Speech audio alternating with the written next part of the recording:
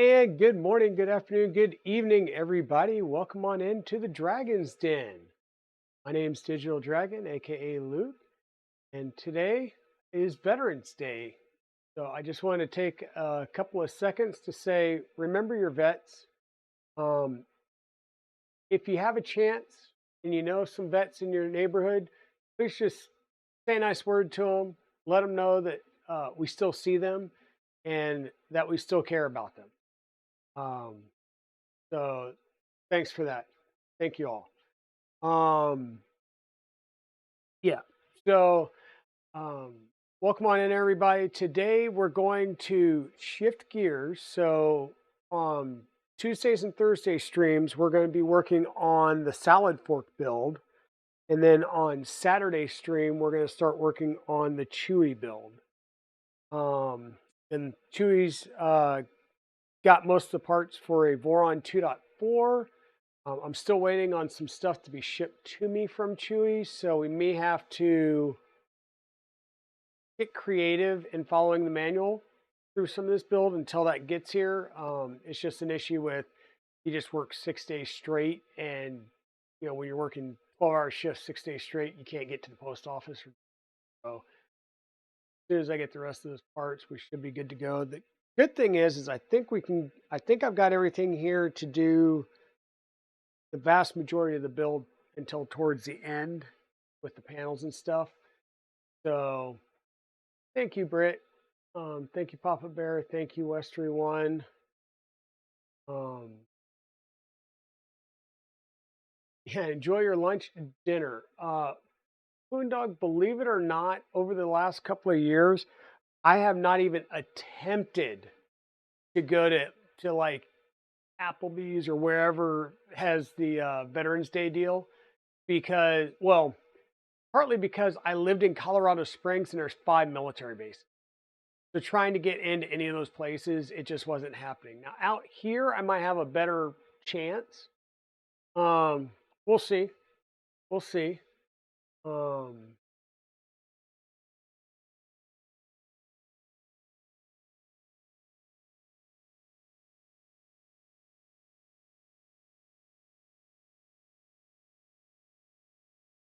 yeah. Good morning, Subsector. Thank you very much. Um, so speaking of the mail, I was not expecting. Well, I was expecting a few things from Amazon yesterday. I was not expecting my package from KB3D Chris. Um, because it was saying it wasn't going to get here till Monday, and I figured, well, hell, the post office, like everybody else, they're going to take the Friday off and the Saturday off. But apparently, they still delivered yesterday. Um, Boondog, I've got all the stuff to make some homemade chili, and I'm going to use some of the cayenne peppers out of my own garden for it. So yeah, that's my plan is to make me a big pot of chili. I'll most likely pack the majority of it into the freezer to eat on for a while. But yeah, it's starting to finally get to the weather where chili's making a good enough sense, and I still have a bunch of ground venison in the freezers. Yeah, and like I said, my problem with steaks is I've had gastric bypass, so I can only eat small amounts. So cooking up the steak, even just a even just a single steak, I kind of need to have my wife here because reheating steak is kind of eh. But I will tell you that for our salad fork build, I needed the panel kit, which KB3D had, right? He had the standard panel kit, but I also needed the back and the deck panel. Now, for whatever reason, um, the GitHub files for the DXF files, which is what you would use to cut your panels, either laser or CNC cut, um, they didn't have a bottom plate. So you've got the deck plate, which is the one that you can see at the top of the printer, and then you'd have the bottom plate that closes in the electronics. There wasn't a bottom plate, so we decided that we'll wait and we'll measure it out and get the right measurements, and he'll cut that one later. But he did go and cut the back panel, and yes, these are little tabs here, so obviously this was laser cut, right? And he cut the bottom deck panel for me. And the nice thing is, he did have white acrylic, so he cut them out of white acrylic for us. So we'll be able to add these in. I think the white acrylic's just going to make that printer pop even more. Seeing as how it's a white frame and stuff.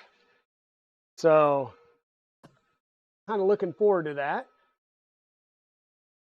So thank you, KB3D Chris, for getting that to me. He also got me some bearings, and those bearings are sitting right here. These are the same type and size bearings, the MR85 bearings that I've lost. It hasn't worked so far in finding the new ones, but then again, I haven't tried to put these away. So I know as soon as I start to put them away, then I will find the last set, because I'm probably going to put it in the same place as the last set. And then also, you may have remembered on my my sponsor page or my affiliate page that Chris made a comment. I'll bring that up here in 1 second. Let me switch over to the full display so you can see the page over here for my affiliate link. Right? If anybody does a bang KB3D, it'll put the affiliate link out there. He makes a comment that will also send you an exclusive Digital Dragon sticker with your package. Now, me, I don't know why I was thinking that he's just gonna, get a bunch of my stickers and throw them in there. No. This is what that exclusive sticker is going to be.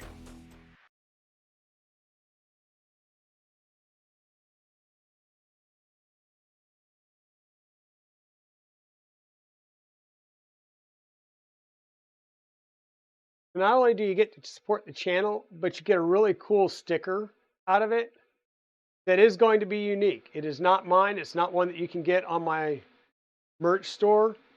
It's the only one that you're going to get from KB3D when you order using my affiliate link. So I thought that was really cool when I got this yesterday. I was just like, I guess a little shocked and dumbfounded. But yeah. I know I haven't seen it pop on here, but thanks very much, Chris, for all the support. And Britt, when are you going to start your stealth press build? I know you've got all the parts done, and you've got the parts from Chris.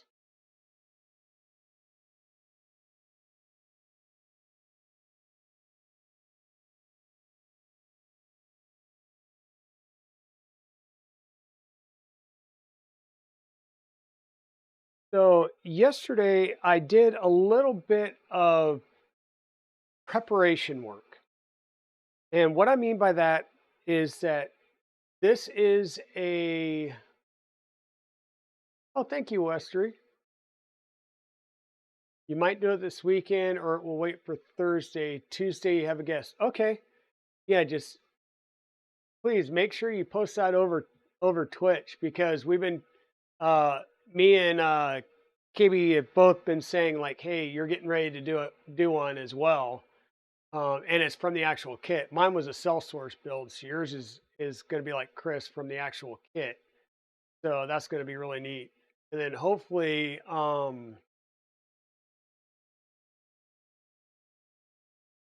Mariskaya. There we go. I was like, I know I'm going to remember this. Hopefully, Mariskaya, who's the maker at Iconic Fab that designed the stealth press, will have the Dremel tool head out soon too. So awesome. So I needed to do a little bit of work on these, and the reason being is this is a B stock frame from Tensor 3D. So they had some frames that were, we'll say,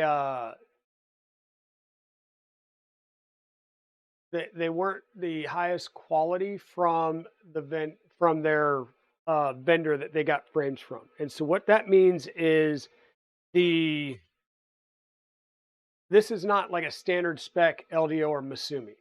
Okay. The channels are a little deeper so that your spring loaded T-nuts that we'll use don't actually, the ball and the spring don't push it all the way up against the top lip. So that'll be something that you'll see me work around. The other thing is this hole in the end on a standard 2020 that you would get from Masumi, or yeah, from Masumi. This hole would be 4.2 millimeters, which means you could tap it for an M5 screw. These holes, as most of the 2020 that you can get on AliExpress and Amazon, have a 5 millimeter hole, which means you cannot tap them for an M5 screw. So these are tapped for an M6 screw. Now the problem being is the manual calls out for using a 16 millimeter long screw in these, and these were only tapped about 10 to 12 millimeters.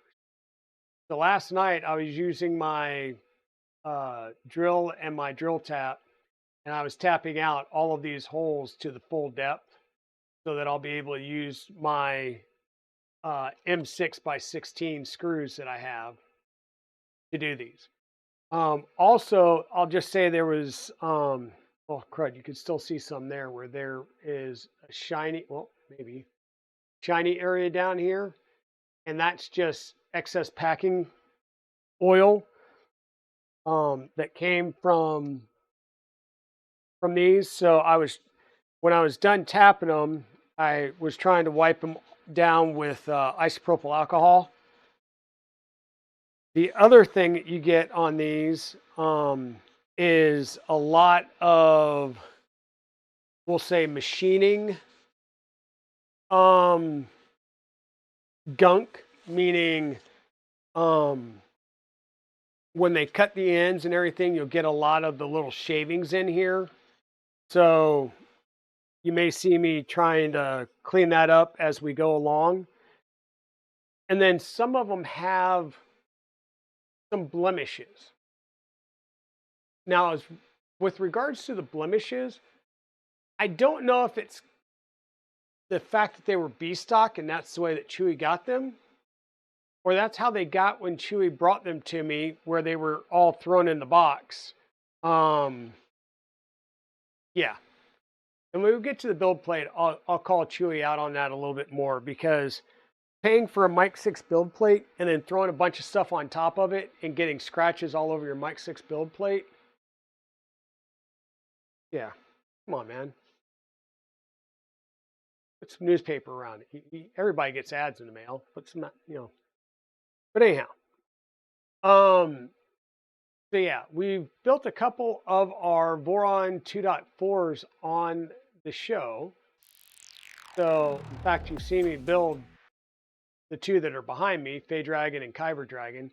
So it won't be groundbreaking, but there are going to be some uniqueness to this kit because we're building it to Chewy and for Chewy, and to the choices that Chewy has made for some components, as well as the electronics and stuff like that. So there will be a few idiosyncrasies on this build that might be good. So,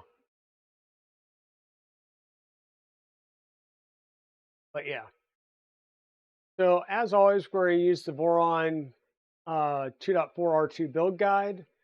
I prepped all the rails and we should be ready to go. I took all of the, well, what I did was I had since I'd used a tensor fastener kit before, which says black, of course, but it's not black for the most part.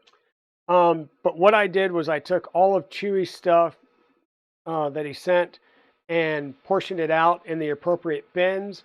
You will see there are some black fasteners. That's where I had to fill in the gaps.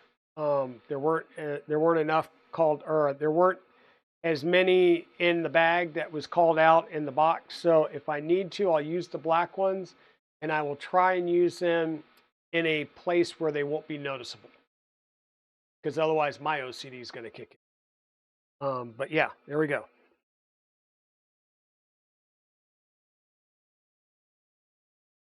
So with that, we'll go ahead and get started. We're just going to scroll down and just going to click right on the frame so we can get right into the frame section here. I can tell you that the little corner brackets that hold the bed extrusions on, I was looking for those last night and I do not have them. I've got some AliExpress standard corner brackets, but they don't work in this scenario because they have tabs on them. So I did order some off of Amazon that should be here sometime today.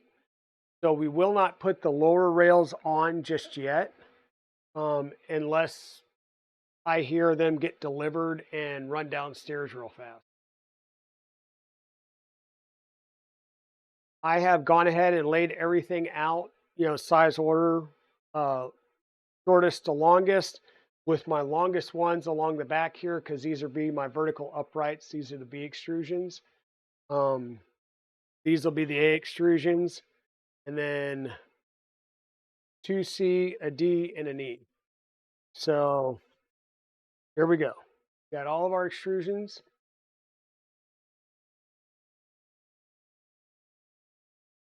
And what we're going to start off with is just preparing our B extrusions. We're going to prepare 8 of them.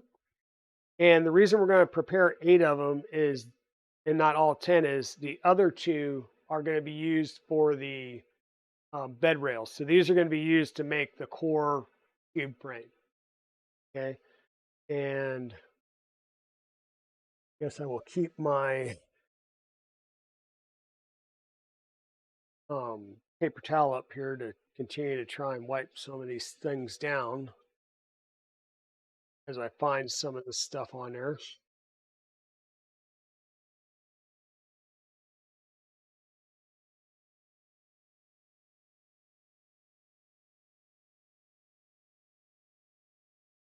And I did try and, like I said, wipe these down with IPA last night. So I don't know if this is, I just missed it, or let's go with I probably missed it because I was tired. But and if I do hit a spot where there's a blemish and it's a true blemish and not like just some swarf or some crud that was up in there, I will try and put that in such a way that it doesn't show. But we're going to get started on getting these prepped. And that means we're going to put an M6 by 16 screw at each end. And because these are going to be used to tighten the frame together, they are going to get Loctite.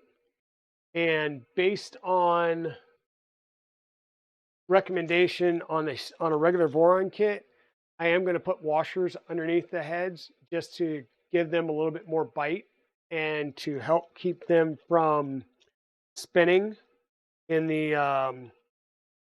on the extrusions. So we'll get our stick of Loctite out.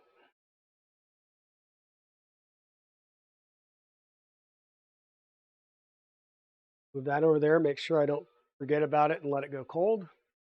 And we'll get started. And like I said, we're just going to take our bolt. We're going to put a M6 washer on it. Put a little bit of our Loctite on the threads. And one at each end.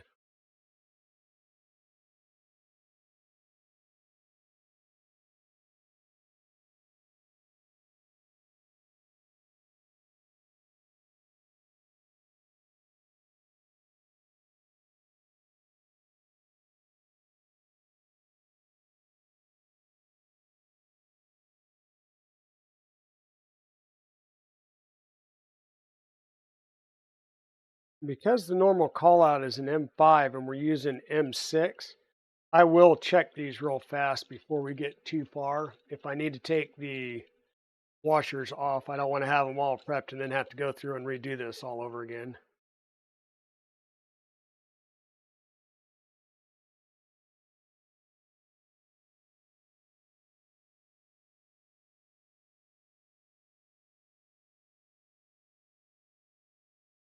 Good news is that did slip in there.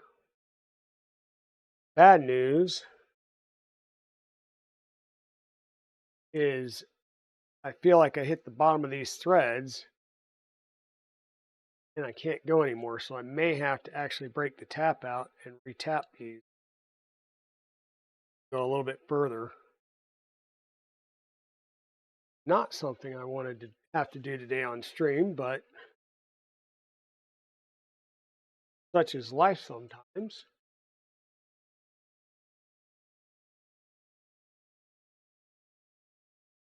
And we have an ad break coming up. Hey, welcome on in, Solar. How are you doing today? We are starting our 2.4 build for Chewy, and we've already encountered our first problem. I tried to go ahead and tap these further down yesterday, and apparently I may not be tapped as far as I needed to. I probably needed like another 2 millimeters, so you're going to see me grab the tap real fast. And this is a speed drill tap, and you can use these in your actual drills. My suggestion is to make sure that you have a garbage can or something to collect any debris that comes off of here when you're doing this. And I'm going to try and do these quickly since I don't need to go stupid crazy. Hey, thank you for the subscribe, Solar. We take Bezo bucks and all kinds of stuff here, so appreciate that. Good morning, Tech Jeeper.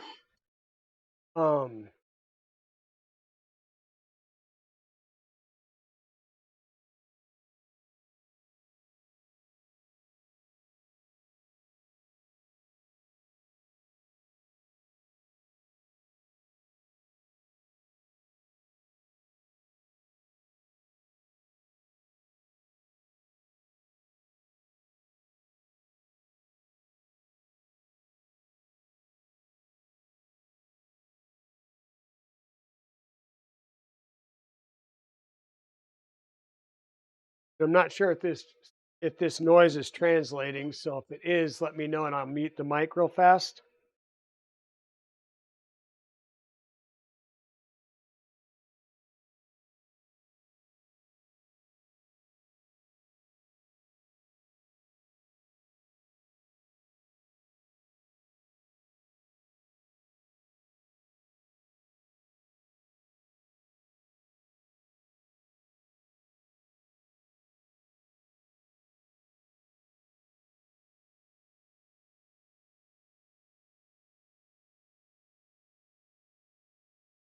So we're having to tap these just a little bit more.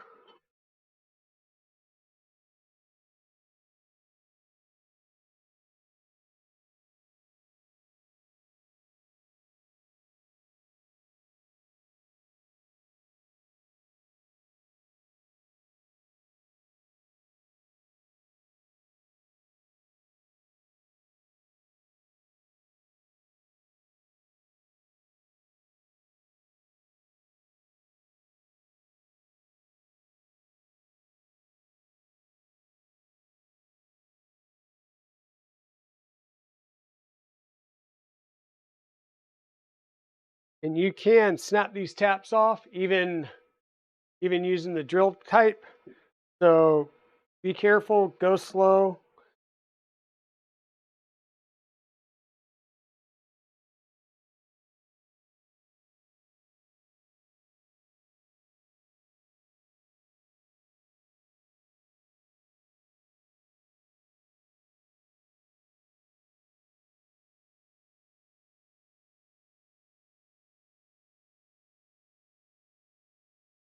And I know you're seeing me going pretty fast to start with, but that's because I'm going through the threads that I cut yesterday.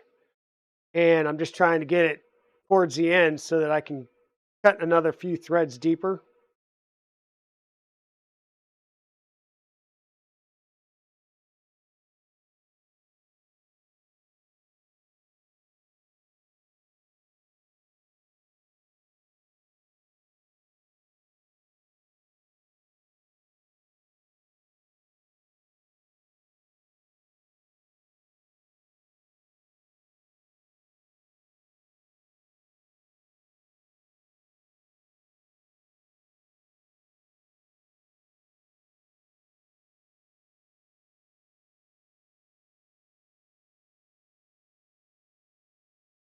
And normally you'd want these clamped down rather than trying to hold it with your hand like I'm doing.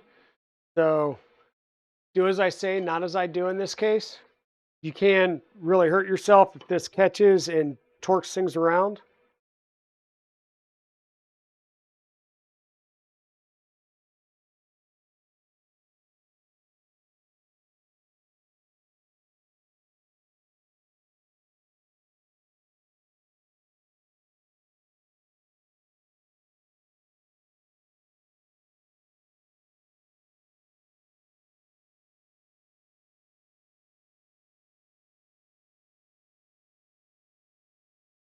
Over so you can see a little bit more about what I'm doing.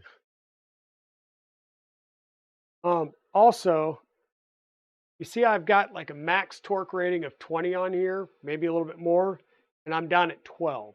Do not put this at your largest torque setting or you will snap a bit, right?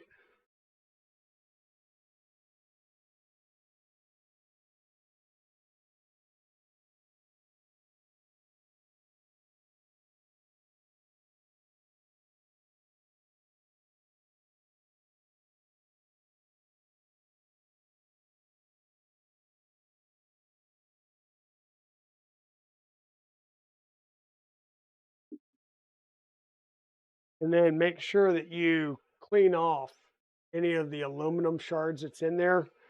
Um, just because that's what's going to prevent you from causing problems in the next hole.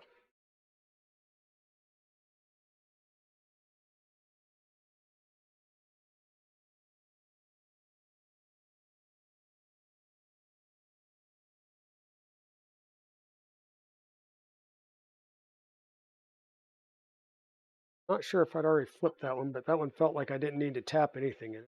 So,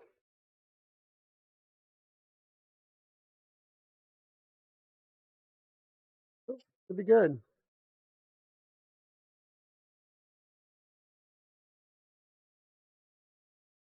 And I am doing this quote unquote dry. And I can tell you that it's not completely dry based on the shinies on my hand. Um, because I had used cutting oil or thread cutting oil in here when I was cutting them last night.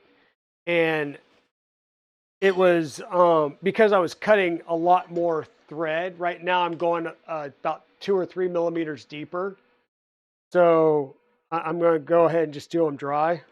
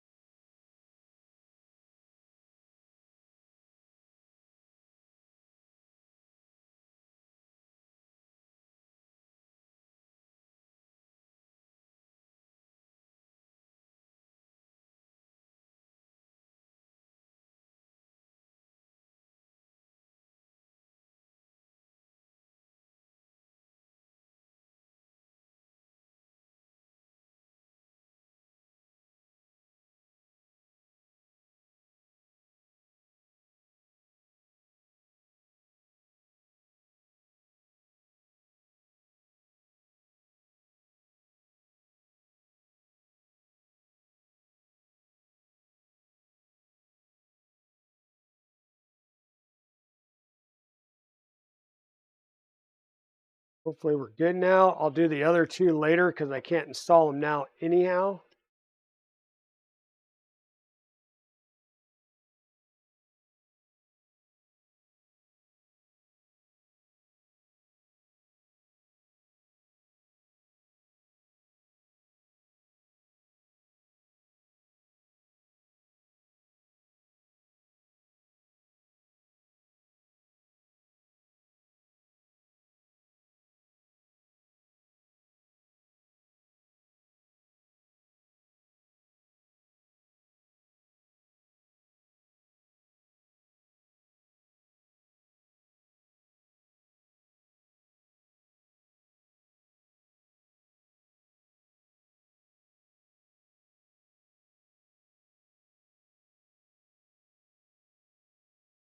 And that's just something that you have to do sometimes when you're doing a build and you're not using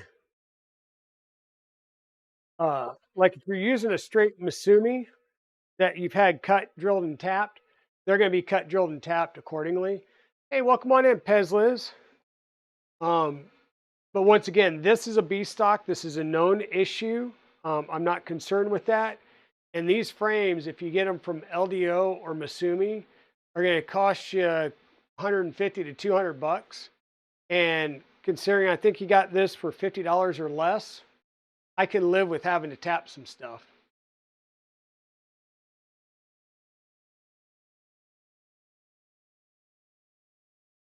Yeah, Pez, I hope your sister's doing well and is getting better.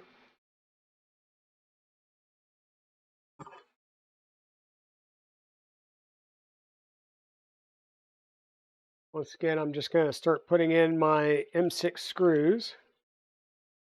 And I should be able to take them down a lot further. And that should work. I'm going to double, triple check real fast with a vertical.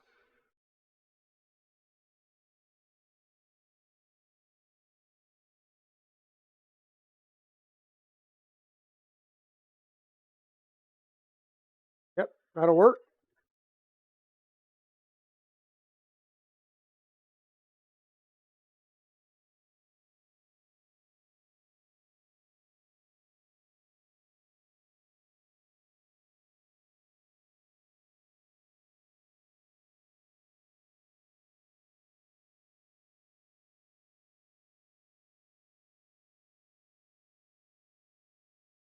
So we're doing the same standard thing that we would on any Voron. So we're putting in our M6 by 16 instead of M5 by 16 screw.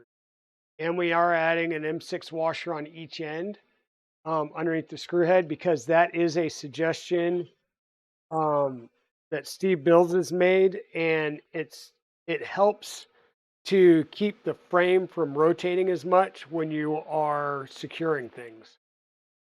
So that's what we're going to try.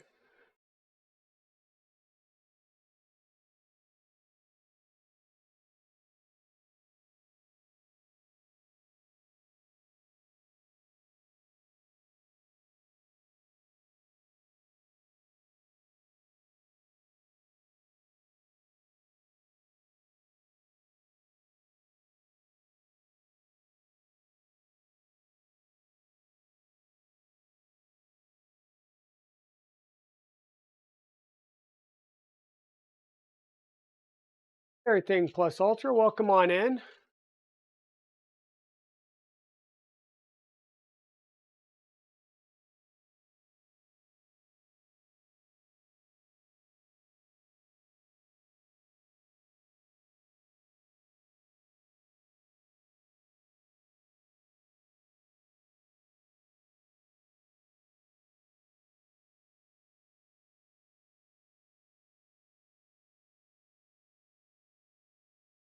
Okay, good.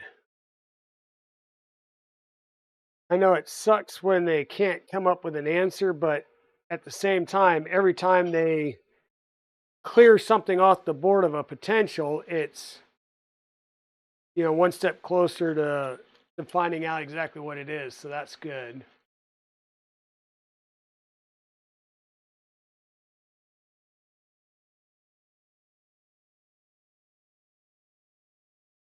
Exactly. The tensor frame, once again, it was a B stock. They knew it was B stock. That's why they were heavily, heavily discounted.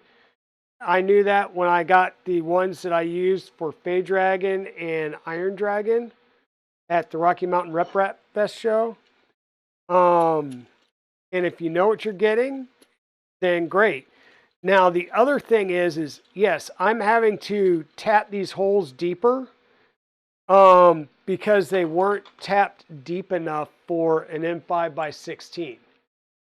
So if I had access to other M6 button head cap screws that weren't like a horrible price, In other words, going down to my local Lowe's, it's like $8 for 3 screws, which is stupid. You can get them from AliExpress or you can get them from Amazon.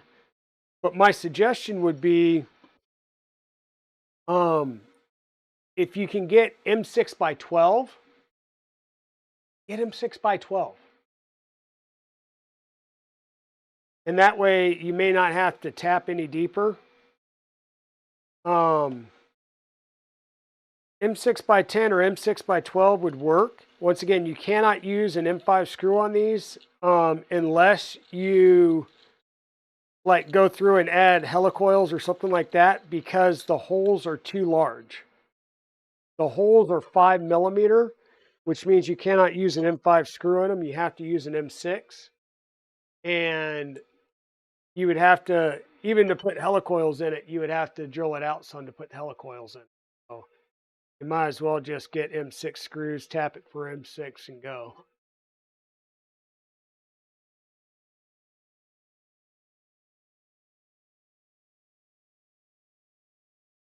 Shenanigans, we missed you last night, but I think we realized that you've got your son with you this weekend. You were probably playing Minecraft. We missed you last night on Chris's stream.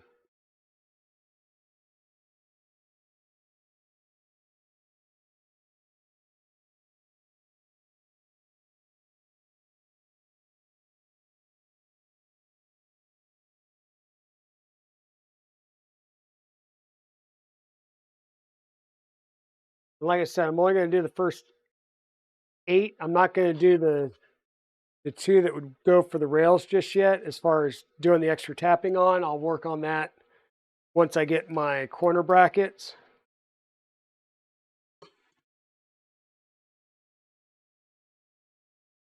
Which I did order, so, and they're supposed to be delivered today by Amazon. So if I do get notification that they come in while we're still streaming, I may run down and grab those so that we can actually get those installed as well.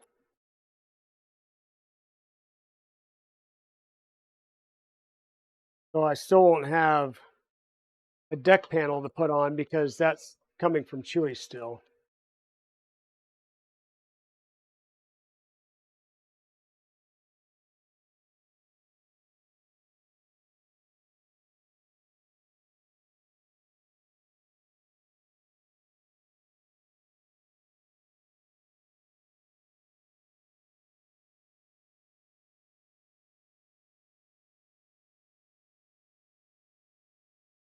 Yeah, definitely prayers and good vibes to you, Liz.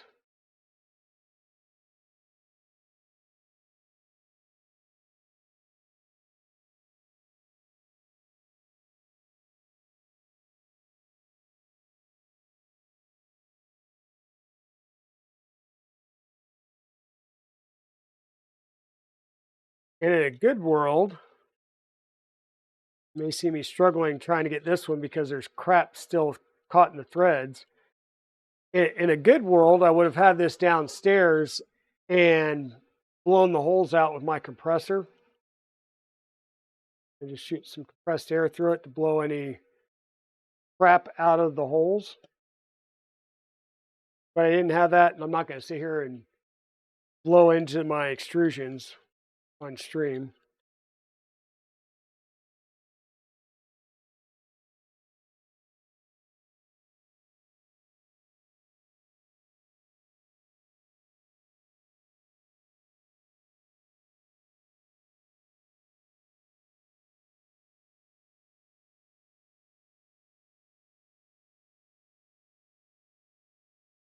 Okay, 2, 4, 6, 8. So 8 of them are done and ready. Give me 1 second.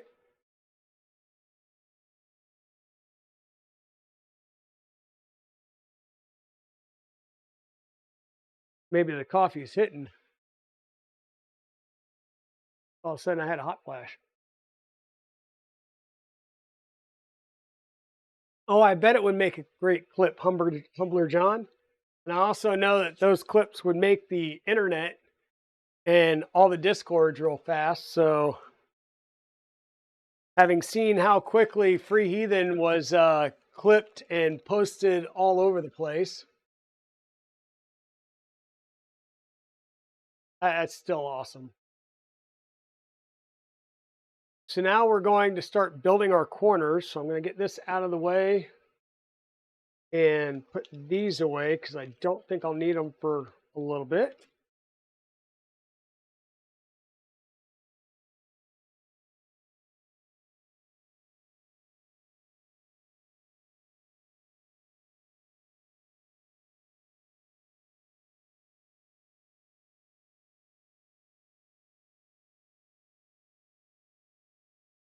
So we're going to need 2 of our frames, lay them out to make the L.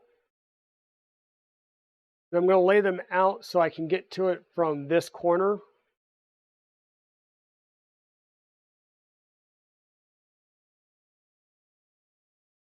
Um, because it's going to be low enough that if I try and do it right here, I'm going to be grinding on my desk. So I want to get to it so where I can get to the screws from the side of the desk here. And it's not going to matter. Once again, you need to look for your blemishes and find where your blemishes are and see how best you can hide these blemishes here in the paint job. And like I said, I'm not going to hold these blemishes against the B-stock frame because of the way that the parts were packed. In Chewy's own words, he basically just quickly scooped everything off the table into a box to drive to Earth. So this is a good side. This one has blemish. This one has blemish. This one has some, but not as much. So we're going to use these 2 as the outer edges, and we'll do the others on the inner edge. Put that down there. Make sure that we're nice and tight with our 1, 2, 3 block.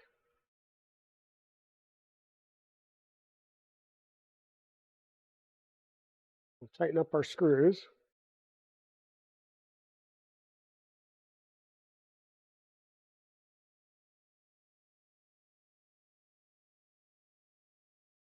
Okay.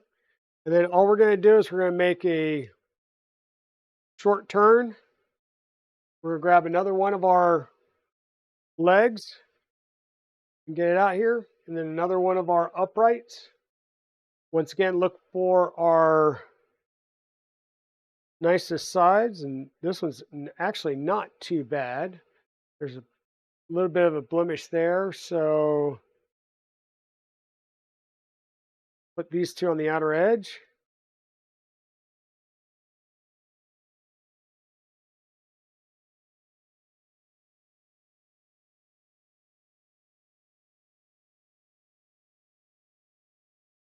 Once again, we'll use our 1, 2, 3 block to make sure that everything stays nice and square.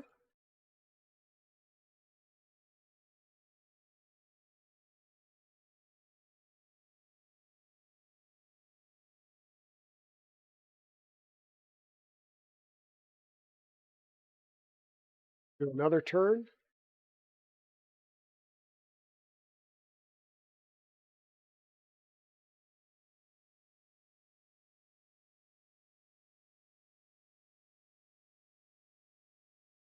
Do another one of our pins. Grab another upright.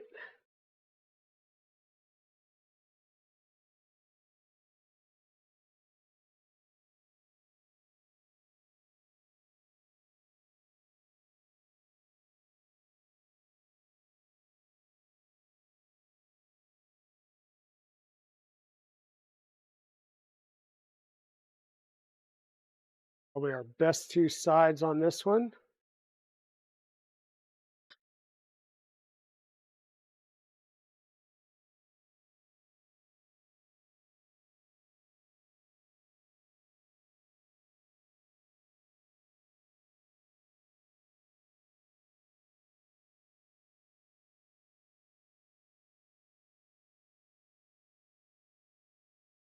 Everything tied up against the 1, 2, 3 block.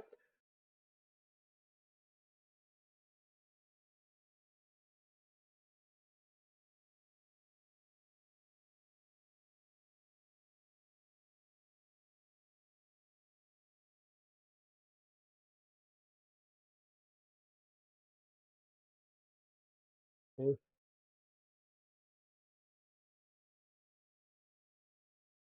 We have an issue with that corner.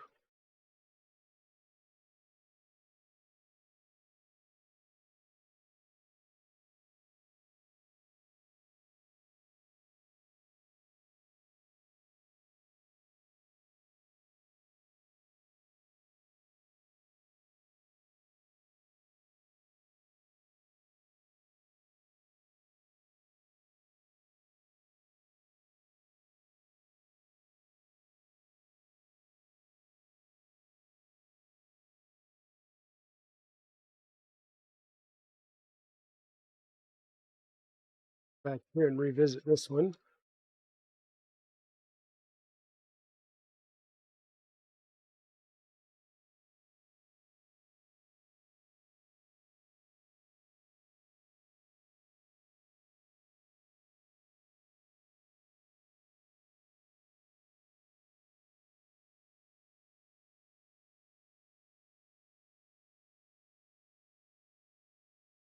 Check our extrusions for the nicest sides. Put those on the outer edge.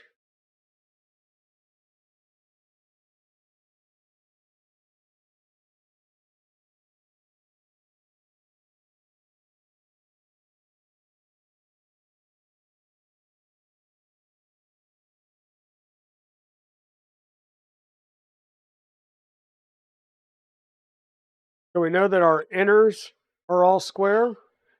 We'll be doing the same thing at the top.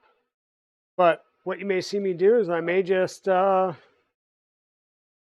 it over like this as I go to do this part.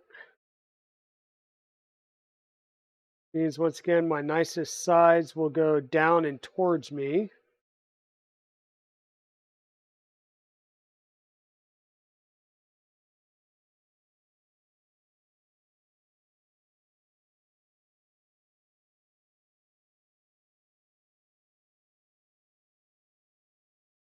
Like that.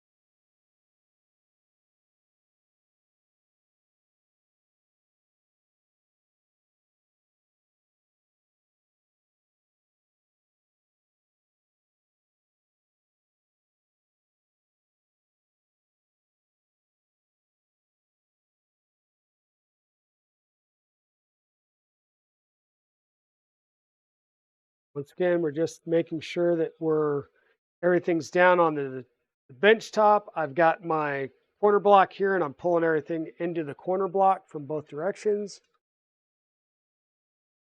And then we're going to tighten that frame up.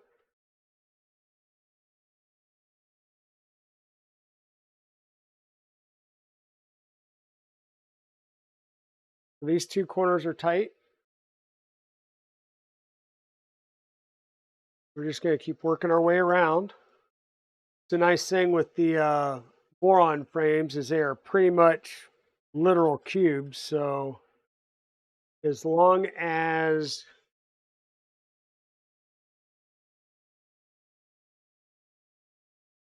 you get everything lined up, it should just go together pretty easy.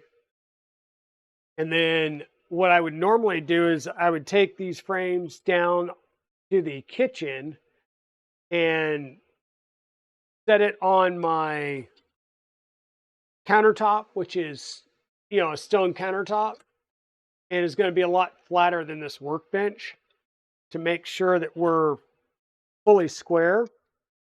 There is another way though, and it just involves measuring. So we can do that as well.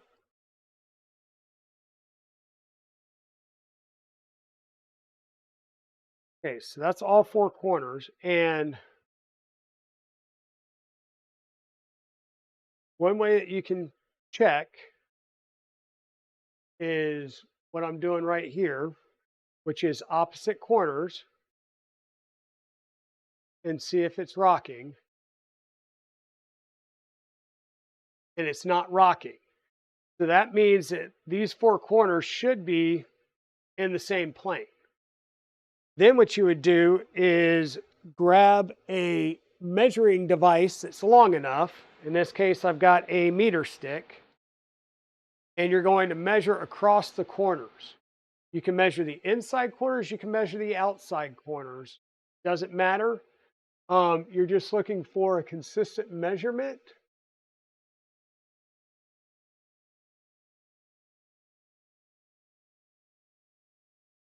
Well, I'm putting my mark at the 1 centimeter or the 10, and then I'm checking at the other side and it's 605.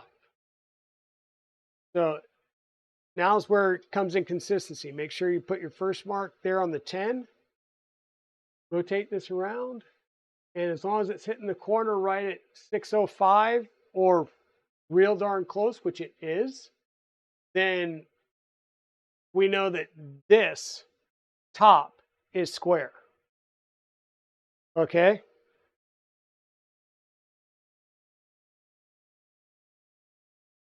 We rotate it 90 degrees. We're going to do the same thing.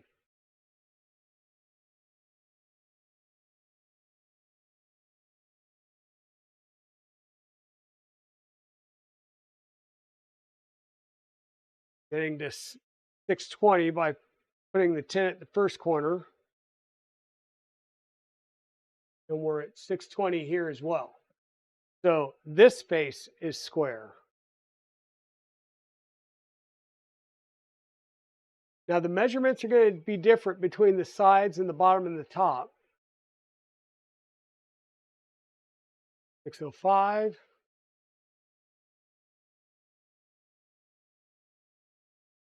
605. So your top and bottom, in this case, should be 505 millimeters or 605 because I burned 10 at the beginning when I started my measurement. So, and then all four of your sides, which would be the x-axis length of your thing, if you're measuring inside corner to inside corner, should be 620. And what that does when you validate that is you make sure that your frame is not racked in any way, shape, or form.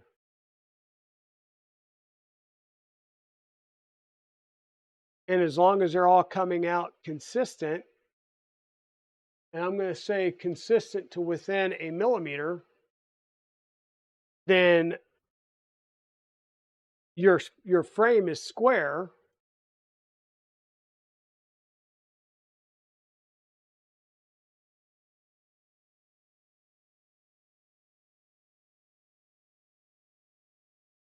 And we are square. And just like that, I mean, just a couple of minutes, and we verified that our frame was completely square. And that means that the rest of the build has the best chance possible of staying square. I can de-rack my gantry because I know my frame is square, and everything should align and fit. Okay, so take the couple of minutes just to verify that your frame is square, and it helps so much out. And like I said, we're in the first couple of pages of the actual build manual, and this is the biggest foundational piece that you're going to have. So once again, these two cross pieces right here, I'm not going to be able to do. These are going to go just like this. And that's where the bed's going to mount. I won't be able to do these because I don't have these little corner brackets. That's what I'm waiting on. So if those come in today, then we'll be able to get those installed.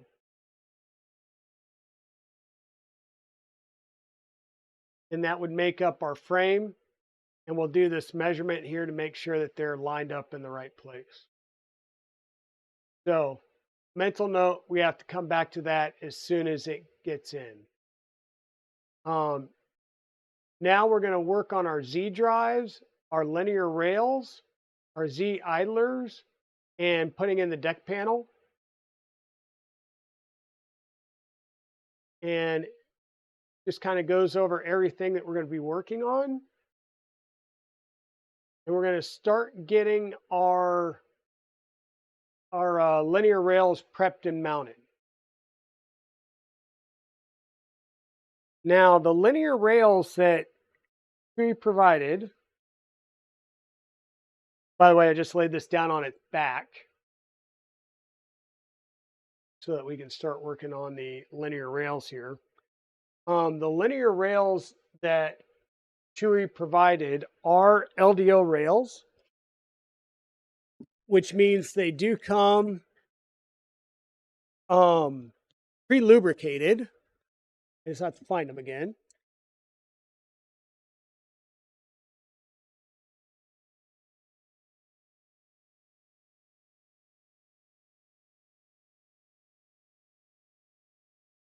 So we'll say they come pre-lubricated and greasy because the LDO rails,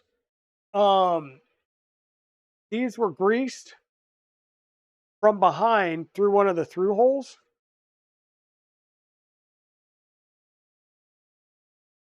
You're going to see me wiping up some of the extra grease on here.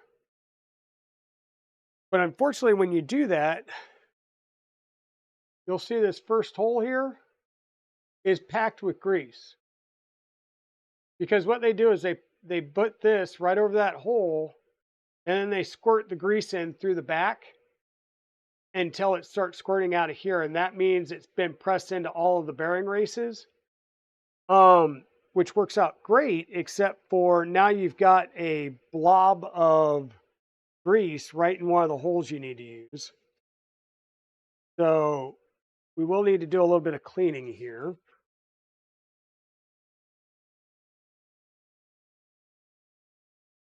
Just to wipe these down and get them a little less goopy. And then we will have to dig out all of that excess oil or the excess grease that's in these rails.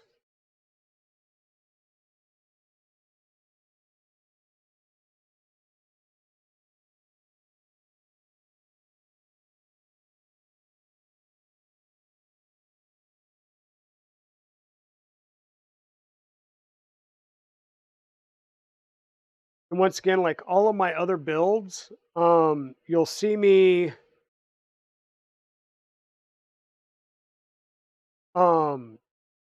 wipe off the rails, and that's just to get all of the excess grease off the rails, because really the only place the grease needs to be is in the bearing races, and it'll wind up in this channel. Any grease that you're getting all over the rest of the rail, one is just wasted grease, and then two, normally, like on an LDO rail, I know these are stainless steel and they should not rust. Some other manufacturers, yeah, they may say stainless steel. I'm not sure if I would trust that. And I would be putting some light oil on them. And that's what I will do is once I get this in place, I will dab a little bit of my PTFE 3-in-1 oil and just wipe down to get a little bit of a coating on it. Just so it's protection that your rails don't rust. You don't want your rails rusting.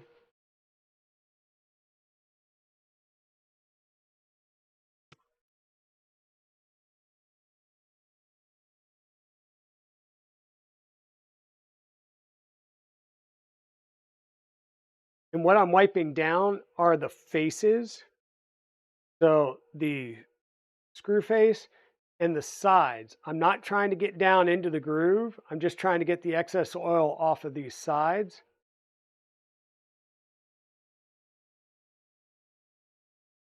And I'm trying to decide if Chewy has a cat, a dog, or both.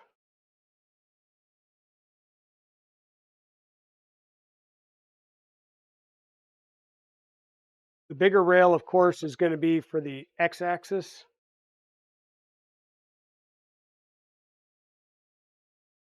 Daddy Wazzy, welcome on in. Welcome on in.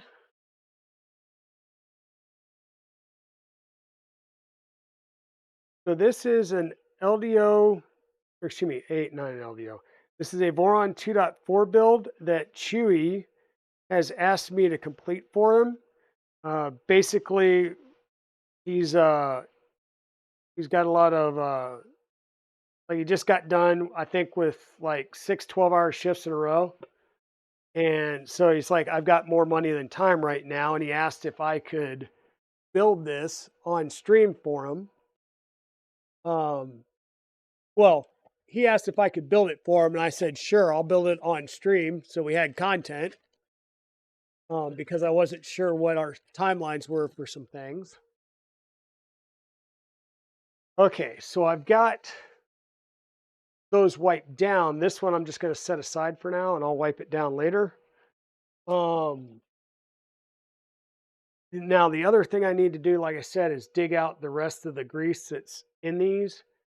And the best way I figured it out is to use one of my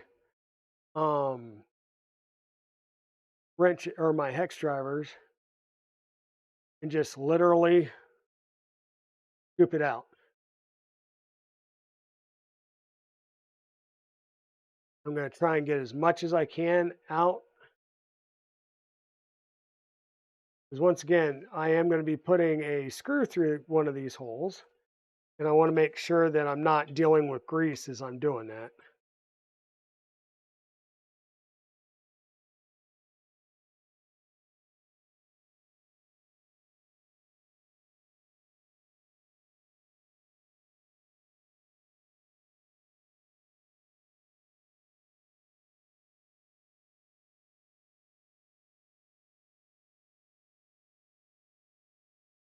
And this is the downside to lubricating your rails like this. Is just the waste of grease that gets on your rails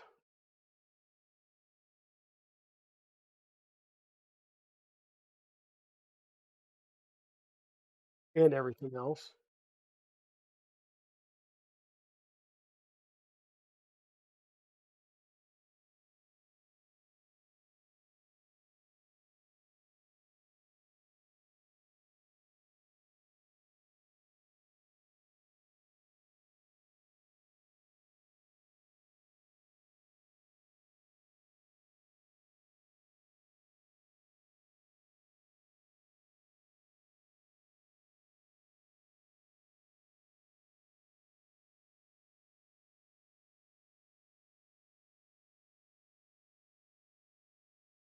Yeah, in fact, one of them, and I'm not going to tell you which one, doubled as a coffee stirrer this morning because I realized I brought my coffee up here and hadn't stirred in my sweet and low.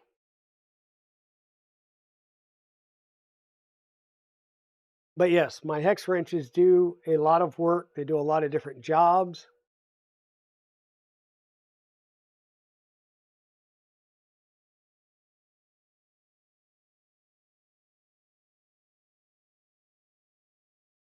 They are even the weapons of choice for the Digital Dragon miniature grunt soldier. Not sure what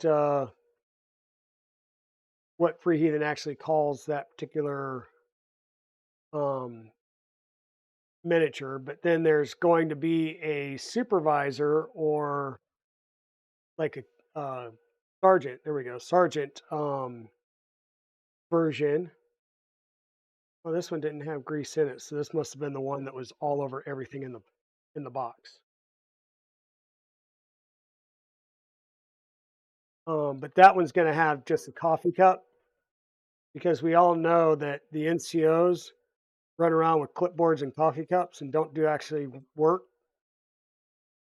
They just yell and grunt to everybody else to get work done. Is it that way in the Navy, Daddy Wazzy?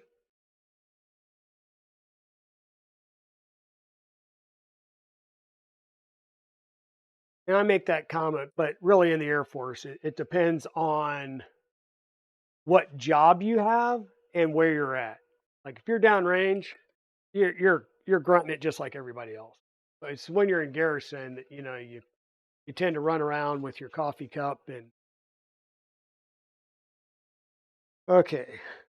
Later tonight, I am going to have to clean this down. So funny, I wiped this down with isopropyl alcohol. So like after I got done working with the frames last night, I wiped this whole thing down with IPA just to get it clean and get everything off of it. And you're gonna see me clean my hands real fast with some IPA.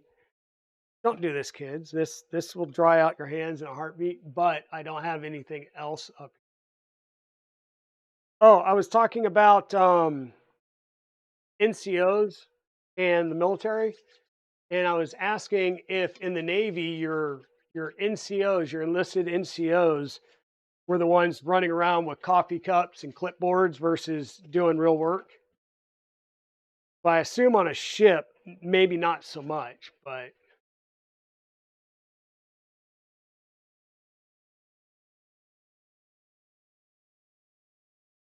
that right over there because we're probably going to need it.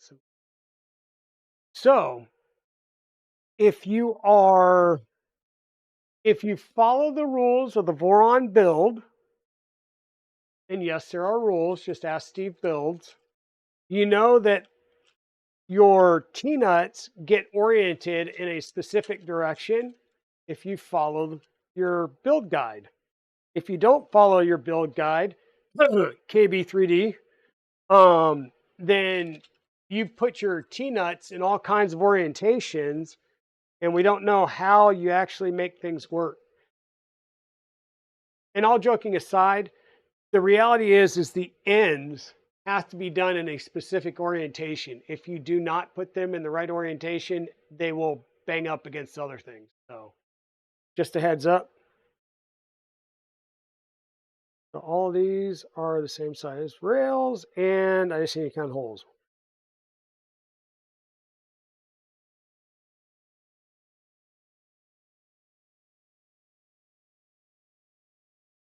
So I'm going to need 9. And what I mean by that is your hole faces down towards the bottom for one half and up towards the top for the other half. And I'm going to put these in here, and then I'm going to bring you guys a little closer so I can show you what I meant when I said that the Rollin T-nuts don't actually fit these frames as well as they should.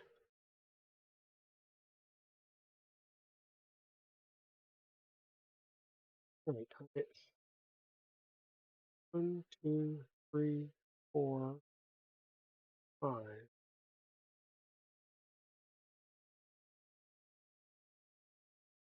So I need 5 and 5.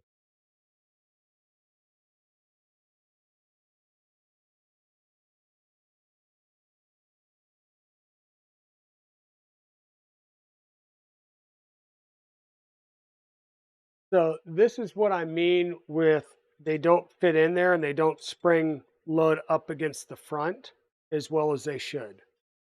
So this is where these will float a little bit, which will give us a little bit of fits as we go to put our rail in there, but we'll work through that. And once again, it's because the channels in this 2020 extrusion are too deep.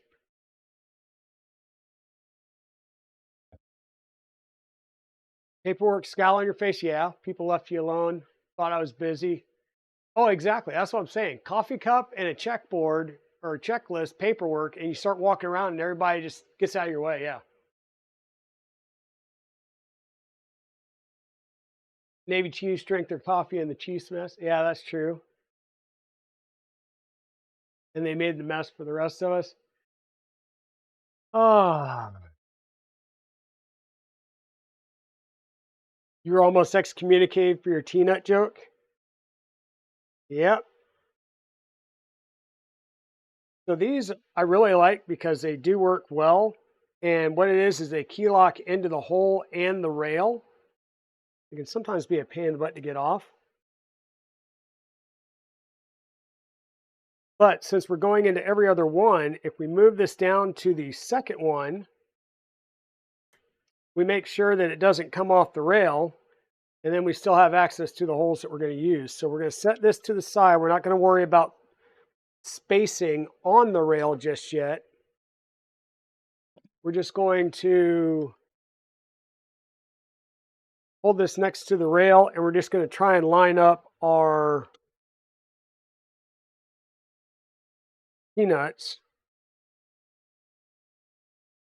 with the holes.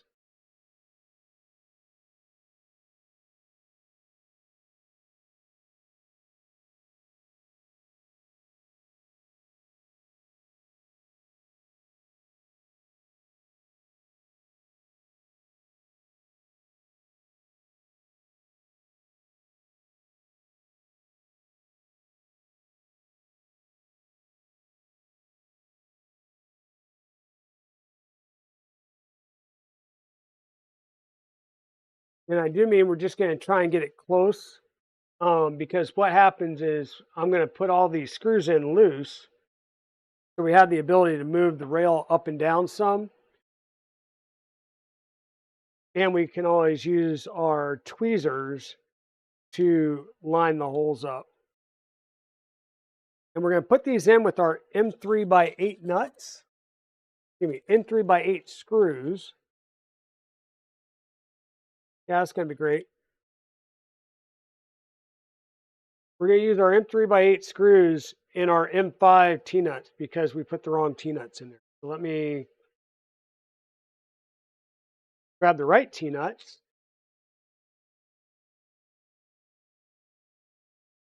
And we'll replace the ones I've already put in.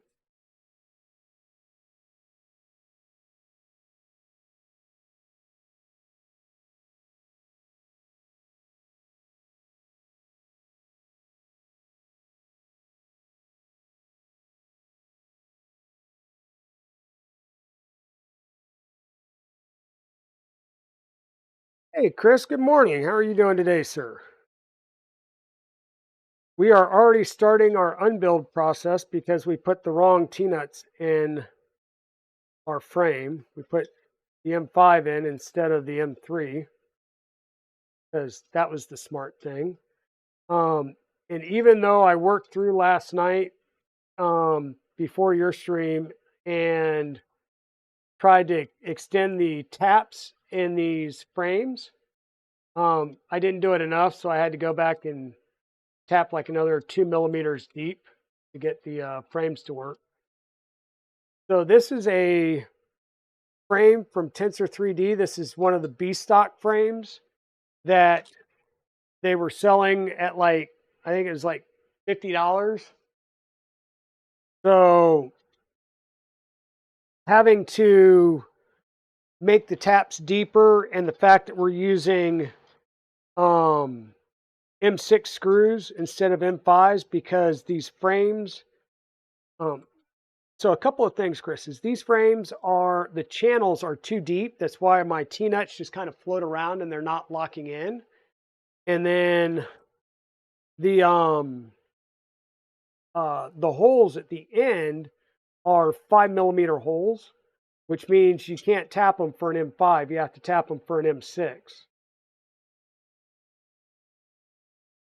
So we tapped them all for M6. And now we're just going to line up our T-nuts as close as we can.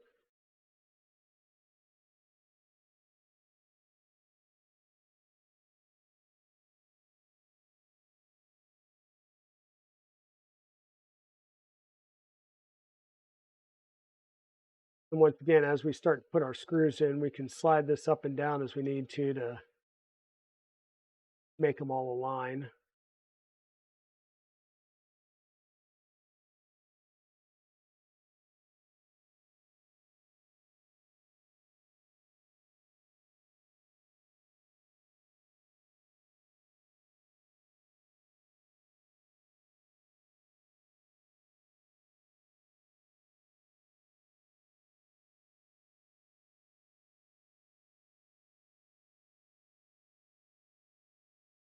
And also, screws through metal, into metal, we can use Loctite. So let's Loctite these in. The last thing you want is for your rails to start coming loose. And next thing you know, you're finding screws inside your printer and you don't know where they came from. Because believe it or not, that will freak you out. Or at least it should.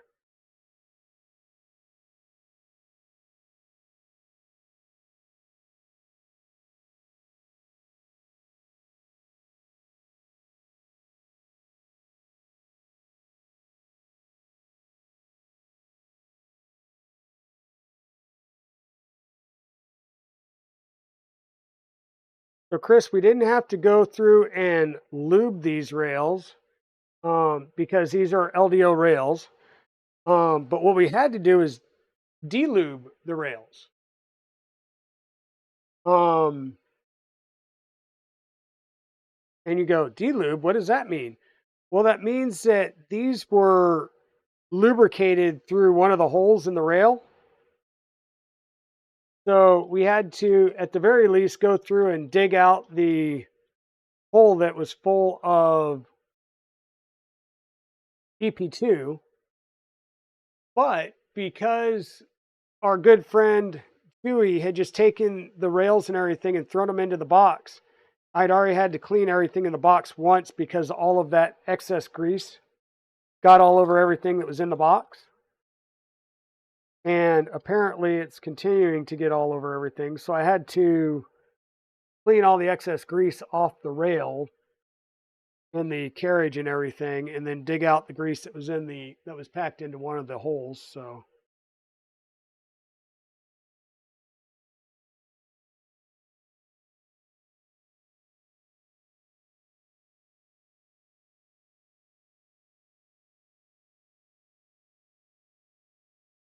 yeah.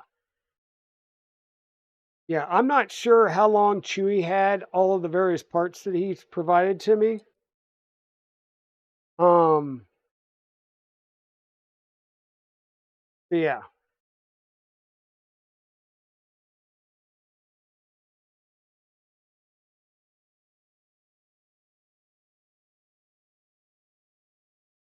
seriously.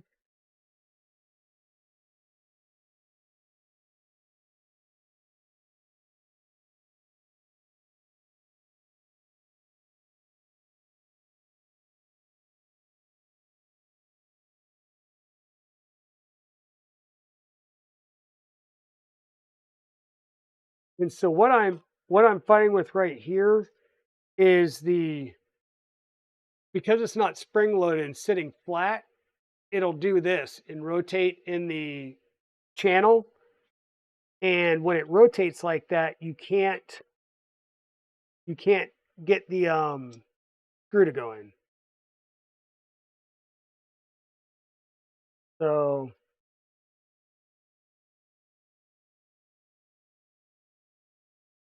that got it. Yep, that got it.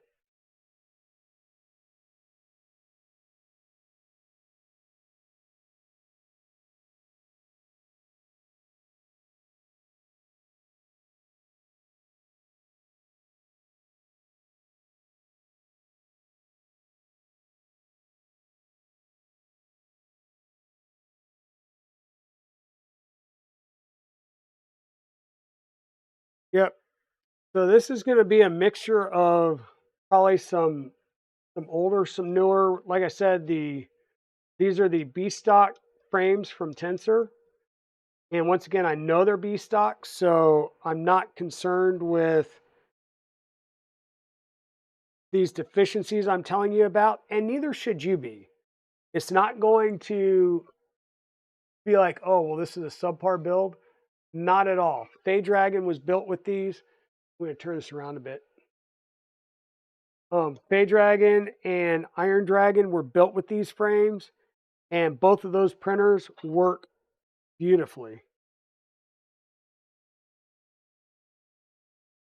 So the nice thing though is if you are willing to, go and procure some M6 bolts for your frame assembly, and if you have the taps and are willing to retap the holes, well, you're going to get a frame at a super low cost.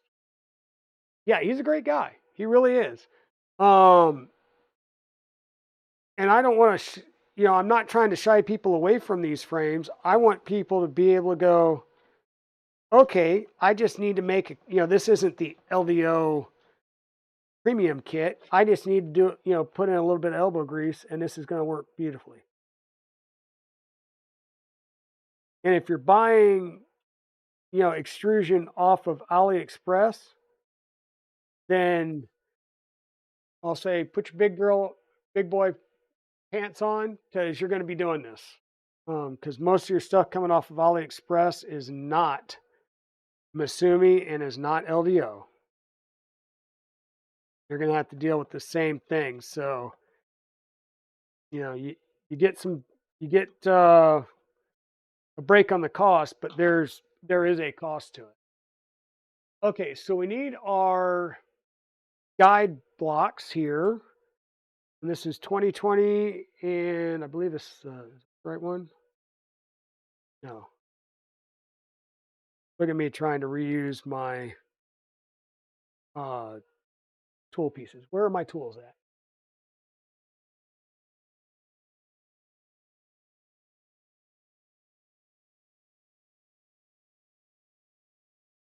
I'm going to look through here and dig for my tools, and you're going to say, why are the tools a completely different color? Well, that is because my tools here, friends, are from my build of Kyber Dragon,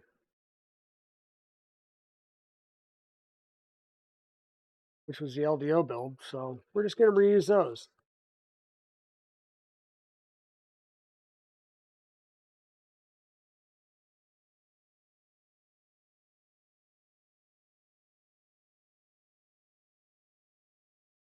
So we're going to slip these on there. This is going to line our rail on the 2020. And then we need a gap. So we need to make a decision. Which one's our top? Which one is our bottom? So this is going to be our bottom. And I'm going to grab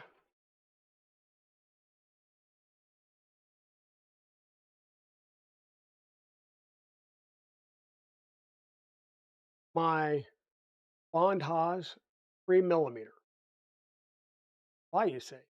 Because I need a 3mm gap at the bottom of my extrusion. So I'm going to take this and set it down there. And I'm going to move my rail right down up against it. And that's going to give me my 3mm gap. And then these are going to align my rail on the extrusion. Then we're going to start in the middle and we're just going to initially snug them down. We're not going to do any ugga-duggas. We're just snugging. We're going to snug the whole way up and down. Then we'll come back and torque everything down. We work from the middle out.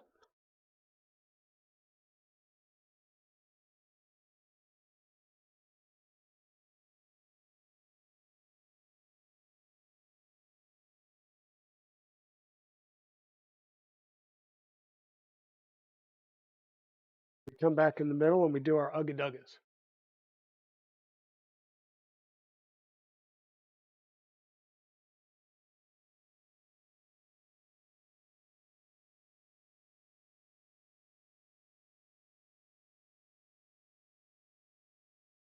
So folks, you see the Stream Elements chat comment with my affiliate link. And if you guys need any parts for a build or a whole new printer to play with, um, please go out and see KB3D Chris. And if you're kind enough to use my affiliate link, it's no change in the cost to you, but I will get a little bit of something to help me buy more parts from Chris because God knows he owns more of my wallet than my spouse does. Don't let her be in here when I say that. Okay. Um, yeah, sorry about that. And he will give you a really, really cool sticker. And I just found this out because I just got an order that I used my own affiliate link for. And it says, I made this thing with parts from KB3D in support of Digital Dragon 72. I didn't know he was going to do this. This is really cool. Now, I figured he talked about a sticker, so I'm like, okay, it might have just my regular sticker, but no, he made a cool one just for me, as Chris is wont to do. So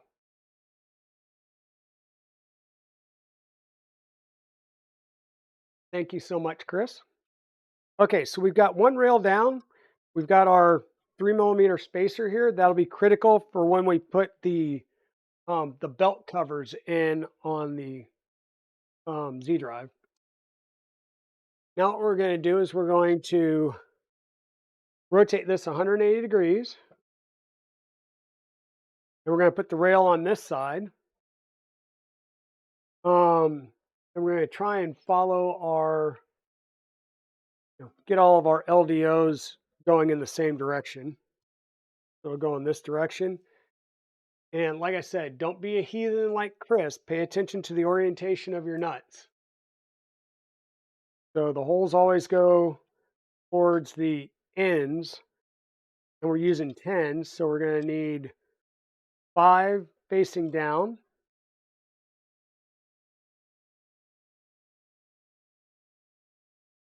and then 5 facing up.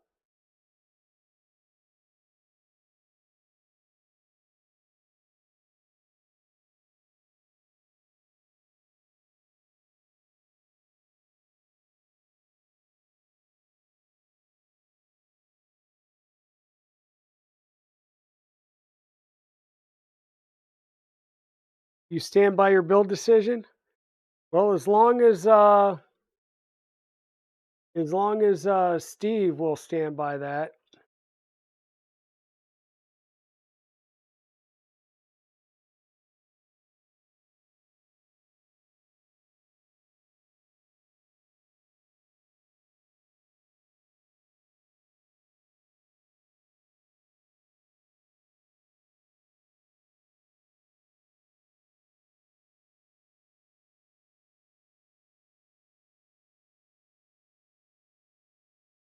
Once again, I'm going to grab my little stoppers and just move them into the second hole.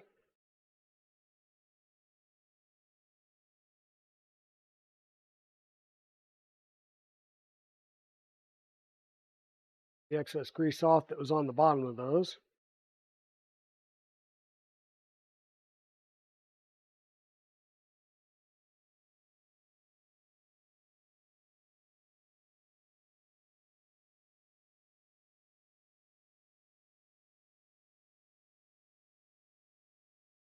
It all looks the same when we turn the lights off on Chris. Yep.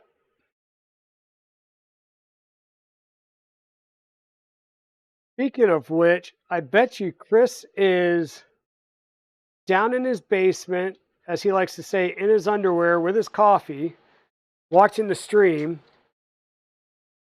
So if anybody wants to screw with Chris, run over to his channel and go into his chat and just do like bang party or bang black or just use some channel points to shut the lights off on him. He loves it when people screw with him like that.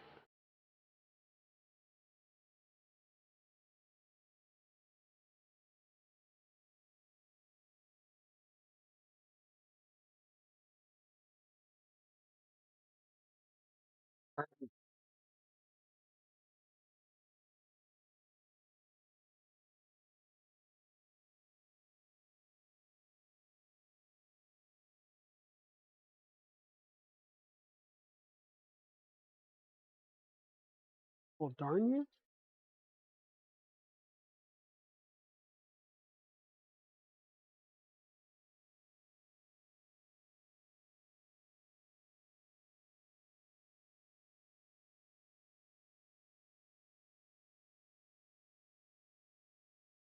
Oh,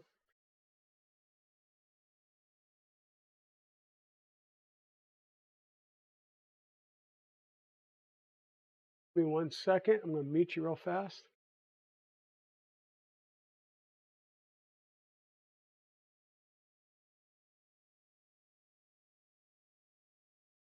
Okay. I had to talk to my assistant to see what my notification was, and it was telling me that I have a shipment arriving today, not that it's here. So, which I didn't expect it to be here. Um, I tend to be at the back end of their day rather than the front end of their delivery day.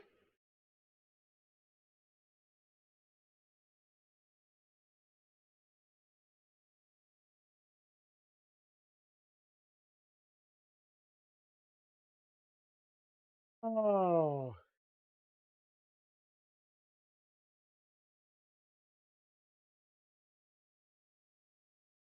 pink lights, yeah. As you see, I do have lights behind me. Um, they have not been tied into Lumia Stream yet. I just need to find the time to do it. But oh, I guess you can't see. But I do have flashy lights behind me, as you can see under my or behind. Yeah, yeah, you can see them. I've got the flashy lights. I just need to go ahead and get them worked in with Lumia Stream. Um, it's just more of a haven't had the chance or the time to do it. So soon, I'll get them configured so that Chris can control them for when I start the black box build.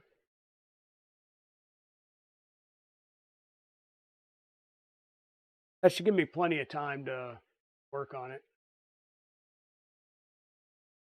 I also have a FedEx package that's arriving today.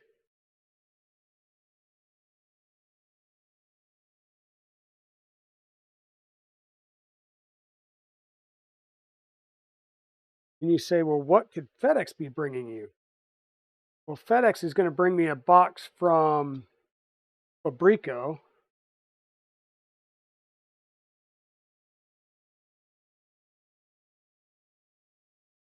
Give me 1 second. There's a good chance I'm not getting looked on by Mrs. Dragon. So FedEx is going to bring me a box from Fabrico that has a Annex Engineering K3 on it, or in it.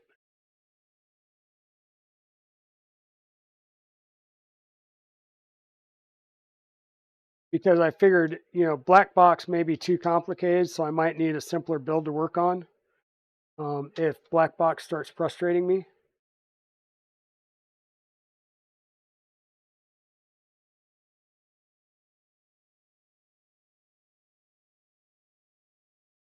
Yes, FedEx can bring some awesome things. When FedEx finds the house, and I say that because apparently FedEx and I'll say like the FedEx freight carrier people are almost like two completely separate companies. Because FedEx can find my house, but whenever I have like the FedEx ground freight, like when my plane was being brought out to me, they can never find my house. And I wound up having to call them and basically talk them in.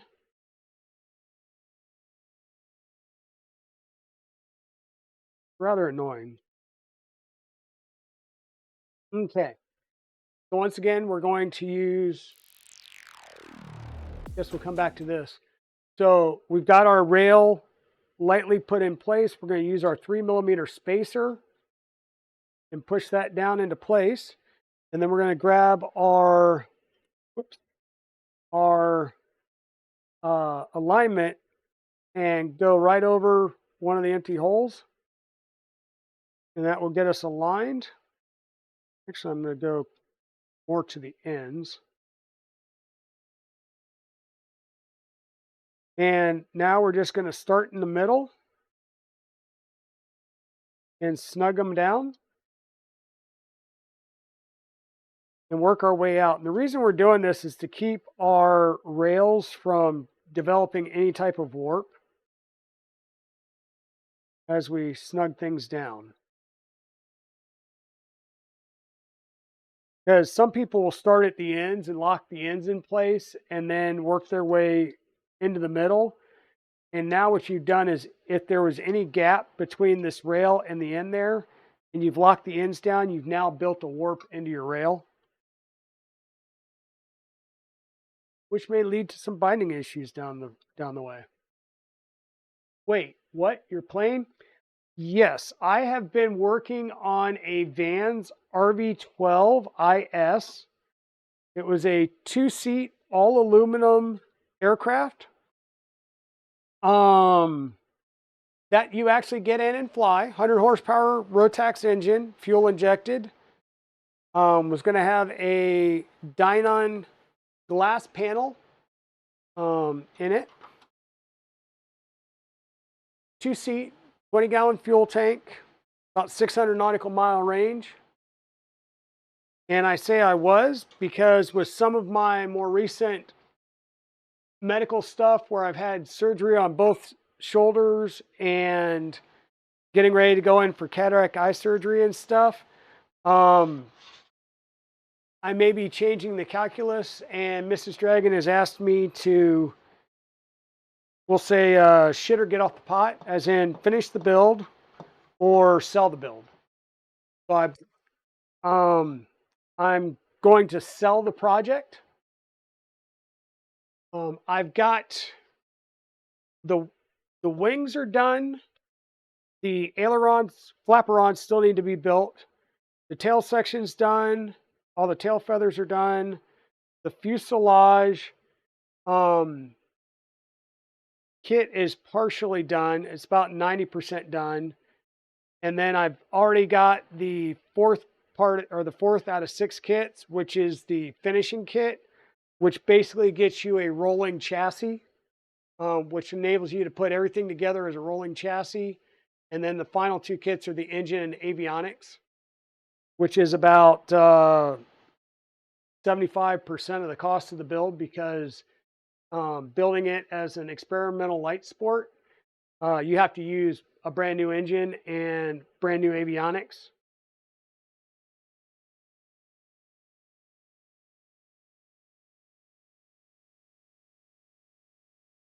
Yeah, I can put pics on Discord.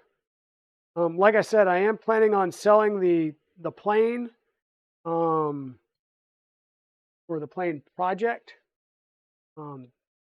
But I don't plan on selling the tools for the most part. I'm going to keep most of the tools. Metalworking tools are always good to have handy, especially for building printers.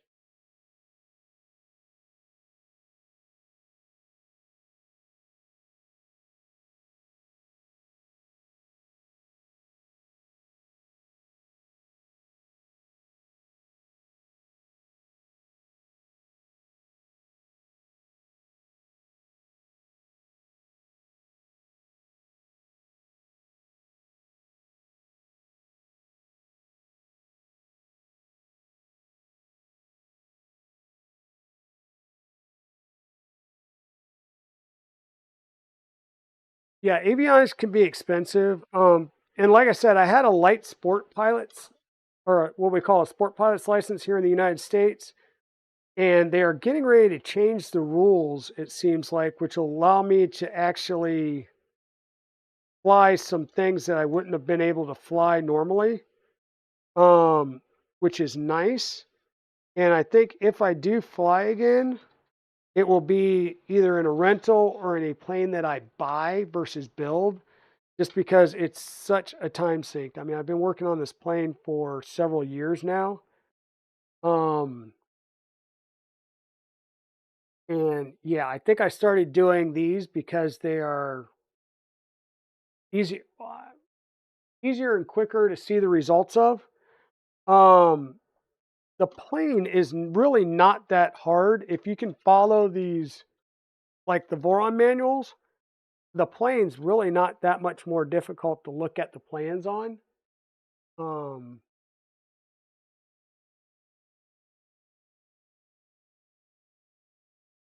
cool. But yeah, if you're interested, you can go to vansaircraft.com and look at the Vans RV12 IS. You'll kind of see all the specs on it. They're really cool planes. Um, and they do everything that I would need to do. I mean, it's not going to be like a, hey, let me fly this to Rocky Mountain and I'll be there in 6 hours. I'd have to definitely make several hops and stops, but um, it's a really cool, capable little plane.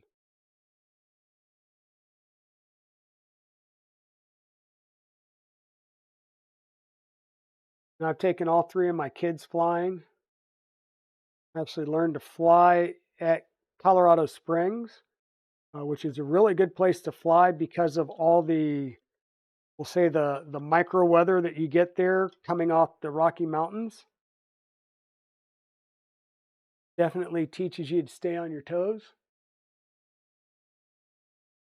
Yeah, Garmin glass cockpits are expensive. There is a Garmin option. I was going to do the Dyna Skyview option because I learned and got my sport pilot's license in a flight design CTLS, which is a carbon fiber reinforced fiberglass plane and a Rotax 912 engine with Dyna and glass panel avionics. So yeah, and that's the big thing. It is a time sink. Yeah, and I love going to all the different airplane museums around the states. The one at Wright Patterson Air Force Base, the U.S. Air Force Museum, has some really cool planes at. Hey K2, welcome on in.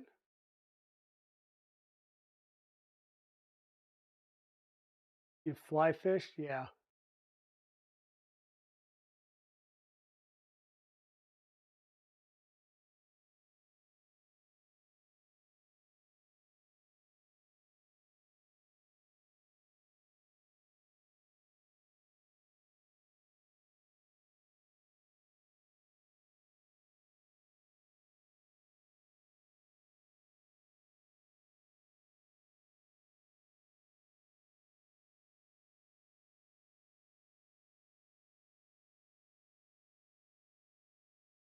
Oh, I hear you there, Westry, with the congested cough. I've been dealing with some of that myself.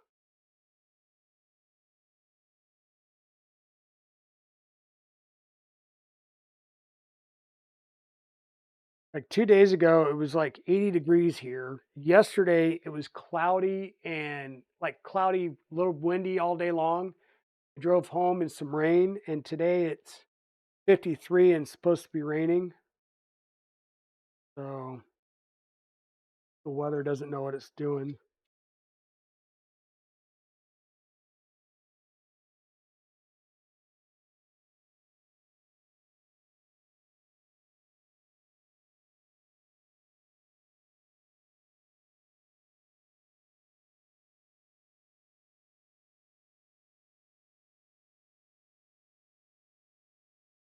Bunch of chairs in the Air Force Museum. Yeah, you got various recliners and uh-huh. Like I said, I will embrace the chair force. I'll be the first one to tell you that I was a computer operator, then cyber guy, and you can make all the jokes you want. My brother and his wife were Marines, so I've heard pretty much all of them. But I fully embrace my chair force heritage. Um, and I will just say, you can give me crap all you want, but I was always in a nice office. I had good furniture. I had AC, and I was normally close to the DFAC, otherwise known as the dining facility. So, eh, choices. Remember, kids, life choices. You can go into the Army and you can go in the Marines and you can be all that you can be and be cool and everything. But just know that they send you to inhospitable places and they put you on the front lines. As an Air Force guy, we sit in our AC and we send our officers to the front lines to get shot at for the most part. Unless you do spec ops, which, then you're pararescue and you're dropping into hot zones trying to get people out and stuff. But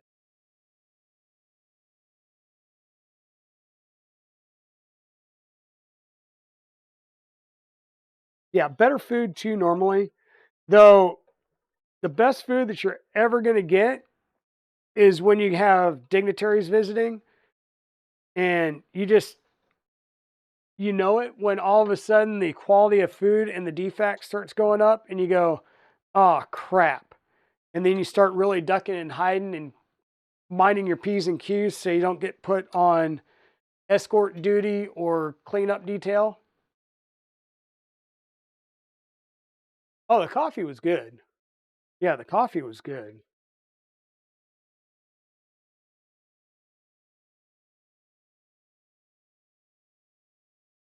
Yeah, the front line is 35,000 feet.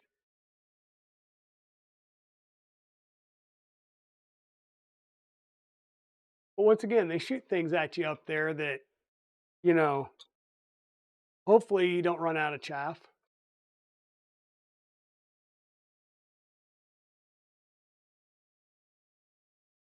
You know what subsector? I would say do it. Um, yeah, I would say do it. Um, Borons are really good. And depending on how much stuff you have, I would say definitely, go the self-source route and um yeah, just take your time and enjoy the build. It's a fun process. And once you start building, they just tend to get easier as you build more and more because you get the little tips and tricks and things that you learn along the way.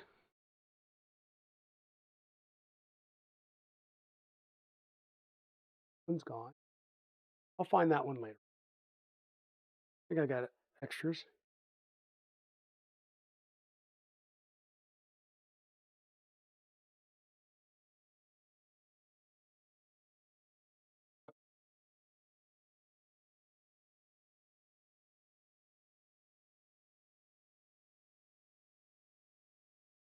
Yeah. And Chris can probably help you out on whatever else that you need to get the build done. Um,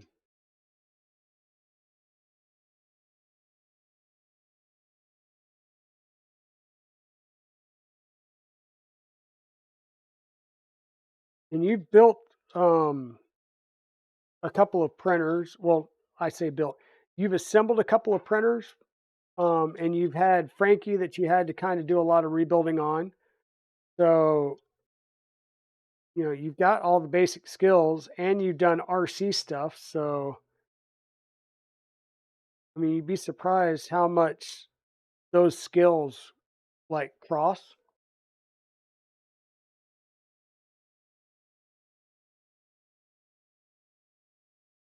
Yeah, and you've got space now.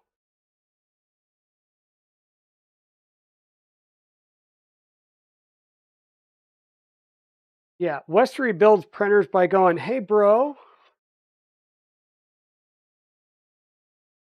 Yeah, Trident's a good first build too. Um,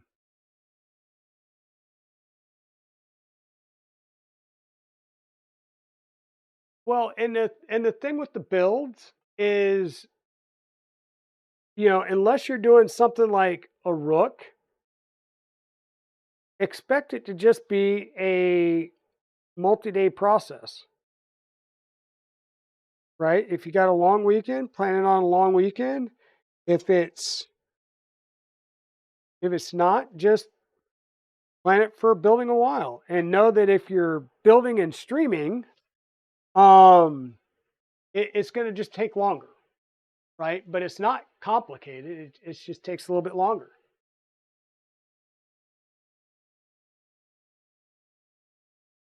And you don't have to beg.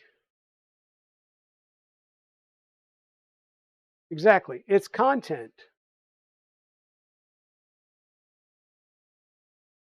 And it's content that you're going to learn from, right, Pez?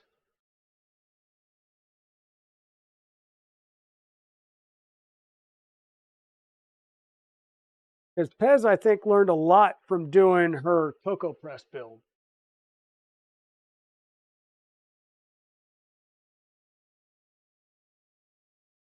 So, medics, welcome on in.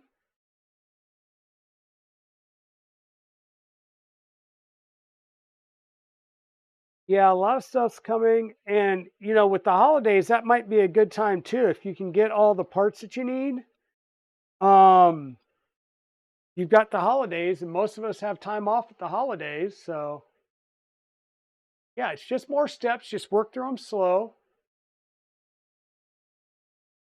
Just work through the steps slowly, one at a time. You'll see that on the whoops. Oh, Raider from Maker Millwright. Hey, Maker Millwright, how's it going, free heathen? Welcome on in. Welcome on in. What we got? We got Ram Online, Ramon, who's already been here. Maker Mine Nexus, welcome on in, Dan. Honors Danger, Dan. Nice, nice, nice. So, once again, we have started a different build today. This is the Voron 2.4 that we're building for Chewy. He brought me what he said was all the parts and told me just to fill in the rest, and he'll pay me back before he picks the printer up. And then he also said, oh, wait, I didn't send you everything. So I'm still waiting on another package of stuff from Chewy.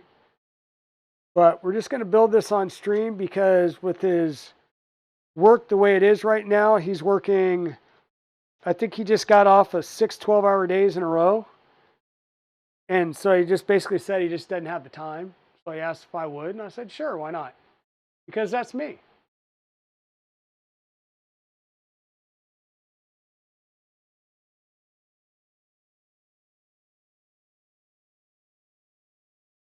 And me and Maker Mine Nexus just became part of a semi-exclusive crew, and I know Zombie Hedgehog's in that crew as well. And what I mean by that is we got chosen to play beta tester for Fetus. International break. Be right back. All right, Ramon. Much organization? Oh, it was you that rate. Oh, it says Raider. Oh, I'm sorry. It's Maker Mine Nexus. Sorry, Dan. Sorry, Dan. Thank you for the raid. I saw Maker MI is all it showed, and I just thought Maker Millwright, which should have caught my mind because it would have been the Free Heathen, not Maker Millwright. So thanks for the raid, Dan. KB, if you would be so kind as to throw a shout out there for Maker Mine Nexus. We're trying to help Dan grow his new channel rebrand. He has rebranded his channel and is trying to get a little more involved with some STEAM and STEM stuff, and he's doing some stuff at his school and things. So he's doing the things on Twitch and YouTube. So be so kind as to follow him in both places if you're not.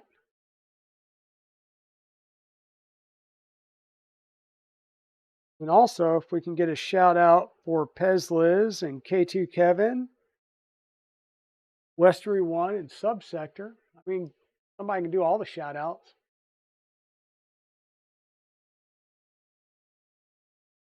We're gonna have to chat with this mod though. There he is.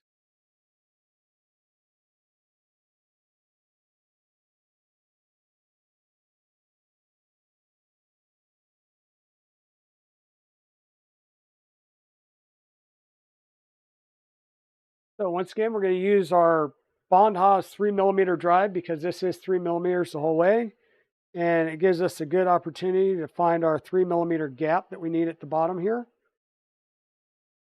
We put on our alignment jigs, which will help align our rail it'll align our rail on the extrusion.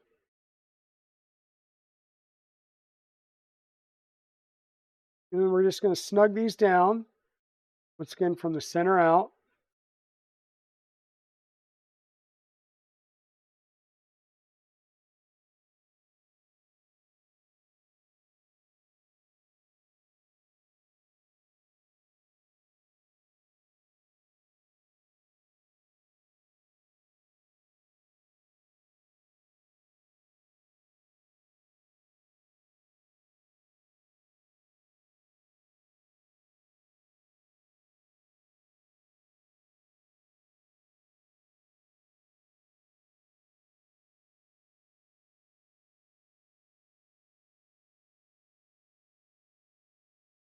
Thanks for throwing those shout outs for me, Chris.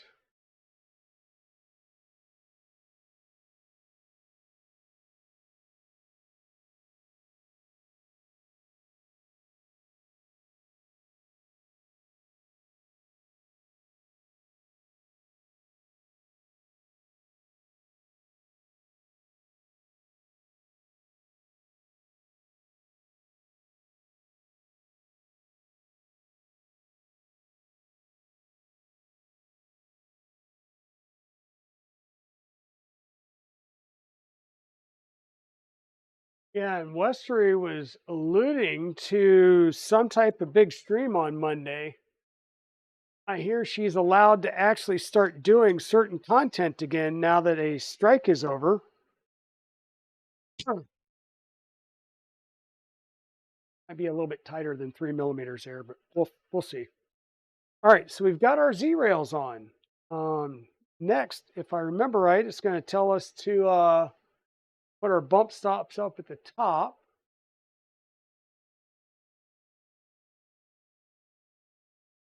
Yep, don't let your rails fall off. That would be bad. All remaining Z rails, which we already did. Now it's going to tell us to put the deck panel on, which we don't have yet because it's still en route from Chewy.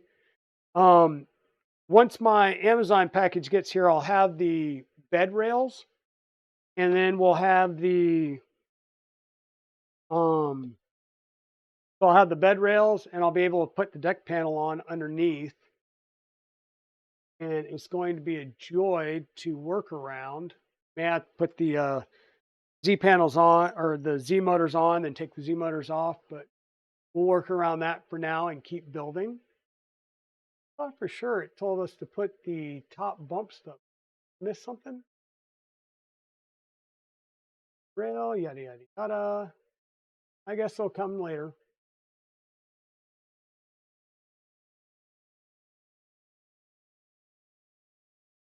Coughing has been rough, but hoping it will be good. Yeah, Westery, do some tea, some hot tea with honey in it. It'll help with your throat some. Yeah, so we'll worry about doing the back panel. And like I said, we're going to do our Z drives. We'll get those installed, and I may have to take them off, put the deck panel on, or maybe I'll set the deck panel from the top, do the top rails, and that'll let me flip it over and then put the bottoms on. We'll figure that out. Yep, mind your balls. Don't lose your balls. It's never fun.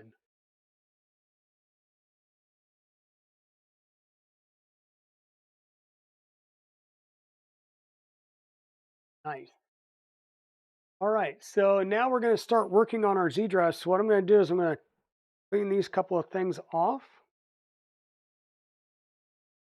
kind of put them back away. And then we will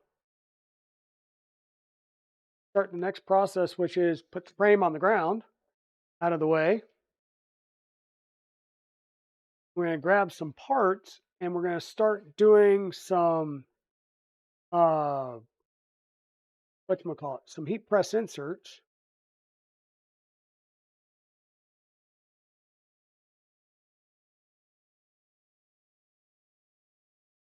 Which means we get to use our new tool, our stealth press. So this is one of the things that KB3D Chris has available on the store now. They're still pre-order, correct, Chris?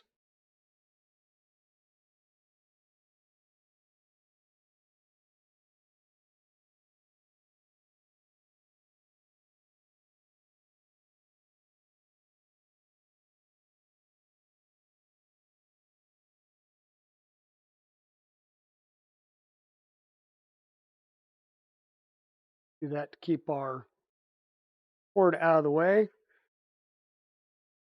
Need to figure out a longer cord for that. U drive parts.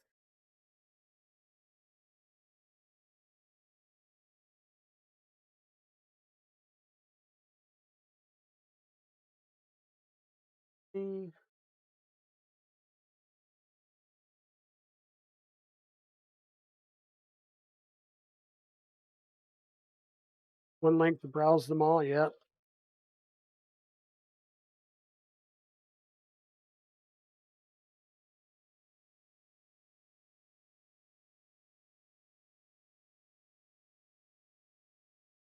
Okay, we won't need these yet.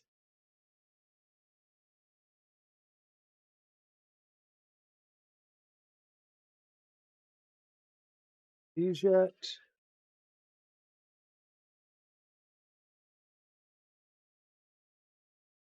If we won't need these, and yes, there are a bunch of extras. Um, so all the parts that I'm using right now have been printed by Chewy ahead of time, and I don't know. Um, this is the Galaxy Gray, and I believe it's Galaxy Purple. So we will have to maybe figure out some parts that I'm still missing and reprint a few things. There's still some mods that we're discussing.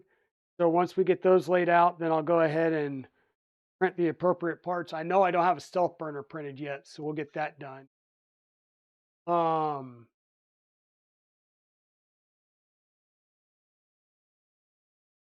Moving on up to the next cup of coffee.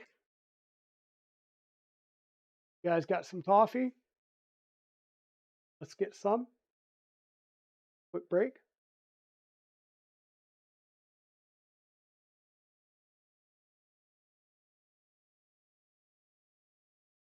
Yeah, the honey really helps a lot. And it's kind of like at the shows when you're talking so much.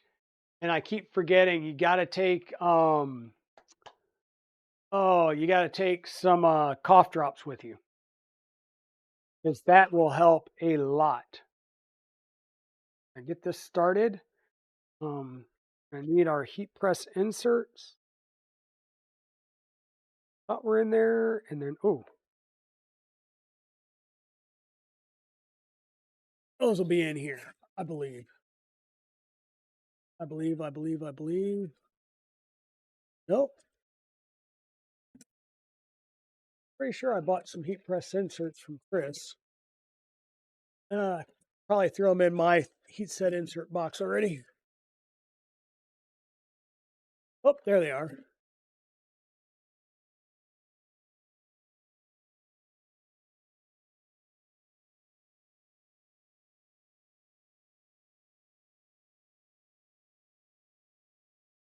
Oh, look, different bearings in stops.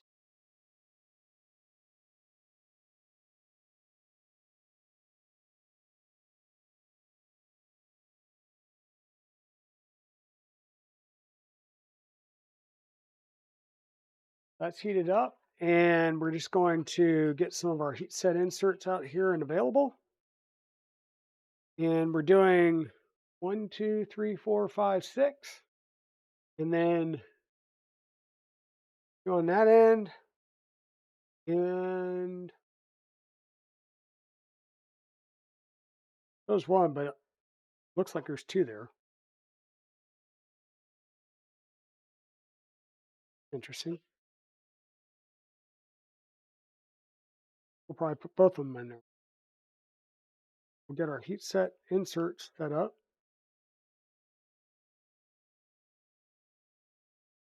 That would be why. Let's grab the right part. 6 go on these. There we go. That's making sense.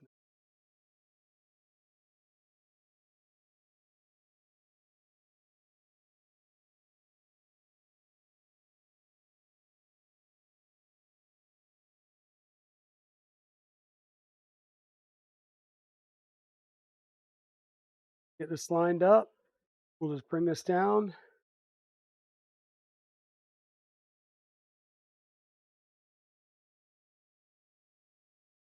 Apply a little bit of downward force. Boom.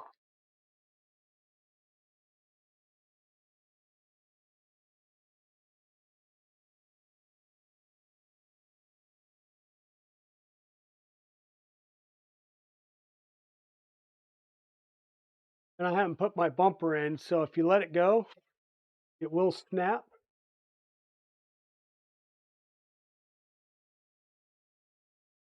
Um, but there is a provision. There's holes up there where you can put a little bit of filament in there and create basically a bump stop.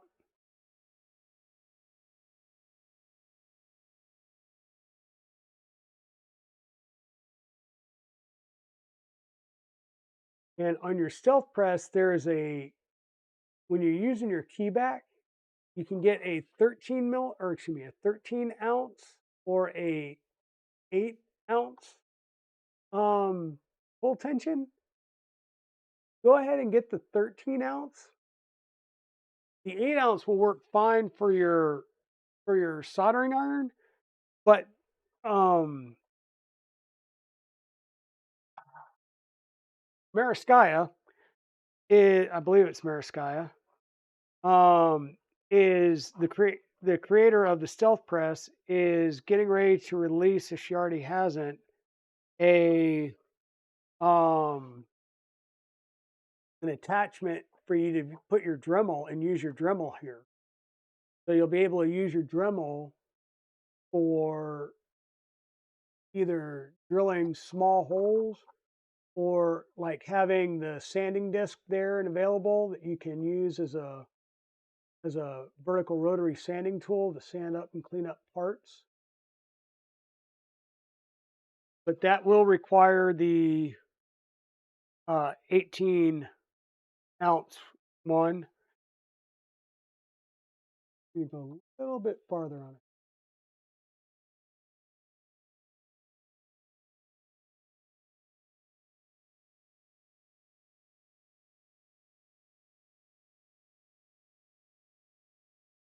So we've got those and the one in the front here.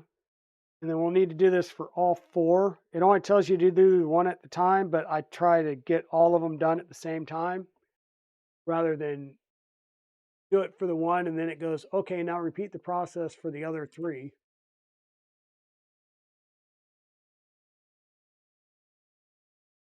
Be like, oh, well, let me go get my thing set up again. And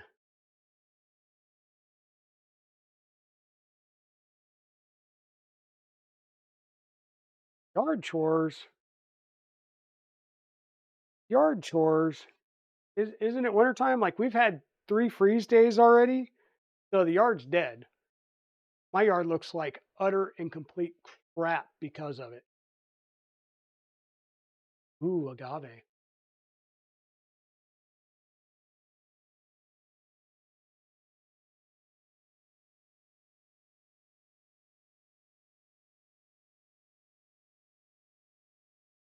Uh,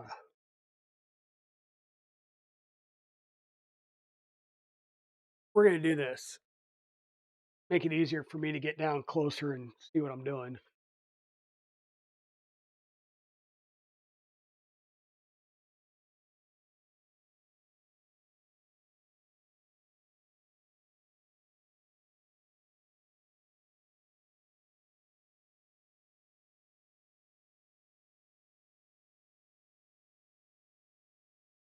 So for those of you that have been paying attention, and for those of you that haven't yet, so KB3D Chris is the sponsor of the channel, and he's got his own channel, and he is over building a Voron 2.4 as well.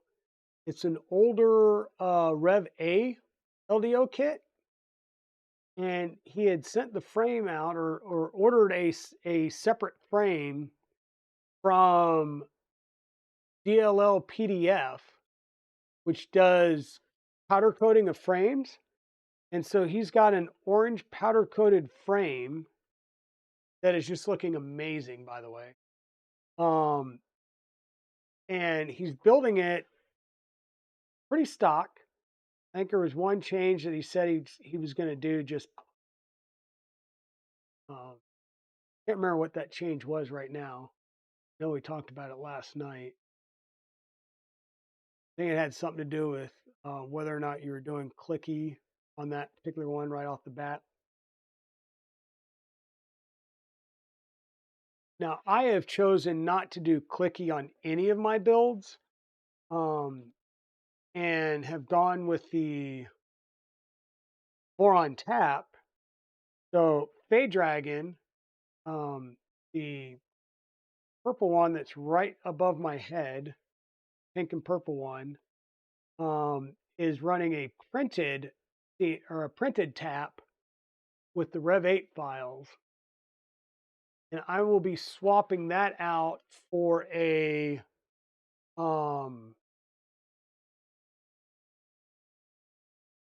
CNC tap version 2. And the tap parts that are in that one are going to go into this build. I've already talked to Chewy about what he wanted in it. And we're going to do an umbilical, which is kind of what I've done on my last two builds. So I think he wanted to use a EBB 36 instead of the SB 2209 boards. I still got to figure that out.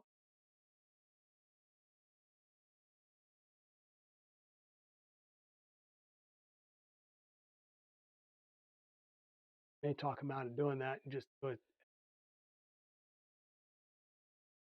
for the camp.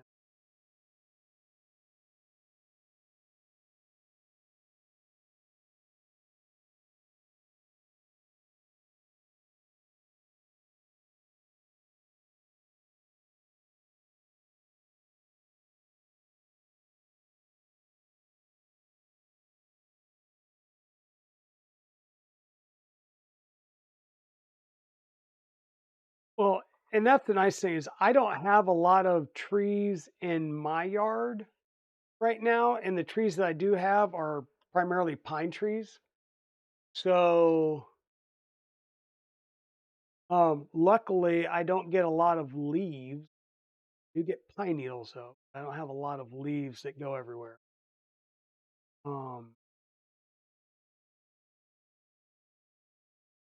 We do need to shut down the garden for the year and stuff like that. And Mrs. Dragon coming home tomorrow probably take grief because I haven't done that yet, but we'll get out and do that tomorrow and we'll burn all that stuff.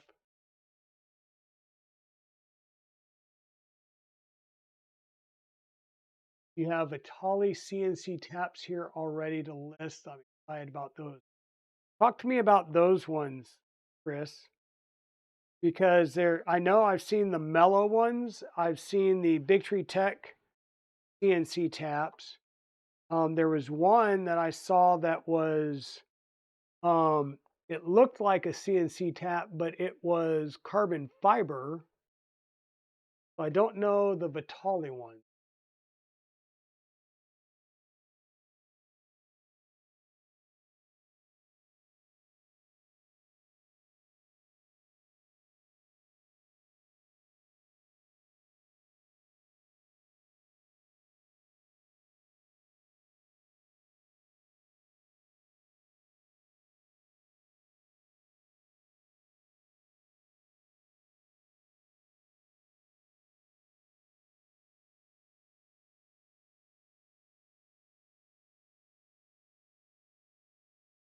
because when I do the when I replace the tap on Day Dragon, I've also Big Tree Tech gave me a set of the carbon fiber A and B motor mounts, which also has like the umbilical. Um, I was going to say flange thing, not a flange.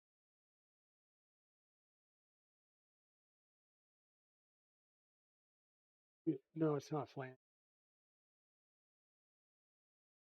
I don't know, but I've got the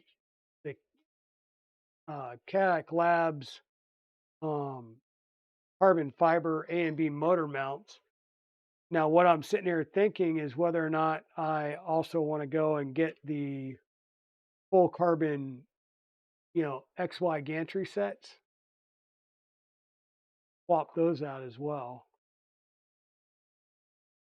You want to use that stuff on a 2.4. I know the 2.4 and the Trident have the same gantry, but putting that stuff on the Trident is, I'll say, kind of a waste because the whole purpose is to lighten the frame while keeping the rigidity.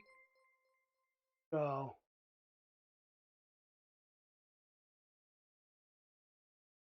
yeah, the stealth press is pretty nice. It makes it interesting. Hey, Leroy, welcome, welcome, welcome. They're the reworked and machined version of the printed part styles, so the bomb is the same-ish, but the parts are rigid 6061 aluminum. Nice.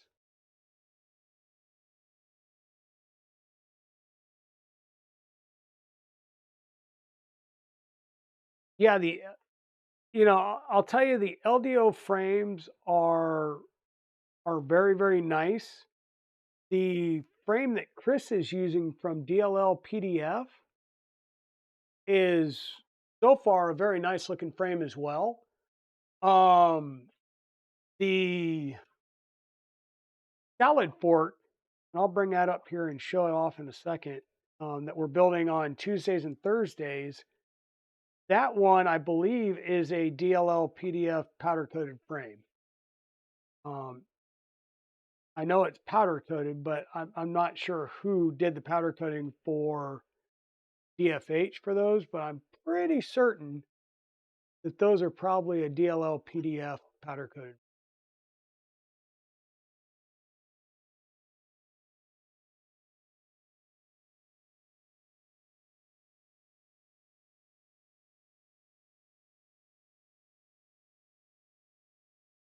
It definitely makes getting these in there and not having to press it on another surface to make sure that you get it nice and flat and flush a lot easier.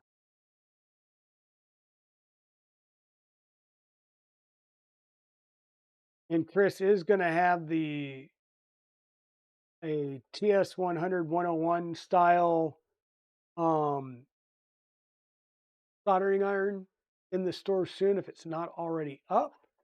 He does already carry the CNC kitchen um, inserts and the tool for the TS 100 101 style. I think it works in a pine sol as well. I'm not sure.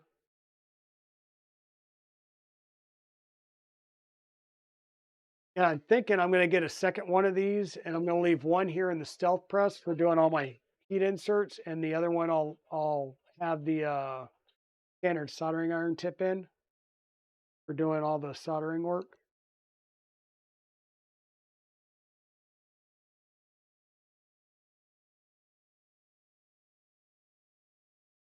Every time I see Leroy, I want to be like, Leroy Jenkins.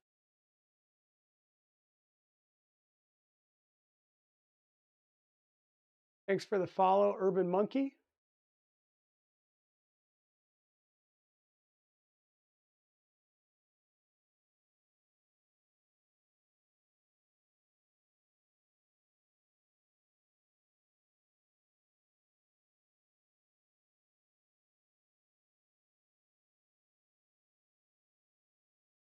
Um, hey, Aaron F.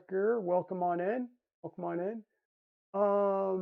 Hybrid Robotics, what link were you looking for? For the stealth press, for the TS 100 101, at KB3D Chris, because he would be able to give you a direct link to any of the tools. And then once again, if you do a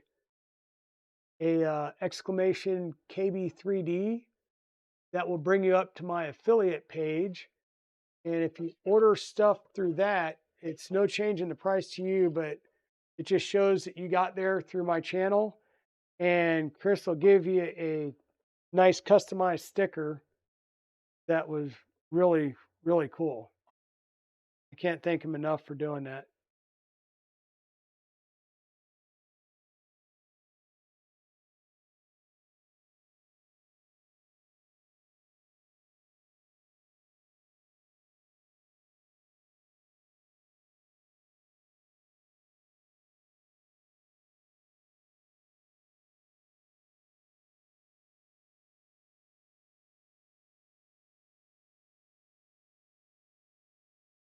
Okay, and is that all of our heat press insert? Got the 6 on the back and the 1 on the front. All of these, we've got the 2 on that side. Yeah, it looks like all of them for now. So we'll go ahead and unplug our iron. And then I'm going to take this and scoot it right off the table and hopefully put it over here where I'm not going to burn myself on it while it cools down. We will need to grab some of our motion kit components.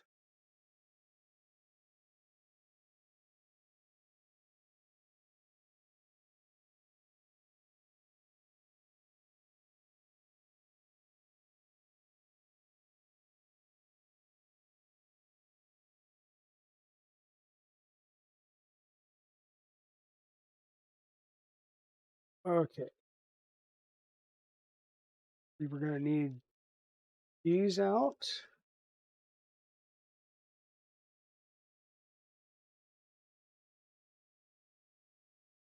Belts out. Need the 9mm wide pulleys. Those are the 9. These are the 6s. 6s. Other belt.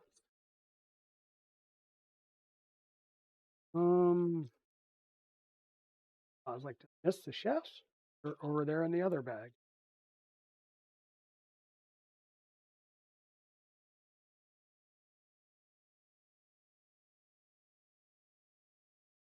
Oh, Leroy is Mr. Lineo?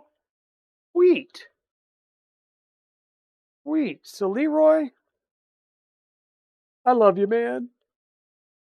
And I say that with all my heart because Chris will tell you I try and buy the crap out of all the Lineo kits just because it makes wiring so much easier. Thank you for that.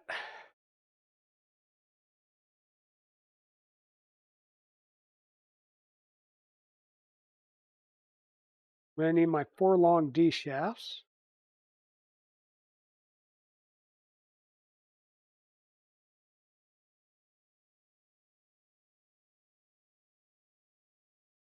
Okay. We've got printed parts.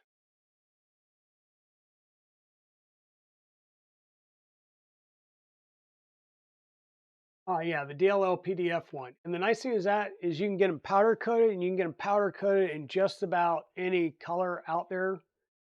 About hey Tactile 3D Pictures, how are you doing today? Yeah, Leroy, yeah, I can't say enough about the Lineo wiring harnesses. They are amazing. So, okay, so we need our shafts. We need our 2GT 20 tooth 9mm pulleys.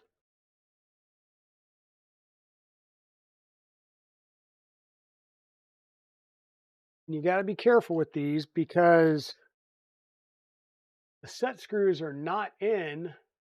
So when you cut this open, you got to be careful that you don't go sending them flying everywhere until you can get them installed, which we're going to do like immediately. And in fact, I'm going to grab one of my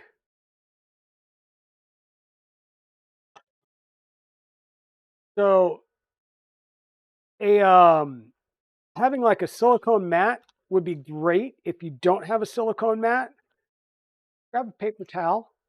It'll keep things from rolling all over the place. But if you have a flat surface like this, they're going to roll everywhere. So grab a paper towel, and that will at least keep them from running off on you for the most part. And these are set screws. You always, always, always put Loctite on your set screws. The blue style, if you put the red on there, good luck. Once they're set, they're set. You ain't getting them off.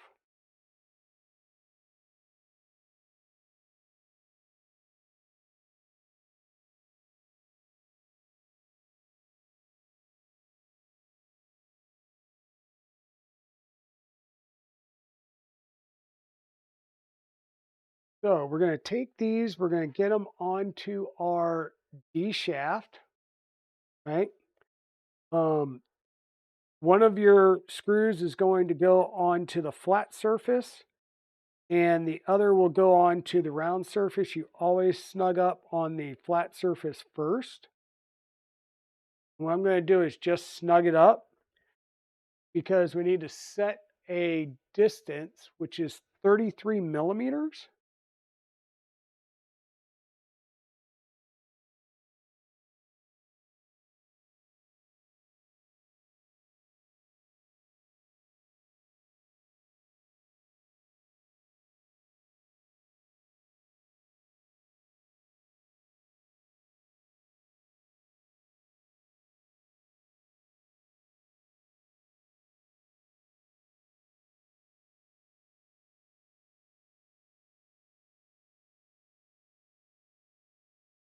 But we're right at 33 millimeters. Then we're going to use our tail here. And what we're going to do is use this to set the distance. So I'm just going to kind of let it float down there, use my tail, set that distance. I use my finger to hold it there, snug it, double check it.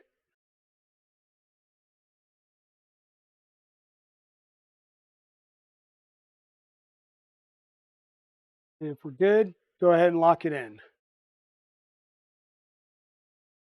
Snug up on the round edge. Oh yeah, Urban Monkey. All my 3D printing stuff is of course metric. My CNC and my laser stuff is metric. So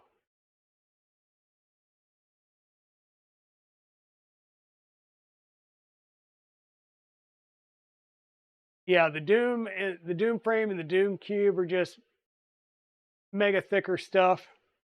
And if you use my affiliate link, like I said, do a Bang KB3D in chat, it'll pop up the affiliate link. And when you buy things from there, like I said, it doesn't cost you anything more. It does kind of give me a little bit back. And then you get a really cool custom sticker that Chris made. That I made this thing with parts from KB3D and supported Digital Dragon. So definitely cool. I was not expecting him to do that when he did that link. To make it easier for me to link it into my channel, I read through it and I almost missed it. It said that he would give you a sticker. I was like, oh, well, that's cool. He's going to give you one of my stickers. And then I realized when I ordered through that link that he was doing special stickers. I was like, oh, that's awesome. Well, thanks, Chris.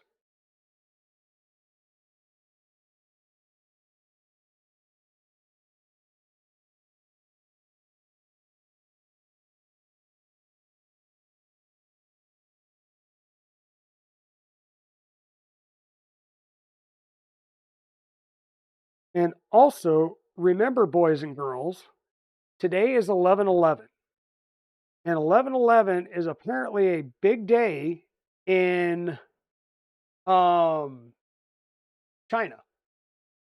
So if you've got stuff that you've been waiting for, so what I just did here was kind of shoot you guys around here. So is I took my thing, just rested it on my belly, found the flat, put it right up next to the my depth gauge here. That lets me slide my thing down, and then we'll tighten the pulley against the flat, and we'll tighten the other side.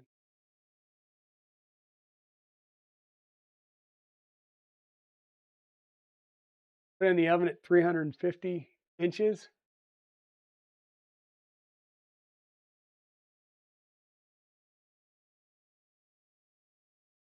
Well, yeah, I mean, and it's Veterans Day and stuff like that, but I'm saying as far as things go, most of your stores that sell on AliExpress are having some type of sale today. So if you are willing to wait to get it and you had your eye on something, now might be a good time to get it because you can get it for a little bit cheaper. That would be my point there. Um, Not to say that I've been eyeing a certain thing that I might take a break and go hit the button on.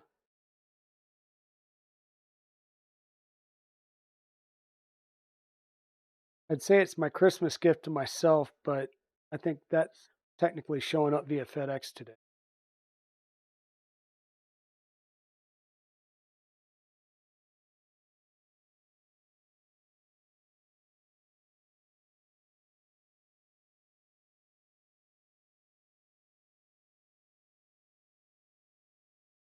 Um, yes, hybrid robotics, you can. He has all the various kit components. He has an overall kit, and then he also has all the various kit components there that you should be able to get and self source everything from Chris, I believe.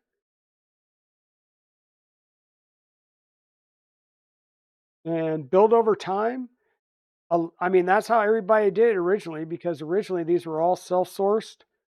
There were no kit offerings until LDO came. And I say until LDO came because LDO didn't really have just a kit. They've always worked with the Voron team and other print manufacturers as well to add a little something extra, right? All right, Chris, have fun with your little one.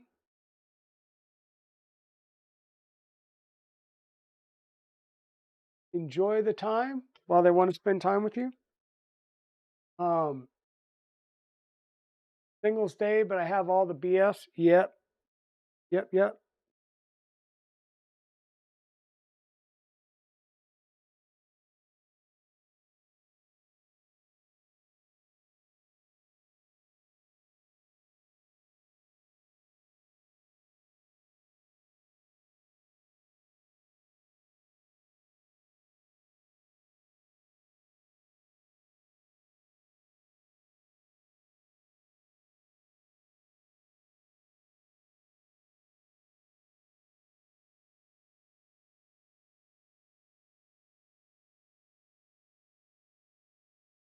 Well, hello there, layer by layer. Welcome on in. Welcome on in.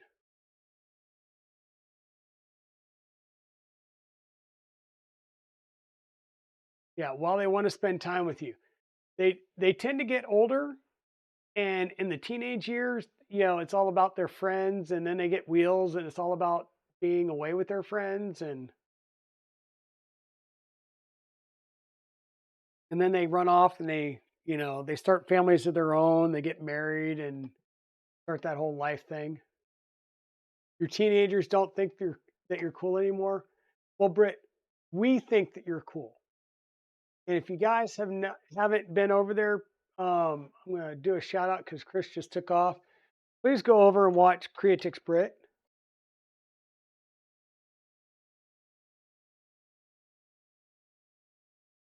He is a awesome cosplayer and designer and just 3D printing person. Just an awesome person, actually. He brings us squirrel sightings. Gotta love all the squirrel sightings too. Um, well, that's good layer by layer. Yeah. Yeah, both well, all 3 of my kids between their junior and senior year, it's like they lost their ever-loving minds, and then they came back to reality when, you know, adulting set in, and, yeah.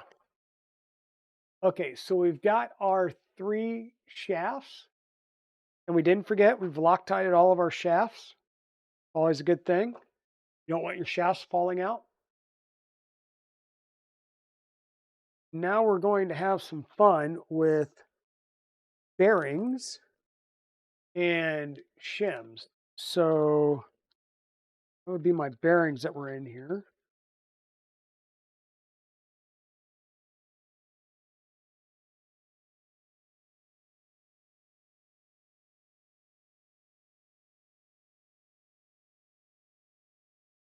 There.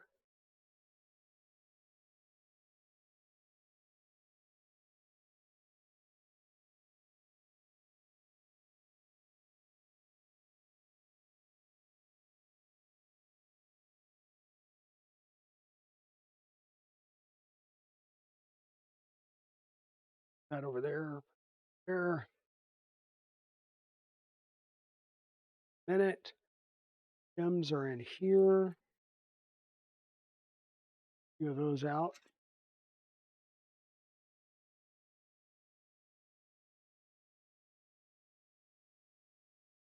Okay, and now we're going to start some other fun.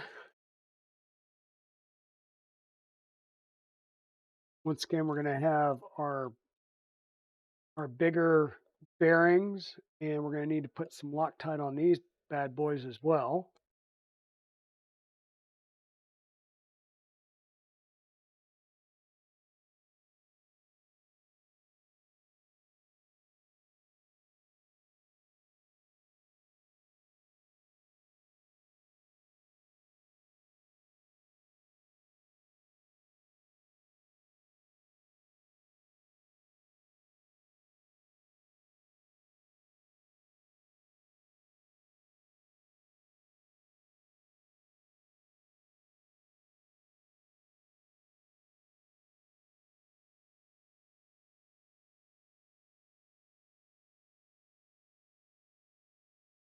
Yeah, I'd be coming up to Britt and be like, "Okay, what are you making me for this or that?"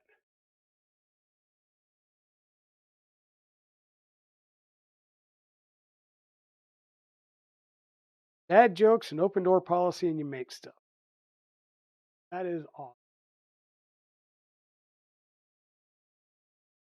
Got mom's like Moco, she's fun, so I don't mind taking her out. Yep. Time does go fast. I agree with that.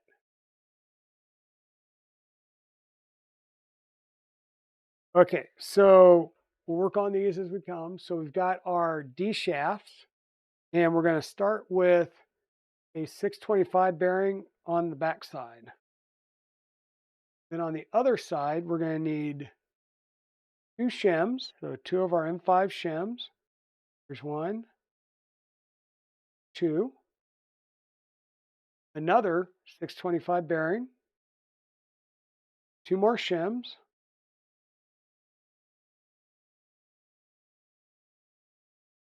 and then we're going to put our big bearing on here.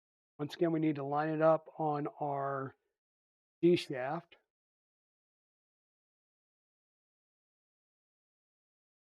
We want it to sit on there, tighten up on the flat, and then we'll do the other side.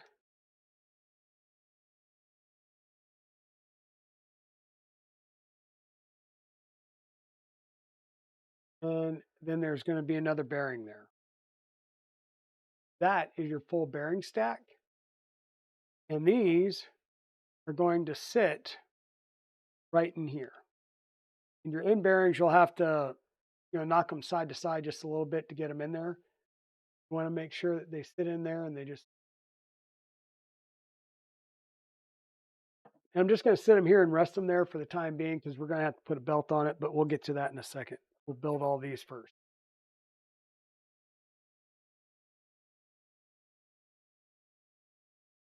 Got to get the kiddos into Marvel.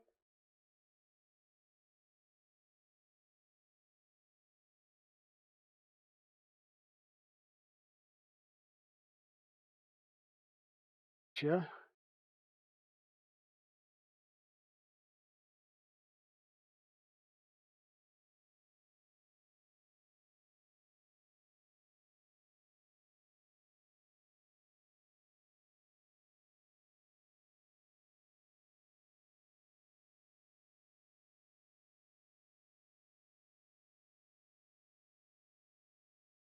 What I'm trying to do is get these um, down in here as you can see by the, oops, can't see.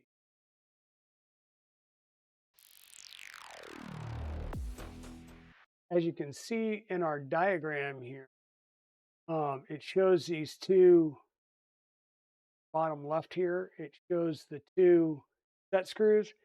It shows those set screws. They look like they're a lot longer than they are. So what I'm doing is I start to run. I don't know if you can tell how deep those sockets are, but I'm going to start running it down through here. This might give you an idea, right? So I start running this down through there, and then I look through the hole up here just to try and see where it's at. And once I can start seeing it, that tells me I'm close enough that I can then put it on the shaft and be able to tighten it without having to let me crank for 20 minutes. So shaft, we'll put the end ones on in a second. So we'll start with shim, shim, bearing, shim, shim. Then our bigger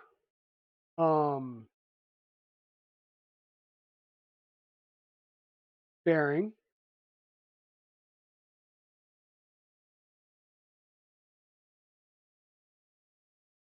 We'll dig down in there and we'll tighten that up. Tighten the other edge up.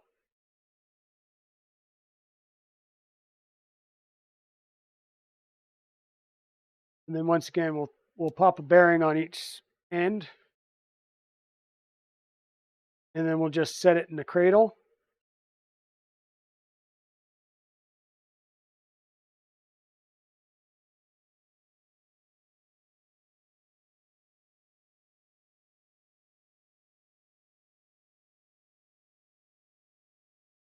Make sure it spins freely. And like I said, we'll have to put some belts on these for the drive gears, but we'll do that in a short bit.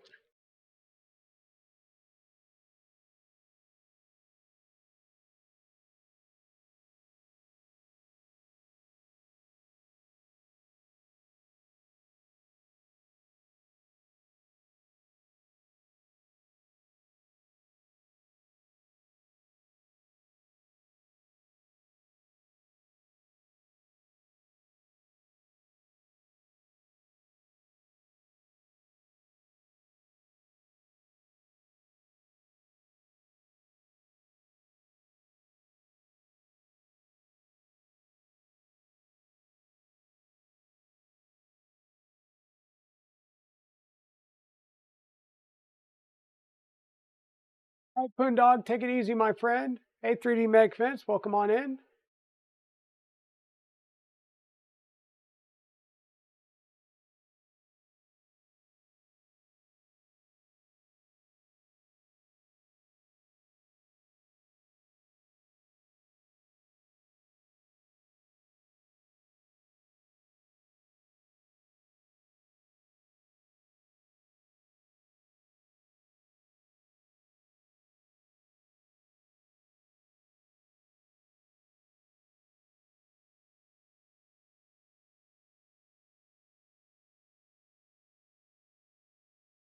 Okay. Couple more of these. Once again, we're going to go shim, bearing, shim, shim, large bearing. And once again, with the larger part of the wheel towards the outer edge of the um, shaft.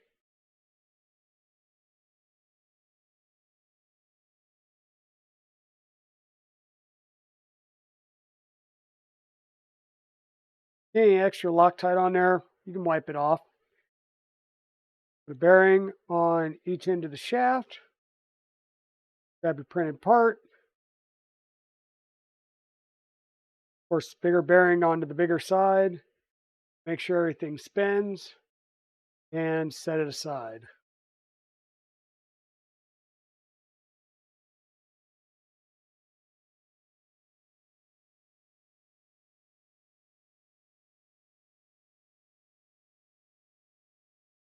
And really, the only reason I'm putting them in the printed parts right now is to keep them from rolling off the table.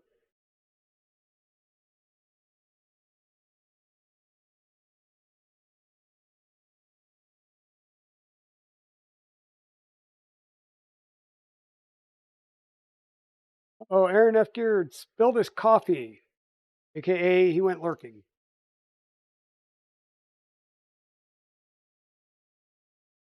Because coffee spills are tantamount to spilling your alcohol, and that's bad.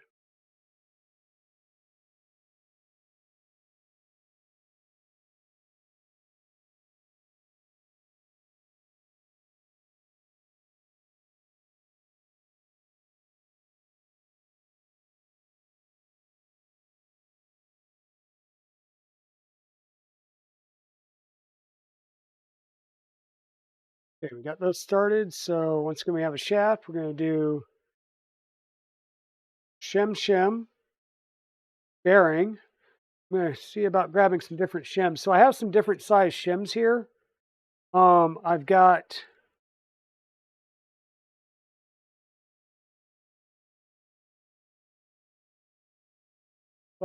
some bigger ones, whoa, and some thinner ones as far as the outer walls go. They're both the same. They'll both work fine. I'm just, OCDing it here and making sure I'm using the same size on the whole thing. Don't ask me why. I'm just that way sometimes. Line it up on the shaft. Tighten it against the flat. Tighten the other side.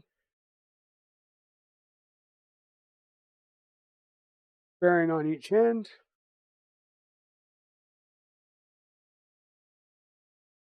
And set it down the printed part, lining up our bearings. Make sure, give it a spin, make sure everything spins nicely. And that way you're good.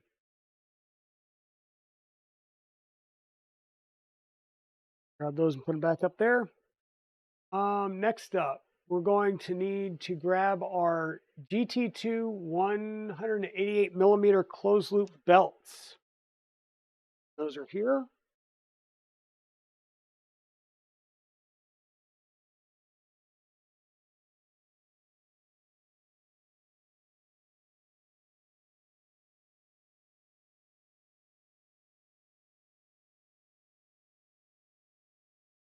And once again, parts number wise, it'll say Gates 188 2GT.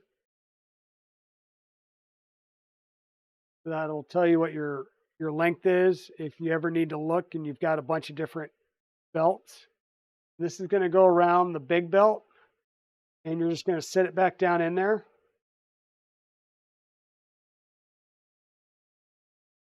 So just pop the big belt or the big pulley up out, put that on there.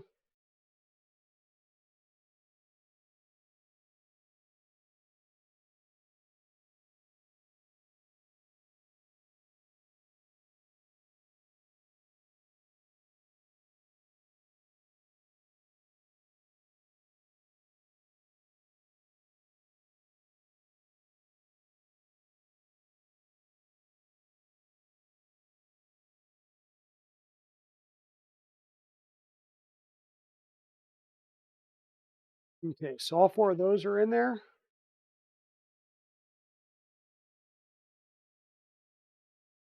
And it shows it putting it on the on this side versus the big side. It doesn't really matter because in the grand scheme of things, it's going to sit over and just do a sandwich like that. Um, these parts were very tight tolerance fit on there.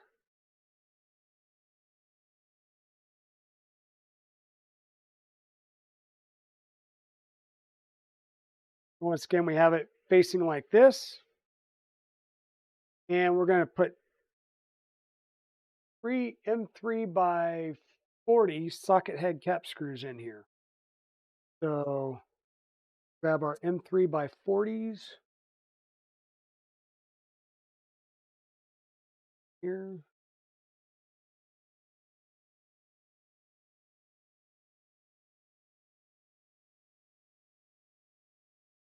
Get these out and ready.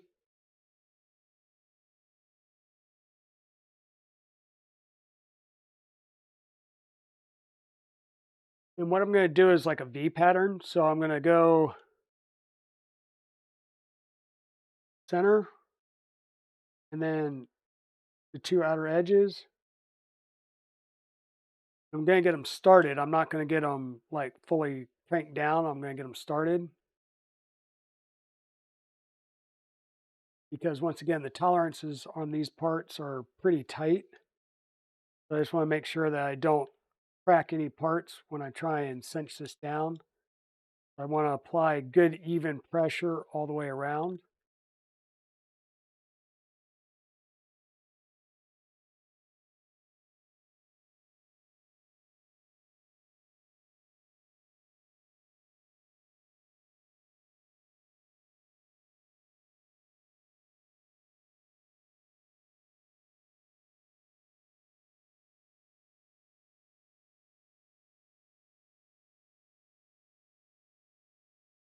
Come back and get the other three put in.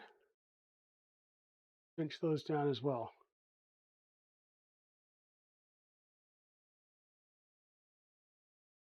Yeah, I think we're all a little bit OCD.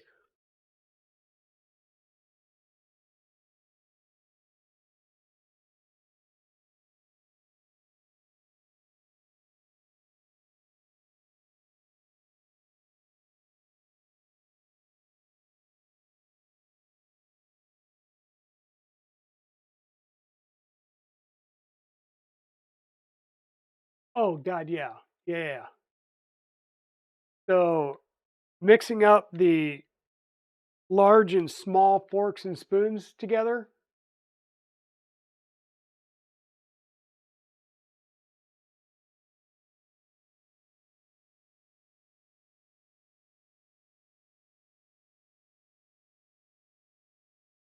Okay, there's one unit, and we'll keep doing that. Just set these down on there. Give them a quick little squish. Like I said, the tolerances on these bearings are nice and good and tight, which is nice.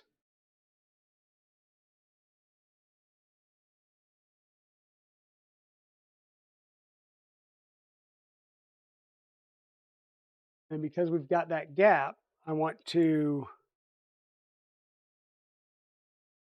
do one side or the other too much before I get all three of them started. And then I'll start working them a little bit at a time to close that gap. And that's so I'm applying even pressure versus going through and cracking the part.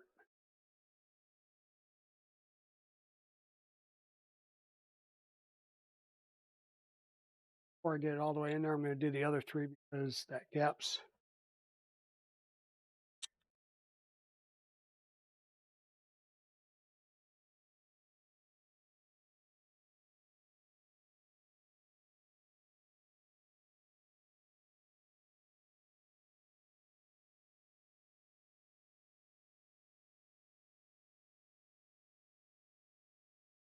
exactly.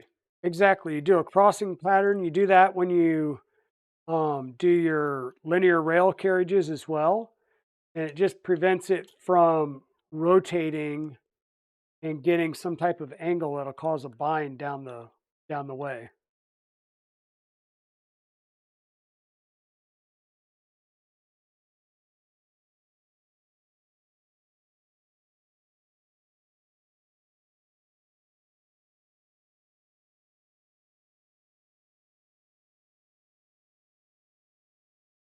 There's a second one done. More of our M3 by 40.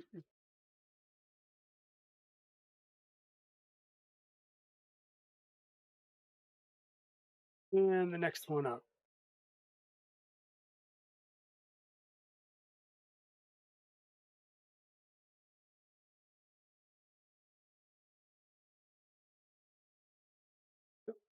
One.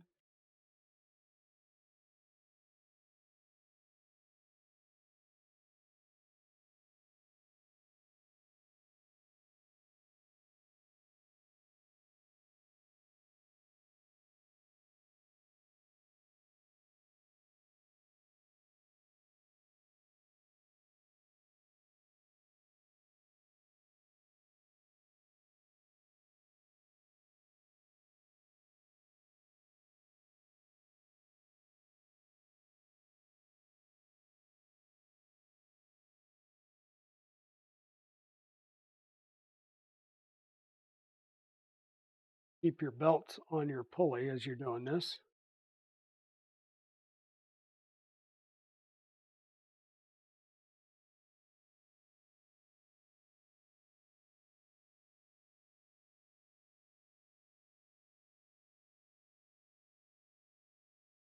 Okay, so they think it's the gallbladder and she's having an ultrasound. Well, that's good.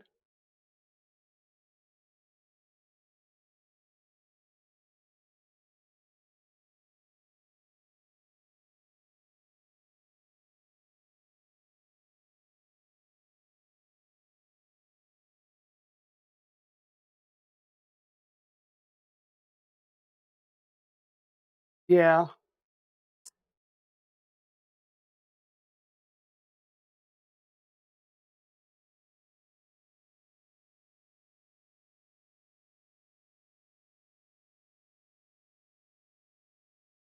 Well, I won't. Yeah, I'll tell you. So my coffee, I drink. Um, I use a Keurig, right? And I've been drinking Black Rifle coffee, and I have a mixture of the Freedom Roast and just decaf. Right? So I'll do one Freedom Roast and one just decaf in each one of my large mugs. Right. So I've got a K-Pod stand, and said K-Pod stand has a row of the Freedom Roast and a row of just decaf, and it's there's three rows around, and then I'll fill in the extra space with just some regular like one of the other ones because I always go full test for the first cup of the day, right? So yeah, but it's just me, and the logos are right up and down, so I can always tell when Mrs. Dragon goes in and does it because she'll have them in the rows, but the logos will be all like cattywampus.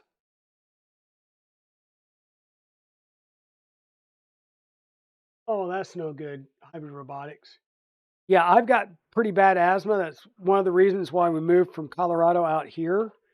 And because it was, of course, leading to a bunch of other stuff as well.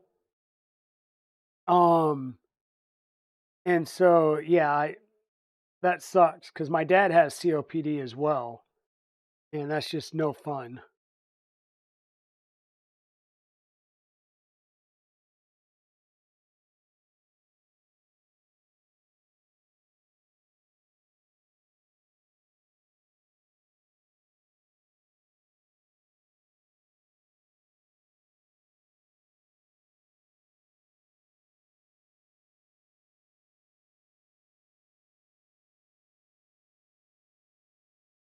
I'm not sure what machine Chewy printed his parts on, but so far these parts have been pretty nice.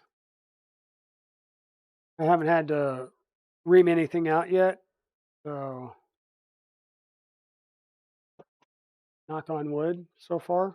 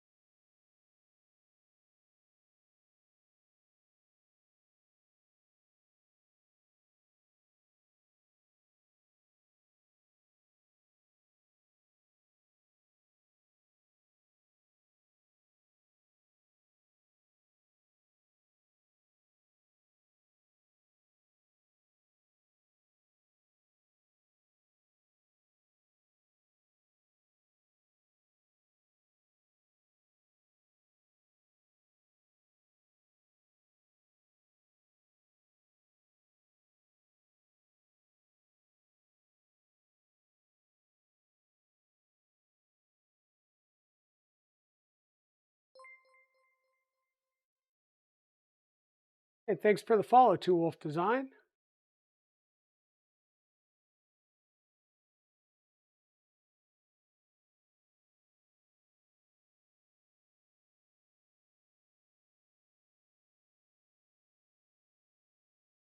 Welcome on in to the Dragon's Den, where we love to build printers. We've got two different printer builds going on right now. We've been working on a Voron 2.4 for one of my subscribers who asked if I'd be willing to put it together for them. They had all the parts. They were running out of time because with work, his work's picking up and he's working like 6 12-hour days. So he asked if I'd be willing to throw this up there. I said only if I can do it on stream, and he said sure. So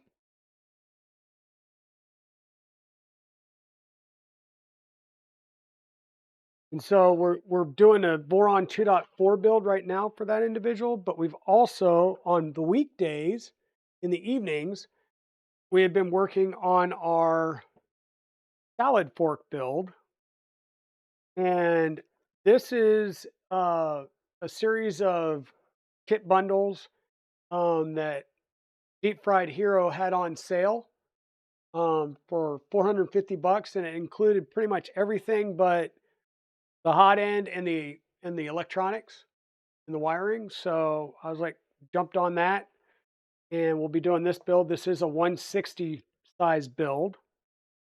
So, and the frame is a powder coated frame. It appears to be from DLL PDF. So we're working on this build as well during the week. And we're doing the bigger build on Saturday.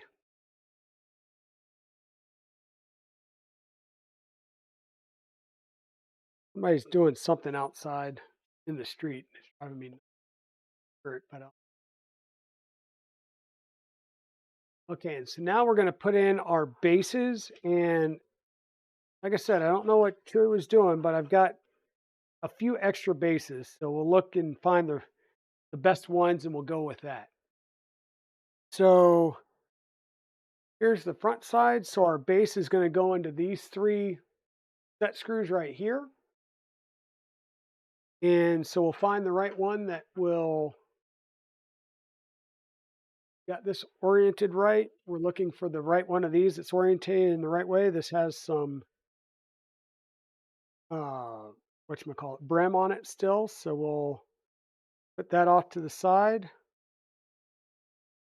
That's not the right orientation. That's the right orientation. That's not the right orientation for this part. That one is. And let me Let me just run a deburring tool around it.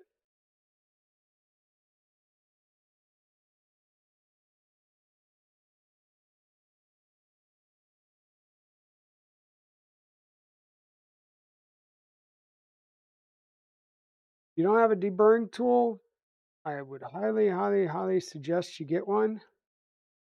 At some point, you're going to have to print with a brim, and this makes getting your brims off so much easier.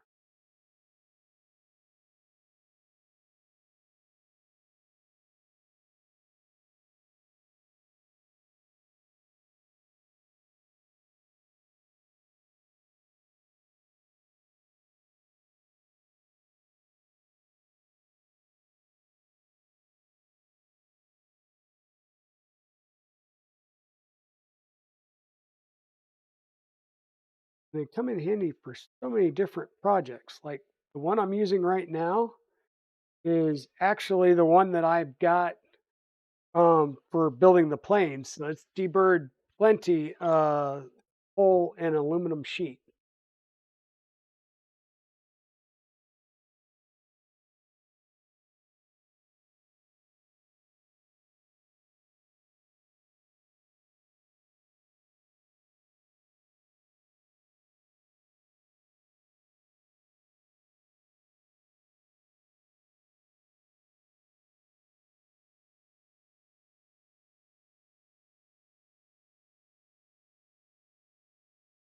So we're going to need some M5 nuts, and these nuts are going to be used to mount the actual rubber feet. But I have these. So it's the accent part. That's why we've got the little heart next to the part is to denote that it's the accent color. We're going to put an M5 nut in there. Then we're going to flip it over and mount it to this. Now, I will tell you, it's going to be easier to do like that. Make sure that that nut stays captive because it is a little bit loose in there, and it's been that way on every build I've done. So I think it's just a little bit of extra tolerance in that part. And then we're going to use some M3 by 8 nuts or nut screws to attach this. We'll get all three in first.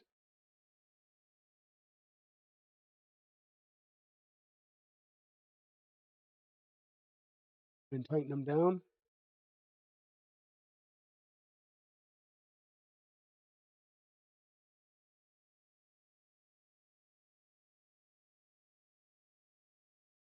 You'll see that that little cutout in the part is there so we can be able to get to the M5 bolt that's going to go in here to mount this on the rail or on the frame.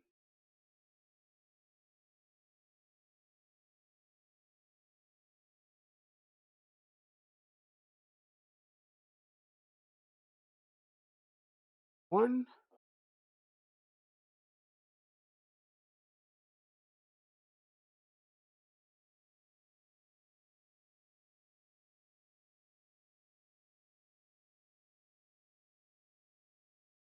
And put it in the frame.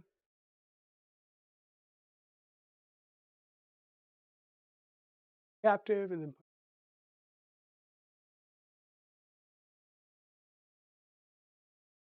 um I'll say yes and no a bit Ram online. So I've got bad asthma, and I found that living in like Colorado, which is a drier environment, in Colorado Springs, the altitude was just as bad because the oxygen was less. Period. Regardless of whether it had a lot of moisture in it or not. So probably, I would say most likely more of a warmer, drier climate at a lower altitude. That's why we moved out here to North Carolina is to get to a lower altitude. Now I do still fight with allergies and stuff like that, but I can deal with allergies to be able to breathe a lot easier and not have to be on um, oxygen all the time.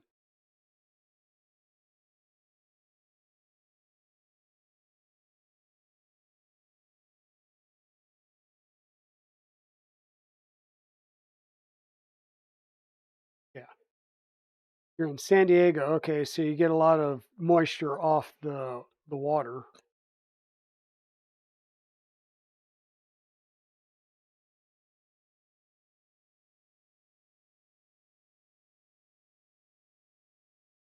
But yeah, keep us posted, Liz, and we hope that your sister gets better and they can figure this out quickly, get her feeling better.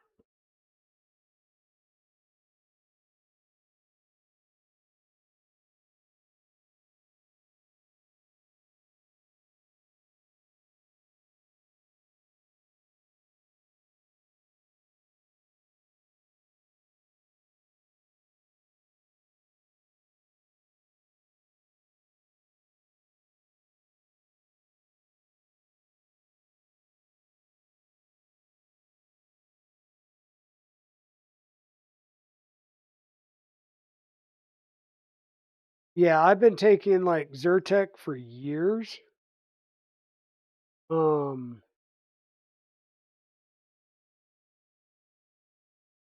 but I also still have to, take some Benadryl during the height of pollen season out here, stuff like that.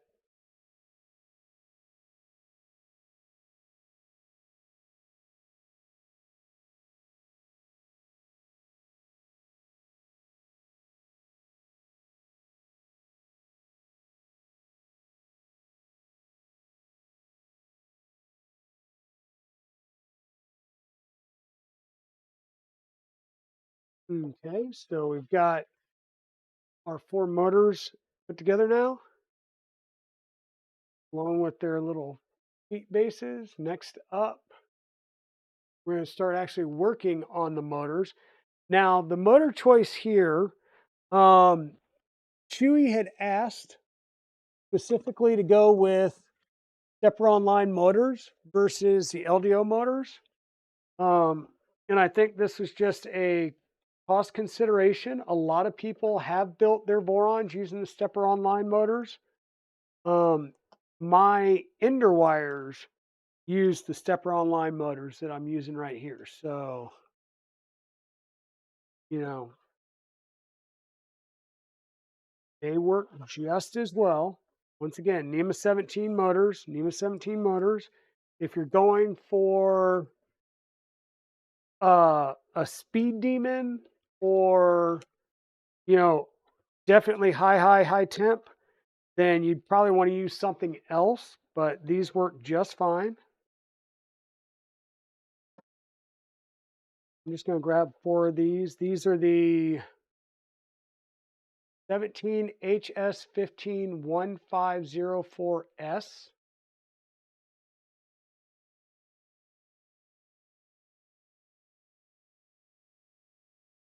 And you can get these on Amazon and like a pack of one, three, five, I think. And they just have the standard motor wires, 6 pin on one side, and then the 6 pin JST on the one side for the motor, and then a 4 pin DuPont. We're going to cut that off anyhow and set the right wire length, so that's not a big deal.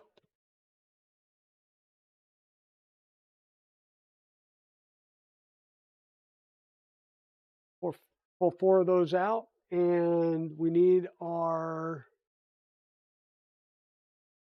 GT2 16 pulleys. 16 pulleys.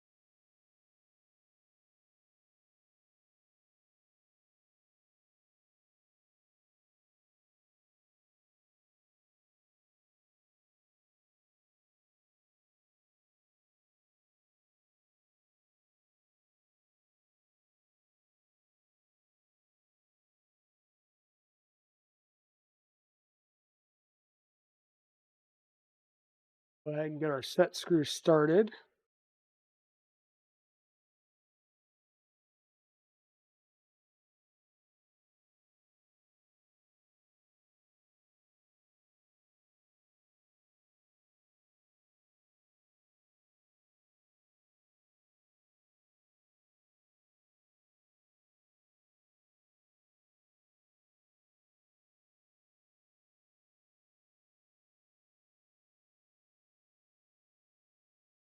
Yeah, the stepper-on lines work just fine. I've used a lot of their motors on various machines, and they work just like any other NEMA 17 motor. They do the job that they're intended to do.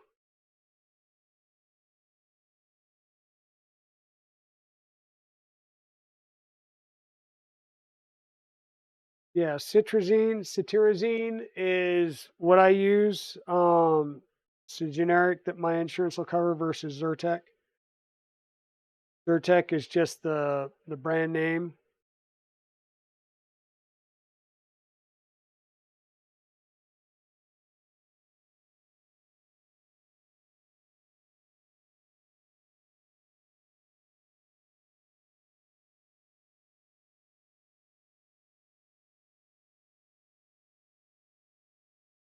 Yeah, the MPC&C uses them too.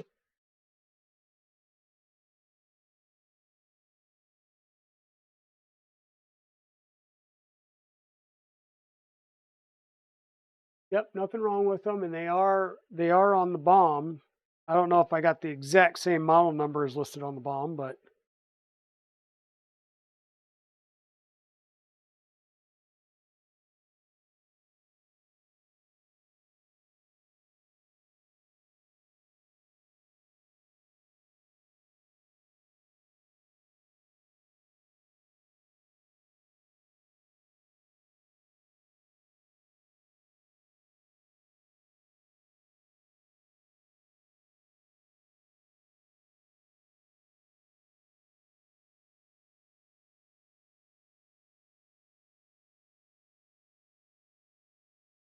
all right, Ram Online, go get some caffeine. That's always an excuse to leave the room.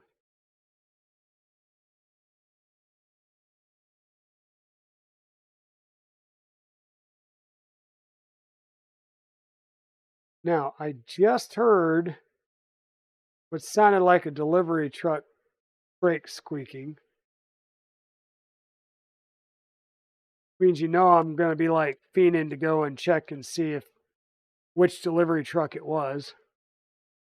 I'll give it a couple of seconds to see if it was Amazon, because if it was, I'll get a dingy dingy.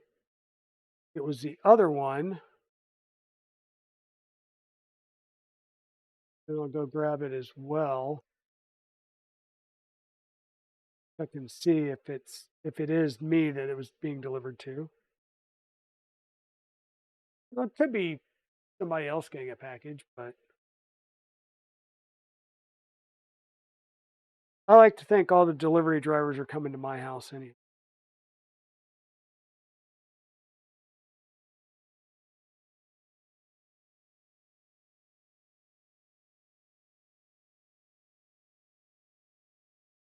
Okay, we've got all four of those set. Now we're going to use our jig, and our jig has an A,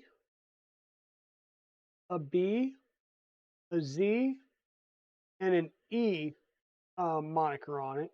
We're going to use the Z side to set um, our pulleys. So all of them are going to go with the flange or the thinner flange side facing down.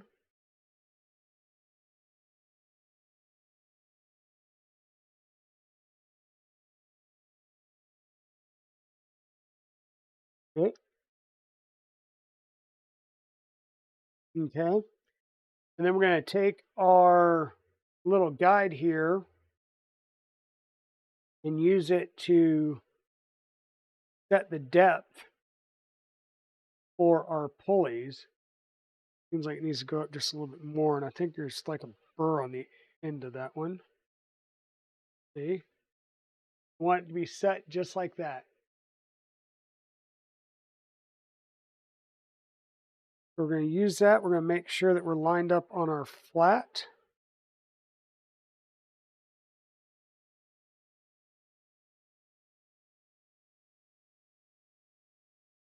We set the set screw against the flat.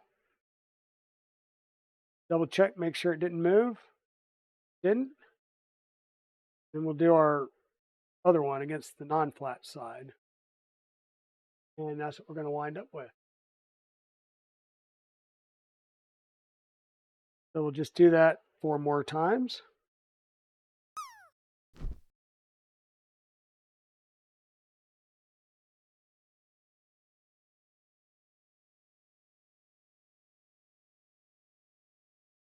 Get ourselves lined up.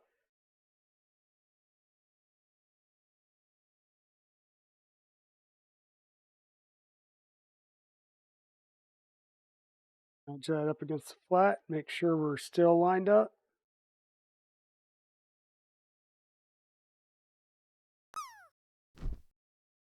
Pinch it down. Pinch it down.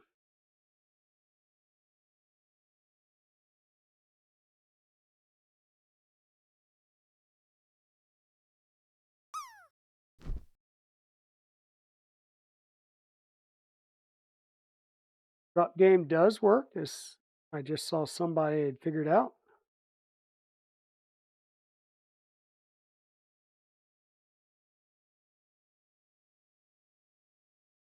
Do not have any special prizes, so I could probably figure out some special prizes for somebody who gets a 99 or higher. Let me think on those, on what we could do for those.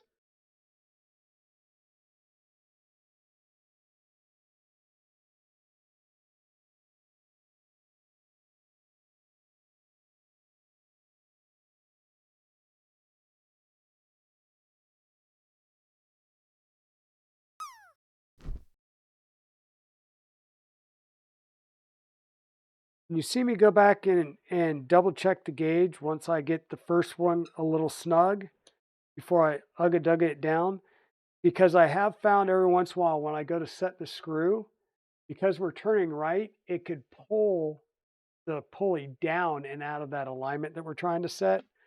So just be cognizant of that. Whoops. So we've got our pulleys on, spaced, and the set screws set with some Loctite. Now we need our motor mounts.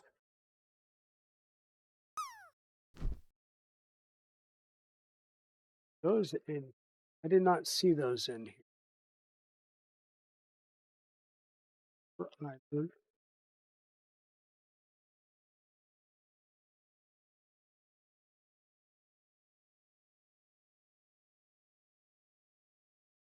The electronics and the Z parts.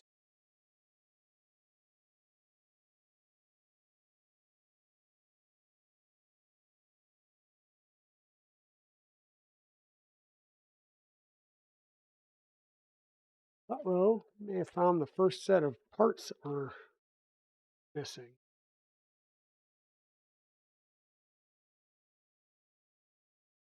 Panels, skirts.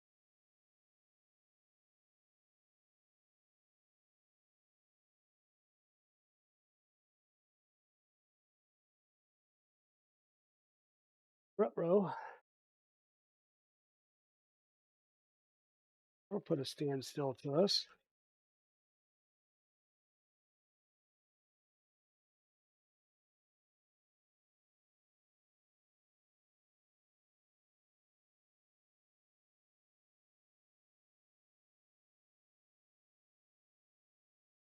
So I've got the tensioners, but I don't have the actual Z motor mounts.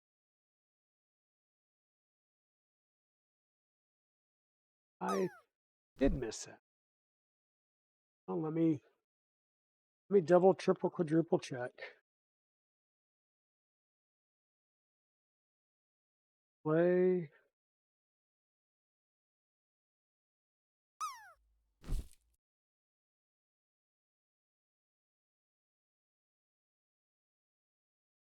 Ones, that one. Nope, not in there.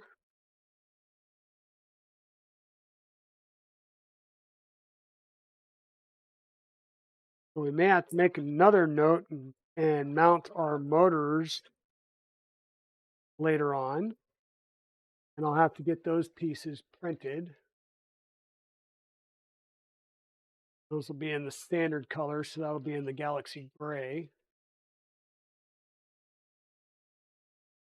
Oh, I make a note real fast. I grab a notepad.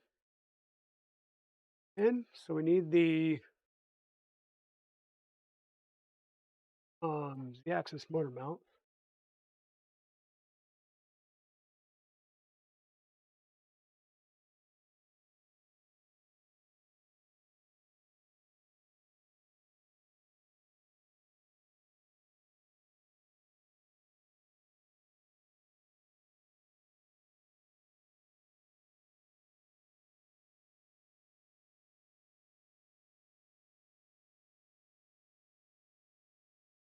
Nice drop there, Hybrid Robotics. Okay, so I don't have the motor mount, so we won't be able to do the motor mount. Means we won't be able to attach the motor mount, but we can attach the feet pieces. So we'll go ahead and attach those. Then we'll bring back and do the motor mounts once I get the actual motor mount pieces printed. And yeah, we'll have to do that. Let's just keep going.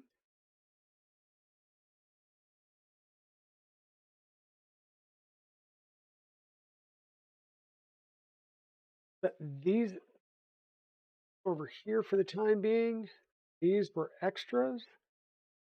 Come back to these parts.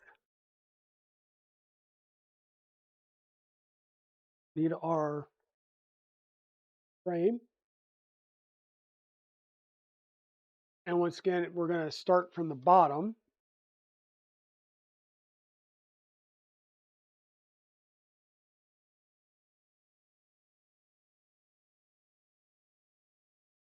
And we have not defined front or back yet.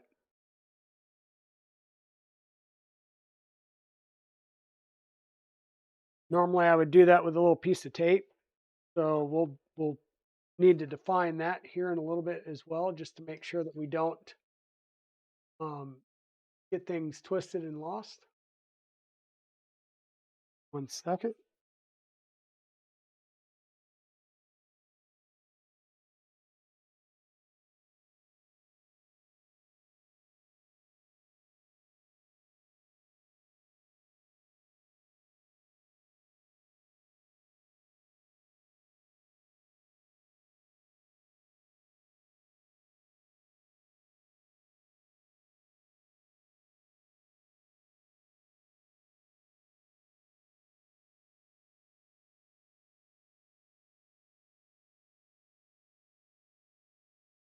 That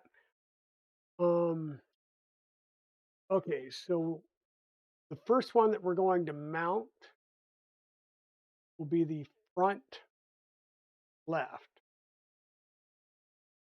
Let me do this real fast. We're going to set this back up. We're going to take a couple of small pieces of tape.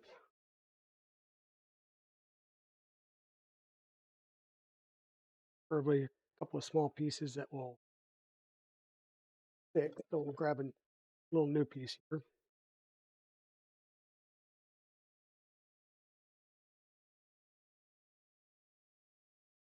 And all we're going to do is just write an F and an R, so we know which side's the front, which side's the rear.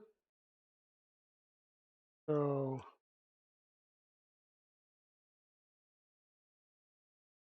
F and R.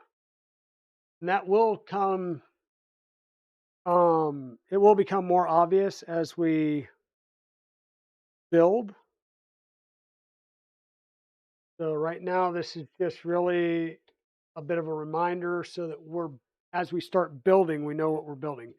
So this is the front towards me. Flip this, yeah, we'll flip this over.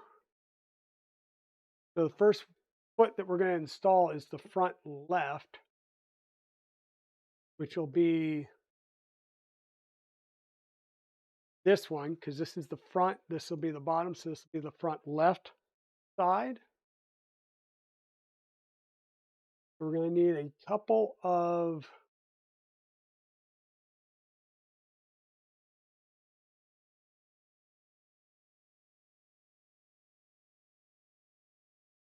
M5 nuts over on the side here. I'm not going to put the ones in the front yet because, like I said, they're not going to lock themselves in the rail and they'll continue to be floppy. So I don't want them to cause us an issue. And these go both of them facing towards the front. And we're going to use M5 by 40 socket head cap screw. And this is where I will use the few of the black bolts that I have because these aren't going to be visible.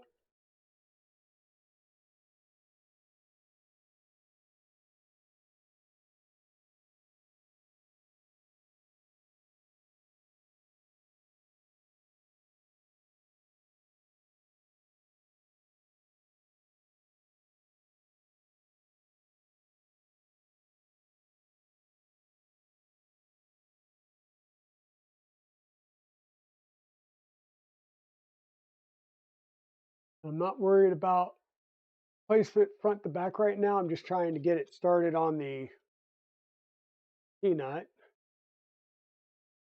And I can pull it forward in place. Slide my other T-nut into alignment.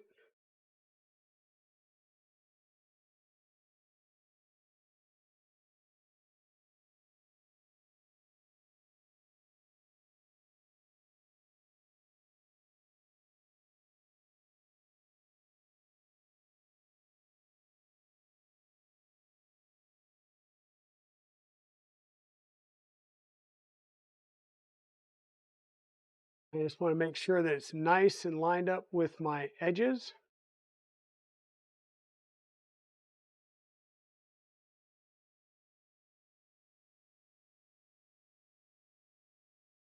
Screw both of these down. And then once again, we'll add the motor once we can get the motor stuff done. So I just did this one. I'm going to do the opposite corner, and it's going to be the exact same motor that I just used over there. So we're going to flip this around 180. We're going to put a couple of our nuts in here, once again with the holes facing towards the end piece here.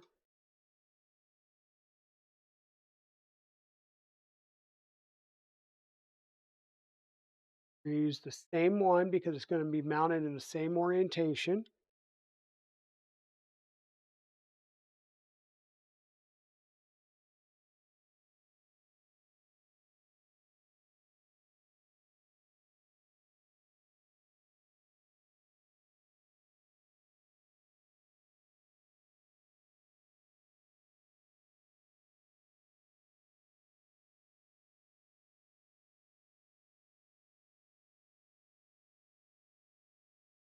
Get it lined up on the front and the side. Push our other one into place.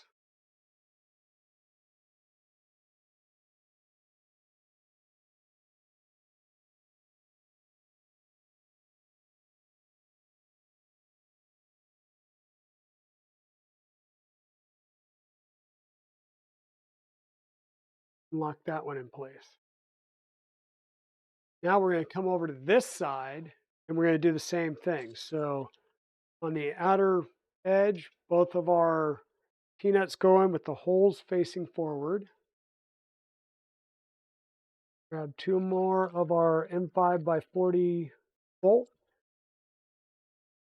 And grabbing the rest of the black ones that I have in there. Put one in that first one that's going to be towards the front. Line that up with the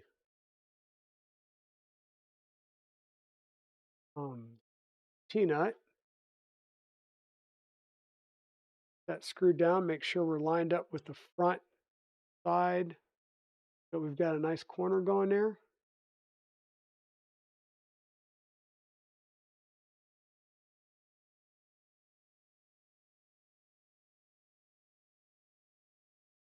Bring the other one up into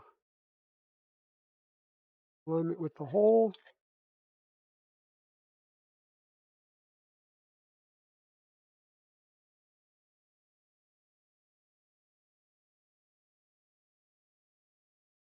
Do the flip, and we'll do the last one.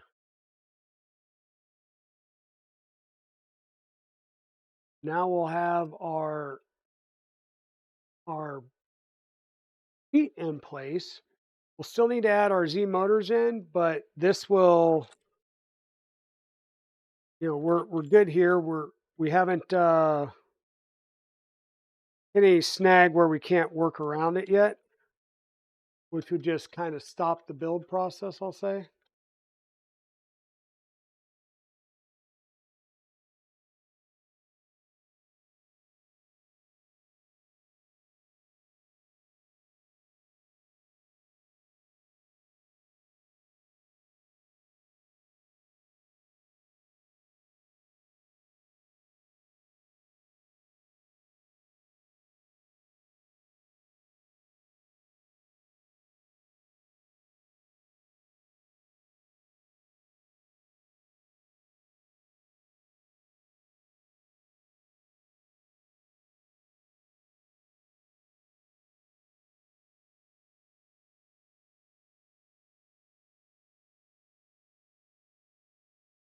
Okay, so we've got our 4 legs on. I'm now looking at the front side again. So I'm going to flip. I was going to flip it over, but I think I'm going to hold off on that. We do the one side, then it talks about putting the motor in, which we can't do just yet. I'll have to come back to that and mount those. And then it says to tension or to tension the motor and lock them in place, and then put the rubber feet on. We're going to go ahead and do the rubber feet because we have the rubber feet, and it won't impede our ability to put on the motors. So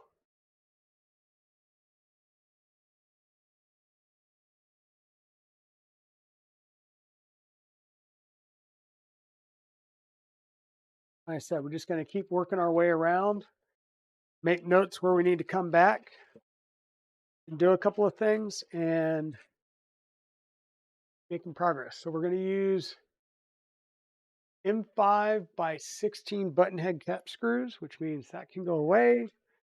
We'll need M5 by 16 button head cap screws. It's 4 of those.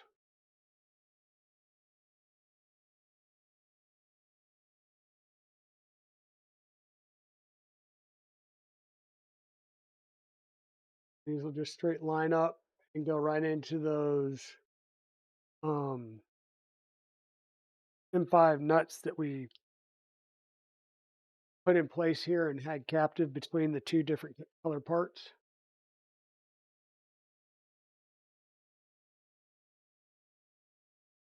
You're just snugging these up. You're not trying to like throw them down there for gold. And we got an ad break going on.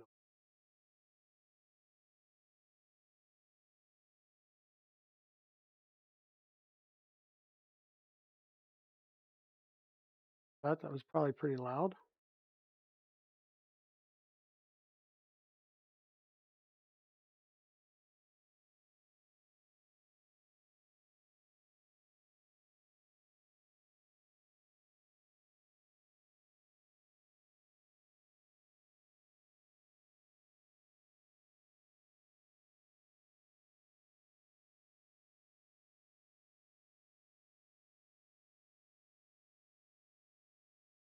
Oh yeah, I you'll spend some money at KB3D because he's got a lot of cool things there to get. Um, like I said, there are like you can go the AliExpress route and get some stuff that will be overall lower cost, but it's also going to most likely be lower quality. So just be cognizant of that. We've got all four of our feet on now. The positions are right. We'll add the motors um, a little bit later. Now we get to work on our angry idlers. Um, I'm going to set this off on the ground again.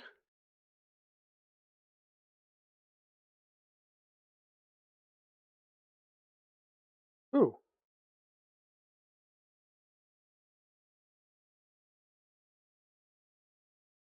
okay, folks.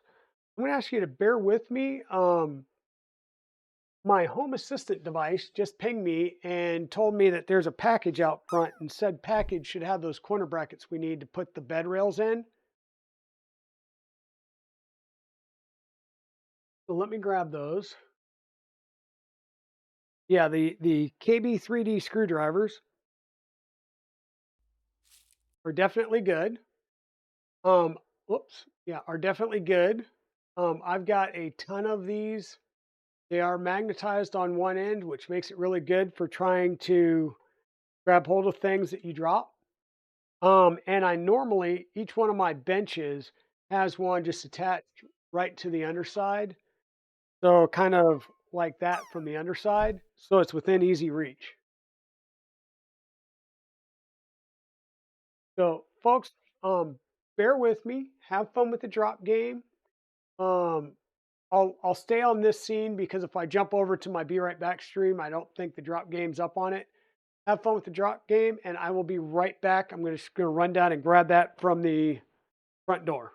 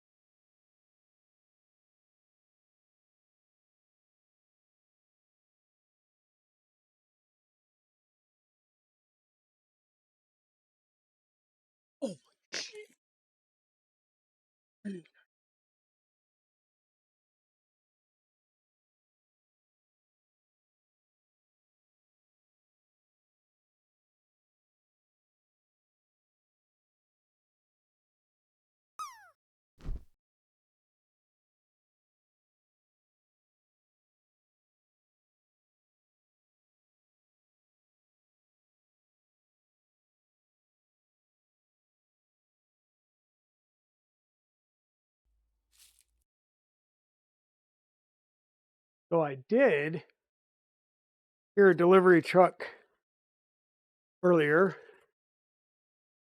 So seriously,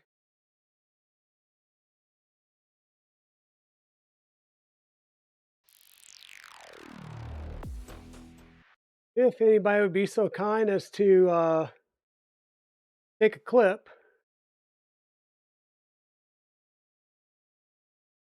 If not, I will grab this out. But this is the K3 that just showed up, and this is a heavy box. Oh, that is a heavy box. Oh,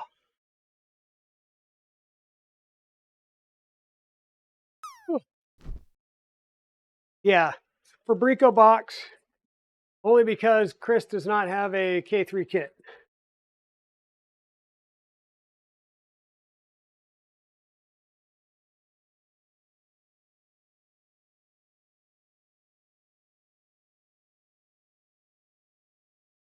It does have, or Chris does have these corners, but I grabbed these off of Amazon just because I could get them here today. And when I realized I needed them, it was going to be way too late.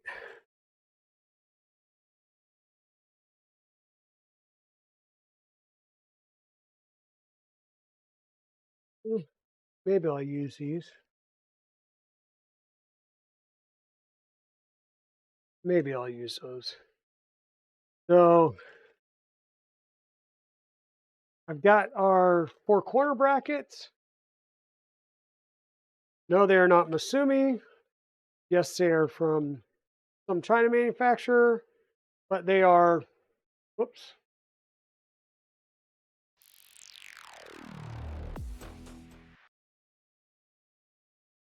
But I mean, they are aluminum 2A corner brackets.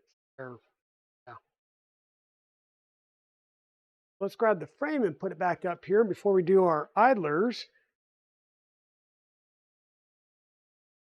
We can work on our front to rear rails.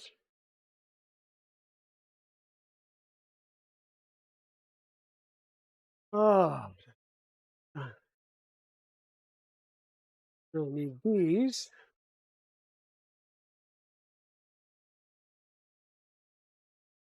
Leave those for the let's roll back up here.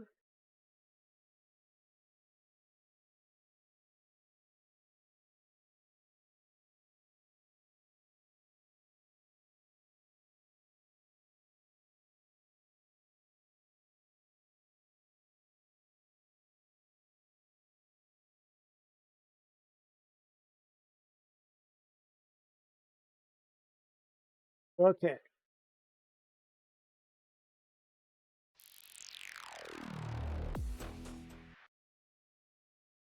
So we're going to go ahead and prep our rails. We're going to use some M5 by 16, which means we're not going to use M5 by 16. We're going to use our M6 by 16 to go into these rails because once again, they are not tapped for M5. They're tapped for M6. So I'll need 4 of these.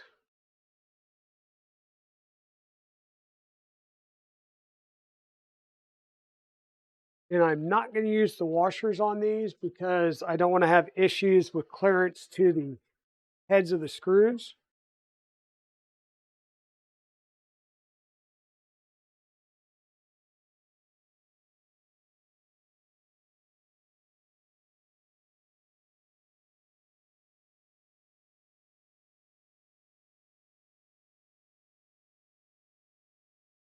Give Chewy a surprise and make it a bed flinger.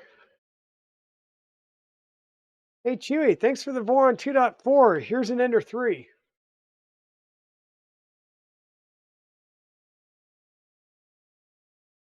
I could do that because I do have an Ender 3 down there in a box.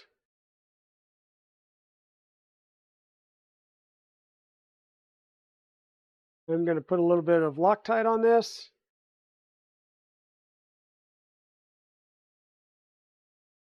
And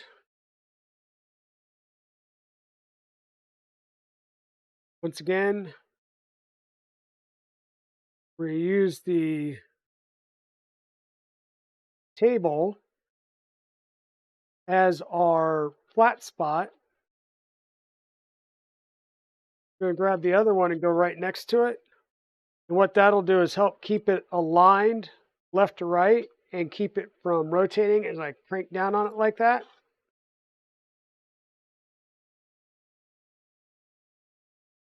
Flip around and do the same thing on the other side. But yeah, Fabrico is pretty good as well. I really like some of their stuff. And every time I see Hector at a show, it's always like, hey, do you need a bed for that? Hey, do you need a bed for that? And of course, Chris does the same thing. He got mad at me. I had the 0G Mercury 1 enclosure build, and it was sitting on KB3D's table. And he looked at me, he goes, hey, that doesn't have a KB3D bed on it. And I looked at him and said, hey, do you have a 275 by 275 build plate? He goes, no, we don't stock those. And I was like, well, then it won't have a KB3D bed plate on it until you stock one and send it to me. But yeah, Hector is really cool. He is a cool guy.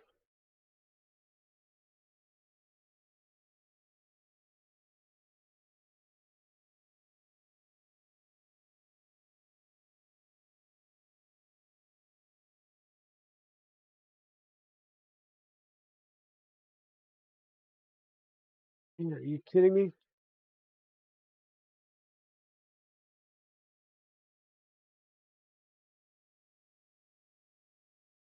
Apparently this end may need some more love.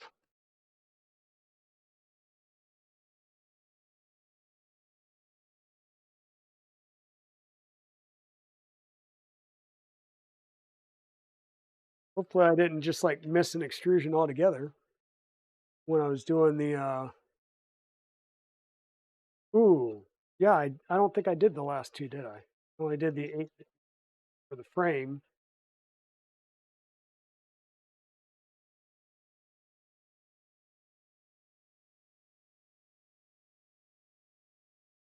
Okay, so let me grab my thing and do that one again real fast.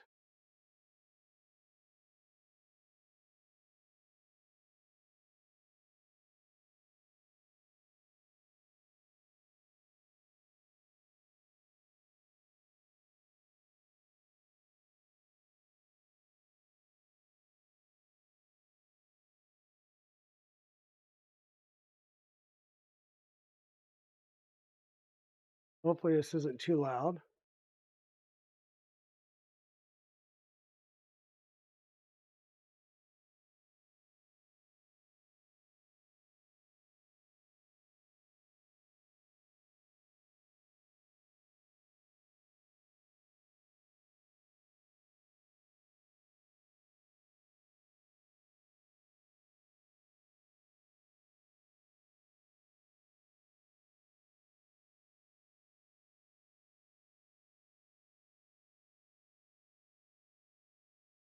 I'll leave some metal flakes here and there.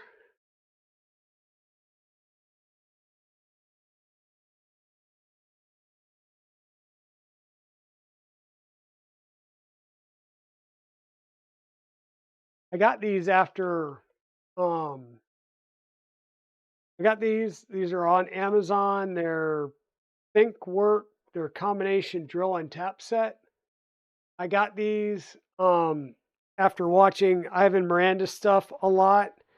If you're doing a couple of taps, then a set of hand taps is going to be fine. But if you're doing a lot of taps, like tapping a whole frame, which is where I got that from was when I was tapping the frame for the uh, zero G Mercury build.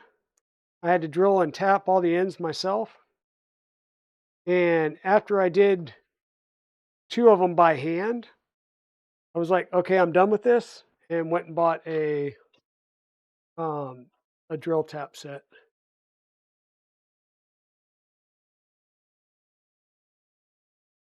Definitely, definitely, definitely worth the expense.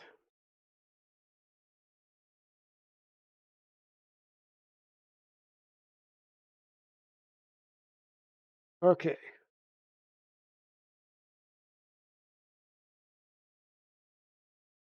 those are on.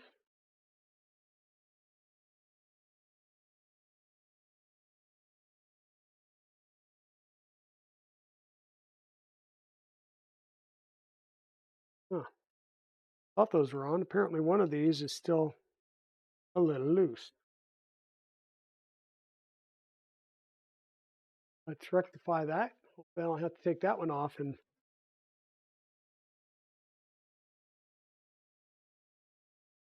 nope, I'm gonna have to work on that one too. Darn it.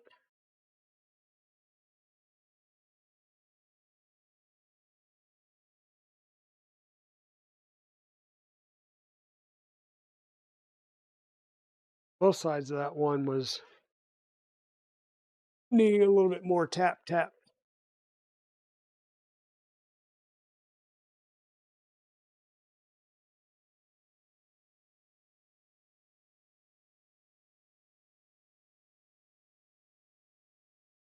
Hey, Ramon, how's it going?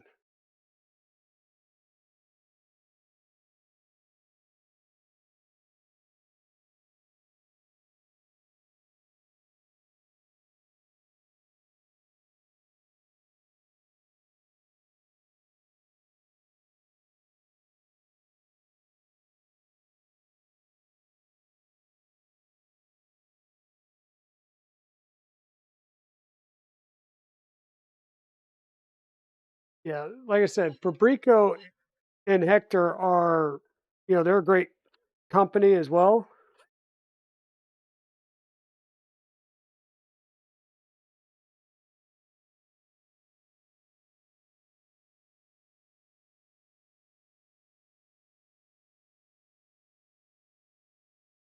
And they have sponsored a build for me in the past. Um, I know Delmar, um, who's one of the folks that works there, had saw that I had the salad fork Fabrico sticker on my Death Racer, or not my Death Racer, but my Drag Racer. And he's like, you should talk to Hector about getting a salad fork kit. And then I went ahead and bought the one from Deep Fried Heroes. So,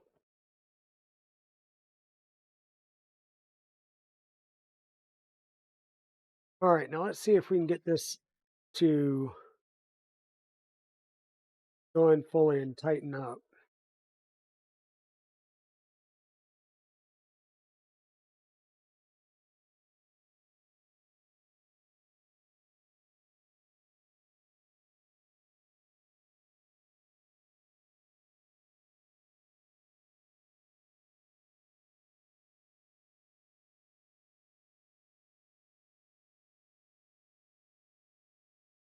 Much nicer, much nicer.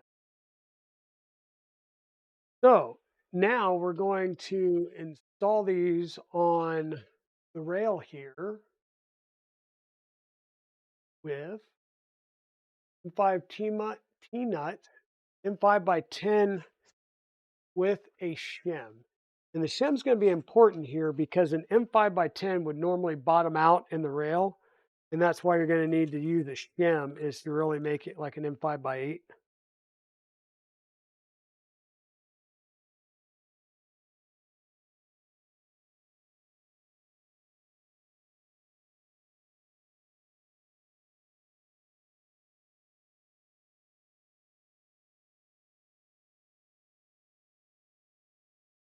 And this might be a good place to use the, um, I'll say the smaller of the skim washers that I have in my kit here.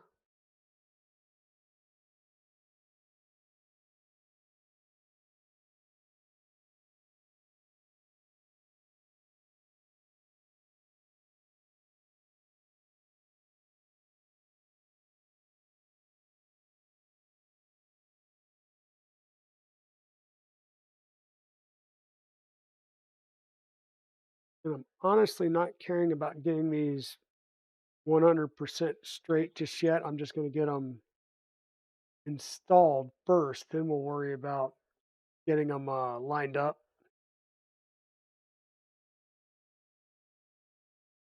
And I'm not going to like tighten them down all the way either. I'm just going to get them initially lined up and snugged up. And we'll work on proper spacing and alignment.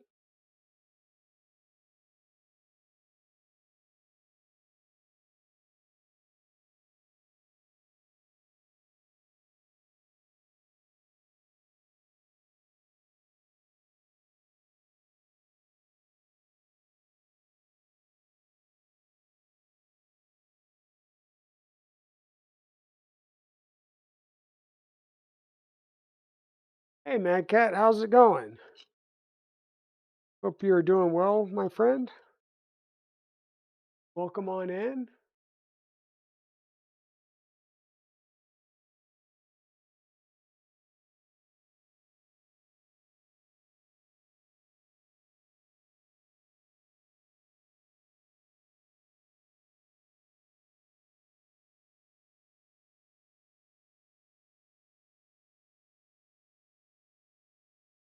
Okay.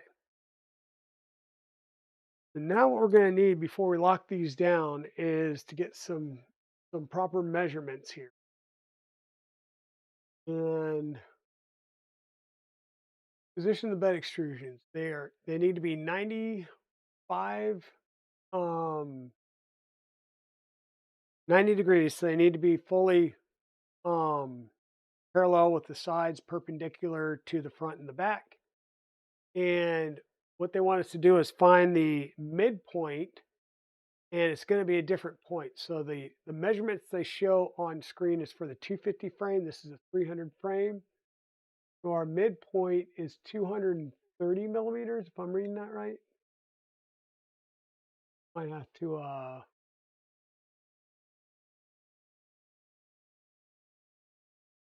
yeah, 230 millimeters. So grab our Voron measuring device. And this is another reason why I put a piece of tape here is so that I can make a tick mark for that midpoint. So we're looking for 230 millimeter, which would be 23 centimeters, which means I need to move my tape over some. Hey, or just rip a piece.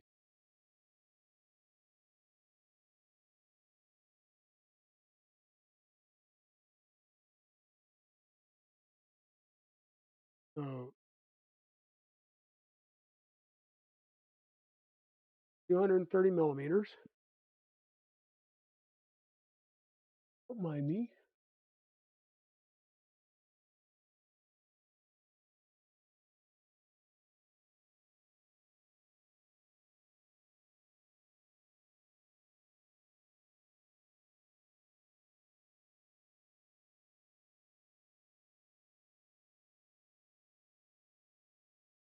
Ah, there's 230 millimeters. And we need to go 65 millimeters on either side. So basically, I'm going to put 65 on the mark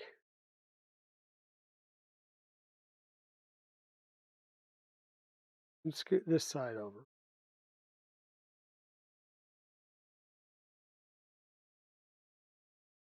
A little downward force so it doesn't move.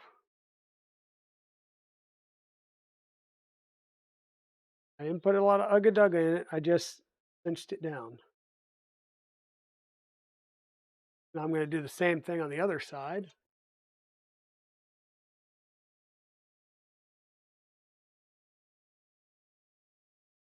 But I'm going to line up the 1 centimeter mark here. Means this side rail needs to be at 75, right? Because that would be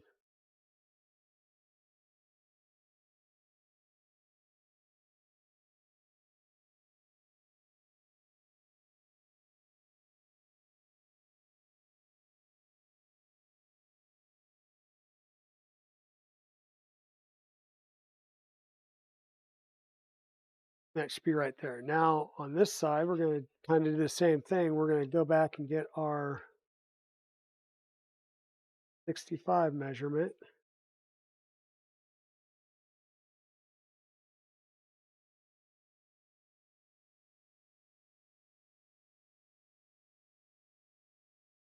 And something's looking way, way off there. Let me come back in here and double check some.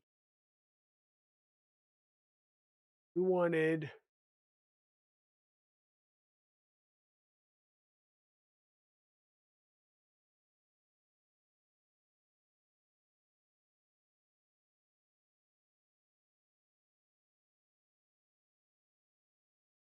ah I did my measurement from the inside, not from I did my measurement from the inside face, not the outside face. So be wary of that.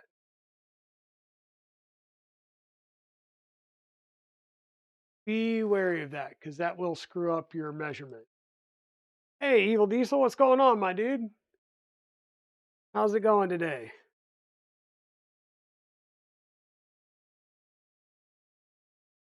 We are over here working on the Chewy build.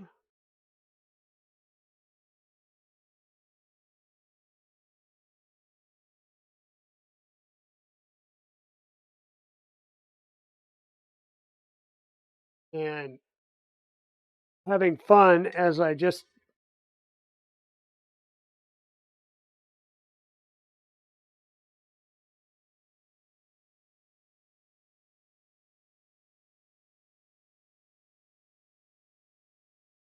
did measurements from the wrong place. So that always makes life so much more fun when I measured right. I just measured from the wrong location.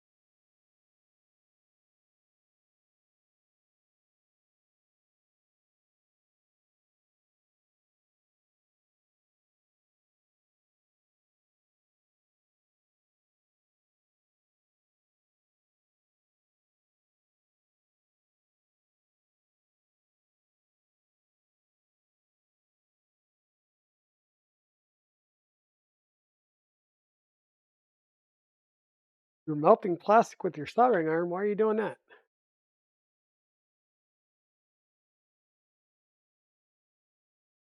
Okay. So burn centimeter. Gonna go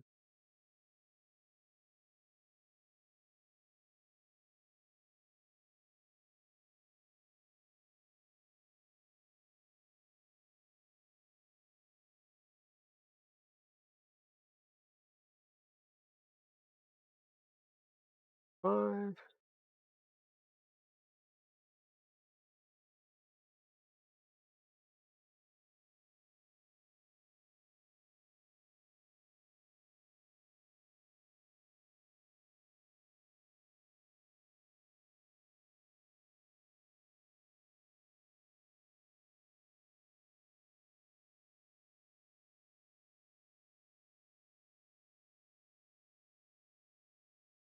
Oh, okay. A finishing technique for PLA silk. Yeah.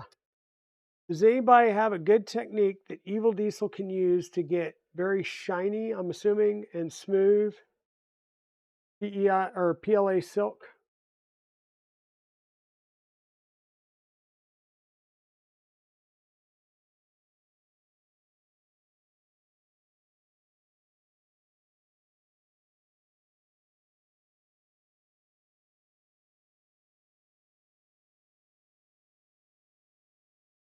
Okay, so these should be good to go.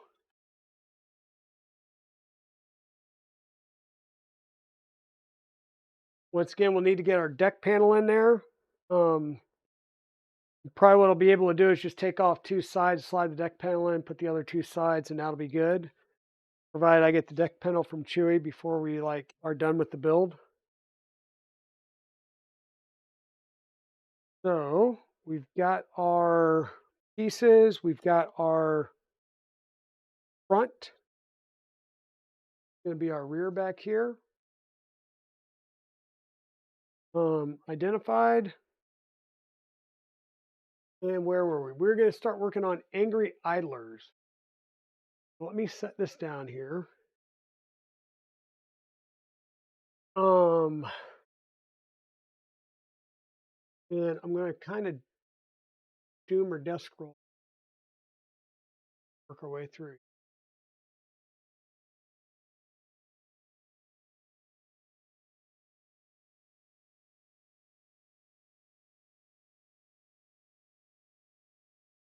Yeah, print hot.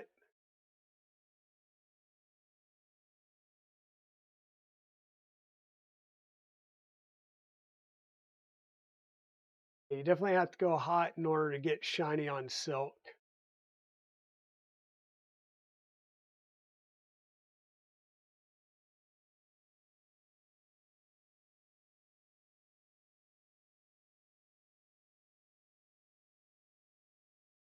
come back here real.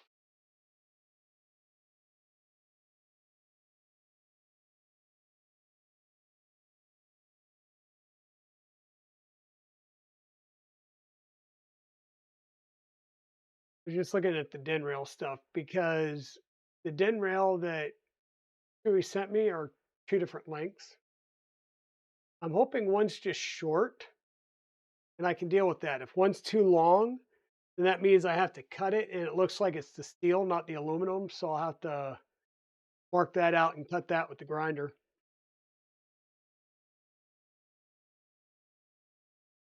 which I'll do off stream because nobody wants to hear me grinding steel.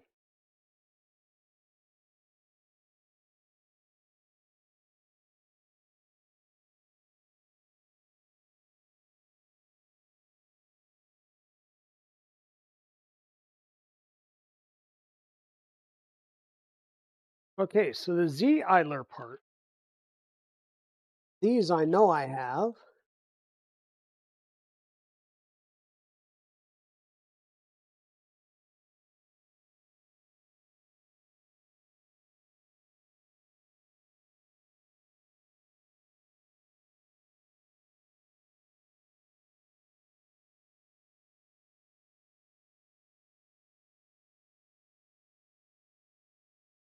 And Chewy, so normally this would be one color and then this would be your accent color. He wanted everything to be the purple on the inside and the gantry, I believe. I got to double, triple, quadruple check that with him because if he did want the different colors, then these pieces would wind up being the Galaxy Dark Gray, where these would be the accent color. Um, but we'll have to double check with that. And what I'm going to do is I'm just going to set these up with the eye sockets visible.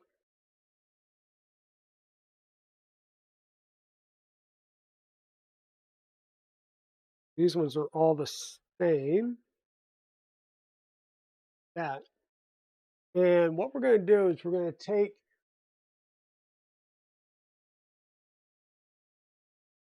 the M5 by 30 button head cap screws. I just leave one of those there.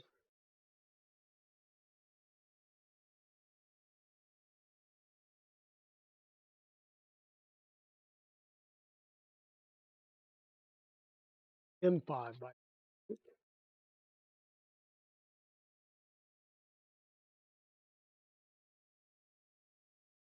So our M5 by 30 button head cap screws and some GT2 20 tooth idler pulleys.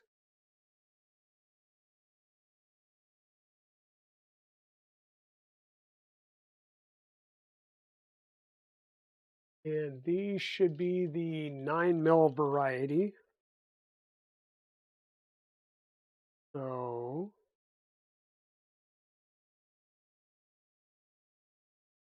it'll be those four because these will be the 6 mil variety.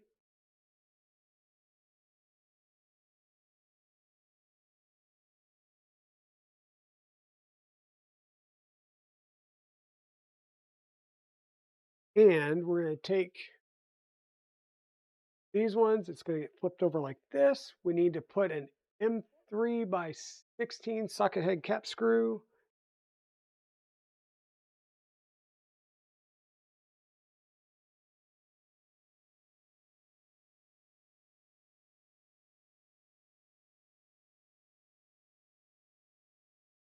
So socket head cap screw comes up from the bottom and is going to go into here, and we need M3 nuts as well.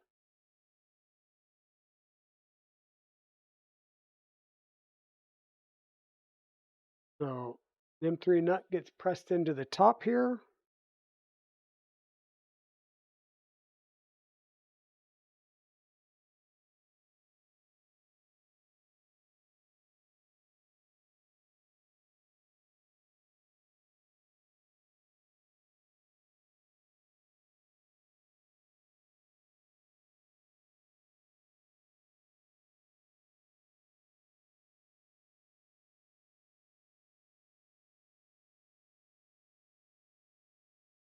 And we've got the M3 nut in the top. Put this down. We're going to flip this over so that it makes a slot there around those M5 screws like that. And then we're just going to screw this in till it hits the nut at the top.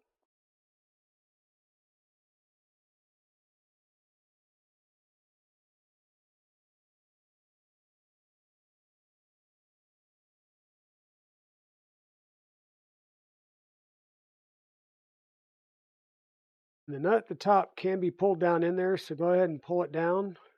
You do want it to be bottomed out in the channel here, so all I'm doing is continuing to screw on the screw, and it's going to pull that M3 nut down. Now it's bottomed out.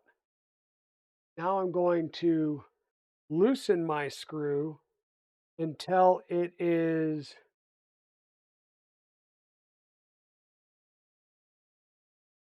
right at the top of the nut there. And that's going to give me the full amount of travel once we install these and we put the belts on for tightening of the belts. So you want to do that. Now we're going to take this, once again, we're going to come in from the side that it tells us, which is going to be the front here, I guess.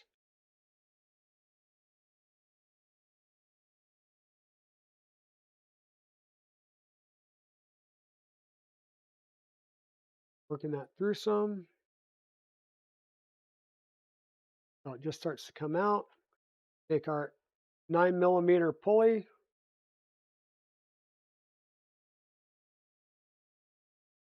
Drop that down in there.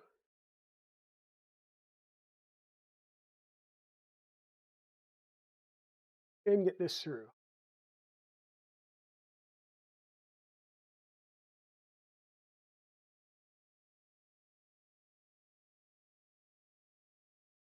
And you're just screwing this into the plastic. So all you're looking for is for this head to go flush and then stop, because this still needs to be able to turn freely.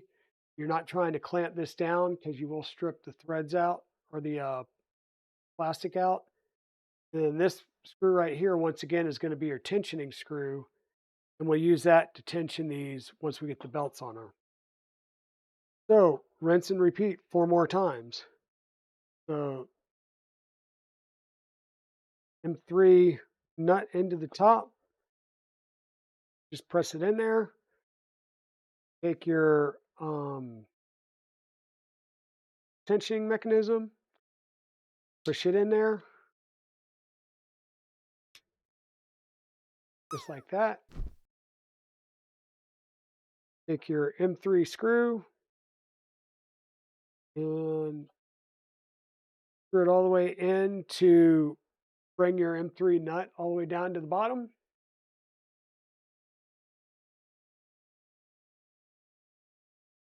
Front yard done, backyard will need to be tomorrow. Nice.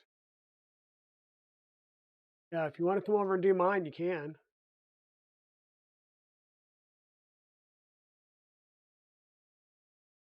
Once again, I'm just going to screw it all the way in to bring that M3 nut all the way down to the bottom. And then I'm going to unscrew that just until the screw is, whoops, right at the top of that nut.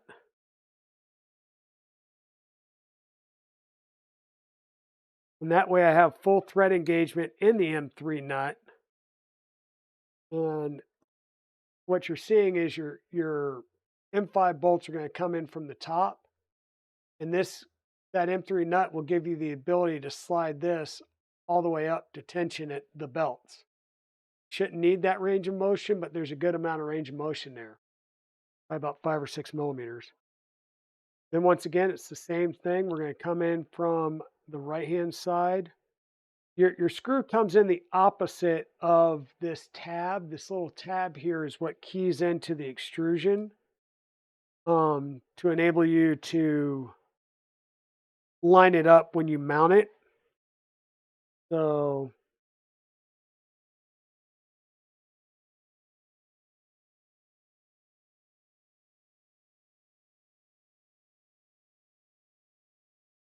Hey, I see the craft. How's it going? We are over here building another Voron 2.4. This one is Chewy's build. He provided the majority of the parts, asked me if I could just grab the rest and get the build going, and so I am. And he will hit me up on the backside with the remaining funds for the build. But really, he's bought everything, and I'm just building it on stream for content and to show everybody once again how to build a Voron 2.4. Not that I've built a couple of them yet.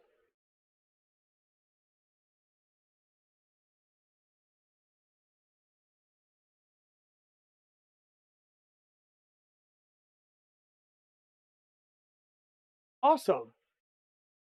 Yeah. So how's the driving going?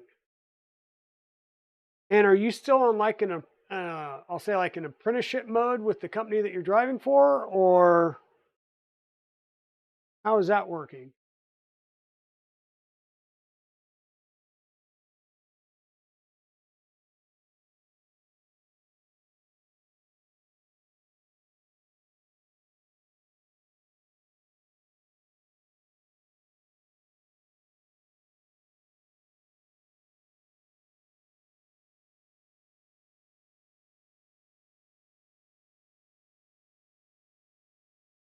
And once again, the tabs here, so I'm going to bring my screw head in from this side, and that's going to enable maintenance later on.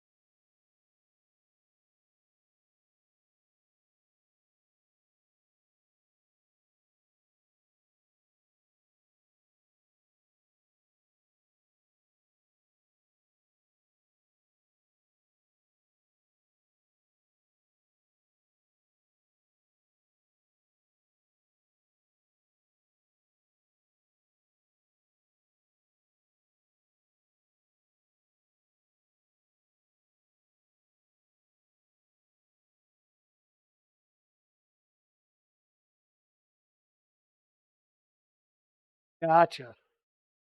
Yeah, I figured there was some type of mentorship initially just to make sure that, because it's not just, the driving part, it's, this, you have to take part in like the load, the unload, the making sure that you're being efficient in your routes and stuff like that, I guess.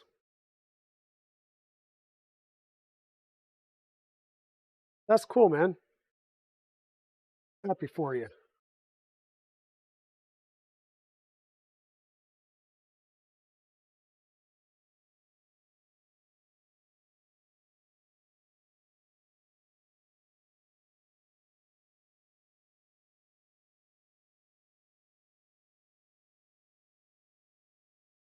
The Evil Diesel, you missed it a little bit back in the stream. I heard that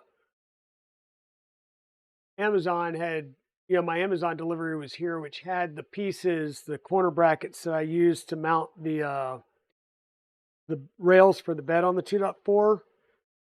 So I went to grab those from the front door, and another box was out there as well from FedEx.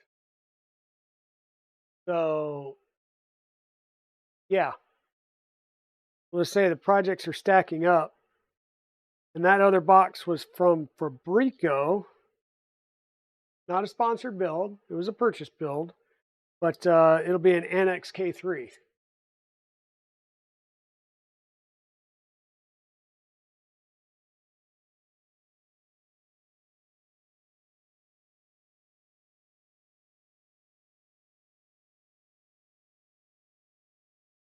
So we're going to start getting into a little more, a few more, we'll say more complicated builds. because we're going to have the K3. We're going to have the black box build. I need to check and see what the deal is on one of the VZBot kits. I may have a couple of printers lined up here, get me through the winter months.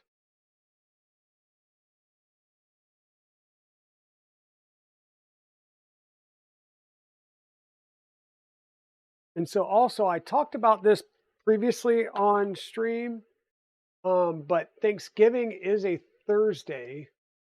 I will not, to repeat that, I will not be streaming on Thanksgiving. Okay.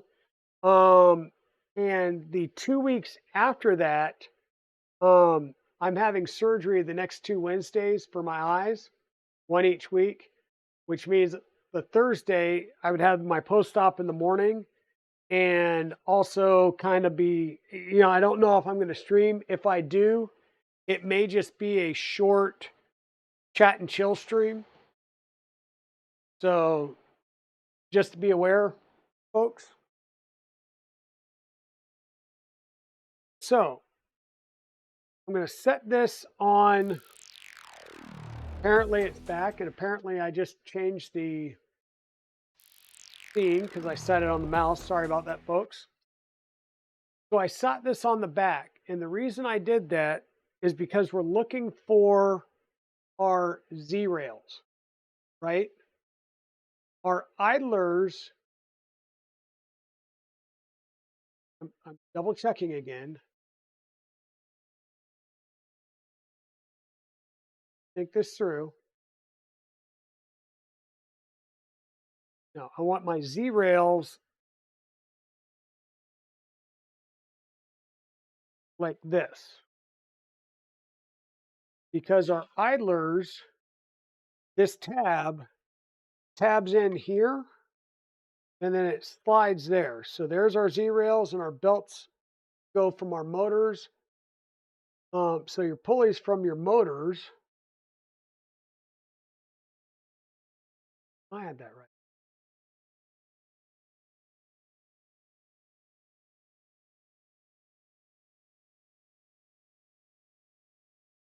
Let me think this through again.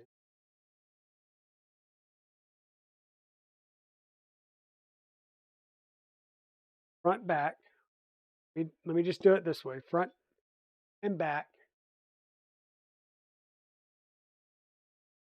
First motor.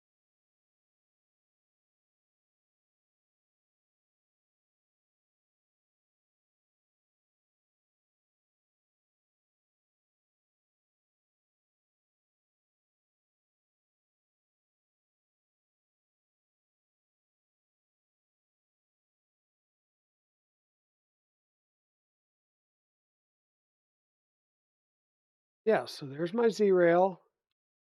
There's that. There's my idler.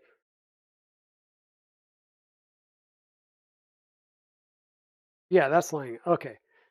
I'm like, I confused myself and like I built two of these and one I did it right and the next one I did it wrong. So I'm just trying to make sure that I've got the visual and I'm giving you guys the right visual. I have to move you guys around a bit. But yeah. So your rails go this way, and this is the way your idlers go in there. So your the tab on your idler here goes along the front or the rear top extrusion. So it locks in, slides down, and that's where you're going to mount it so that your pulleys from your Z motors to here line up for your belts. Okay. Um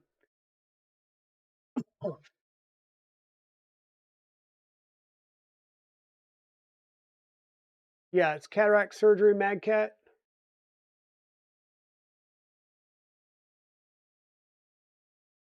Yeah, so it's cataract surgery, and I'm gonna have one done each week. You gotta have them about a week apart. We're gonna use our M5 T nuts here. And let's watch the orientation. They both are pointing towards the corner.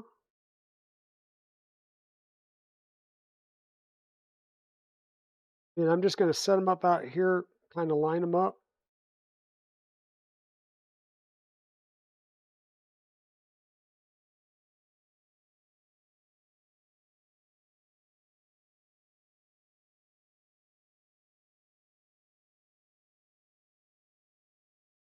Set that on there. We're going to need M5x30 button head cap screws.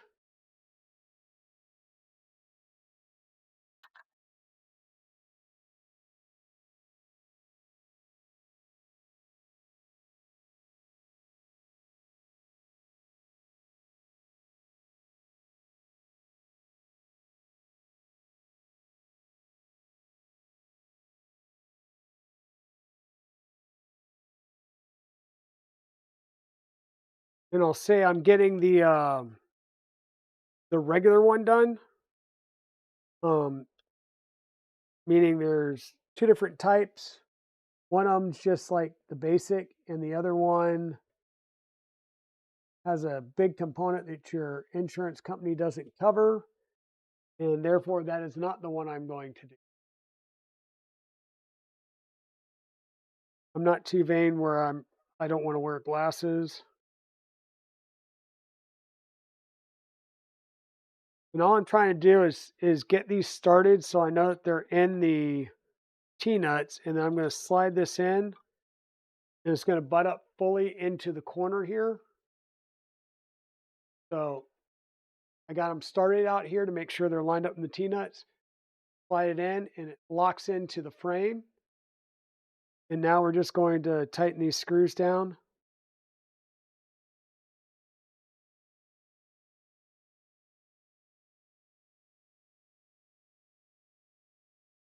So on the other side, I need one that's going to sit there where the eyes, once again, are looking up, and the tab's going to go in. So I'm going to use one of the other ones.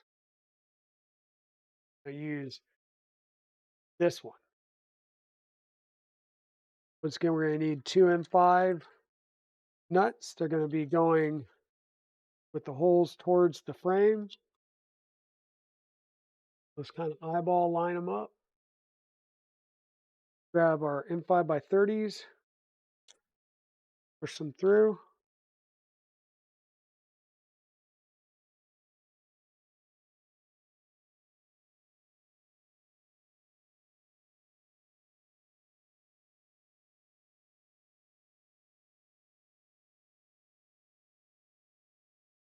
Get those screws started.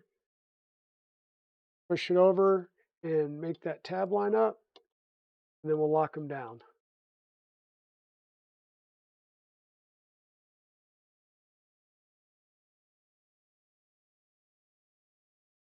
Then we're going to rinse and repeat. We're just flip this over, rinse and repeat. And in fact, I'm going to turn it around.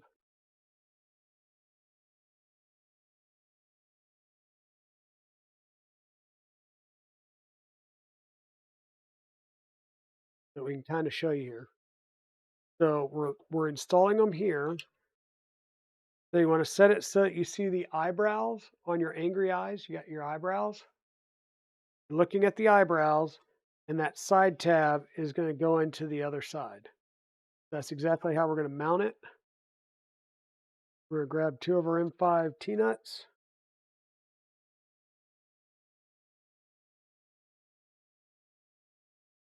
And put them in so that the holes are facing the corner of the rail here. And we're just going to do an initial lineup with the holes.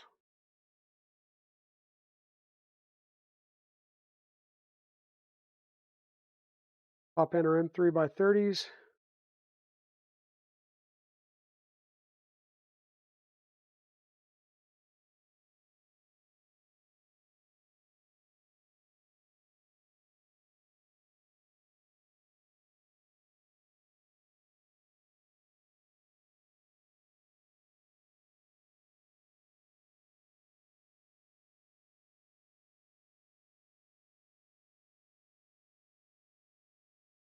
This nut rolled in the in the cavity.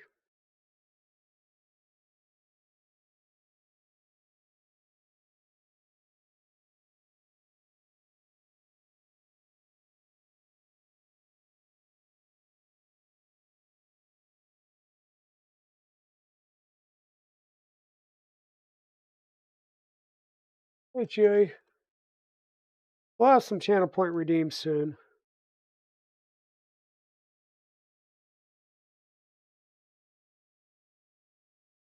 So, Chewy, I noticed that we didn't have the actual Z motor mount, so our Z motors aren't mounted just yet. And I'm going to reprint, or I'm going to reprint them. I'm going to print those, and I wanted to verify the colors are Galaxy Dark Gray and Galaxy Purple.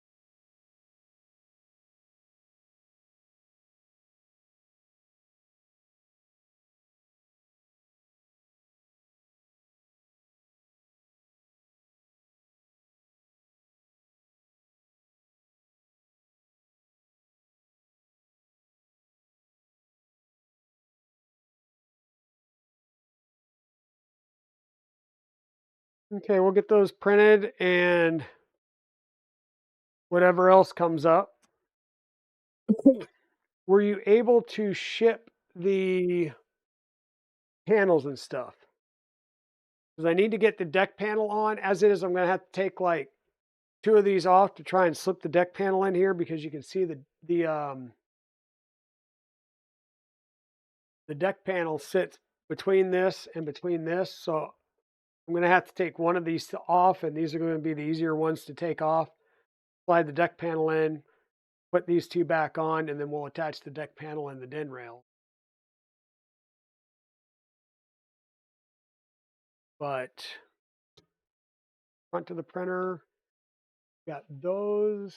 What's up next?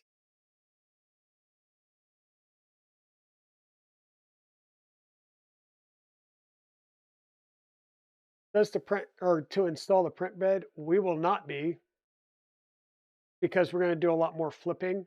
So I'll hold off and do the bed later. And I'm definitely going to need the panels in first.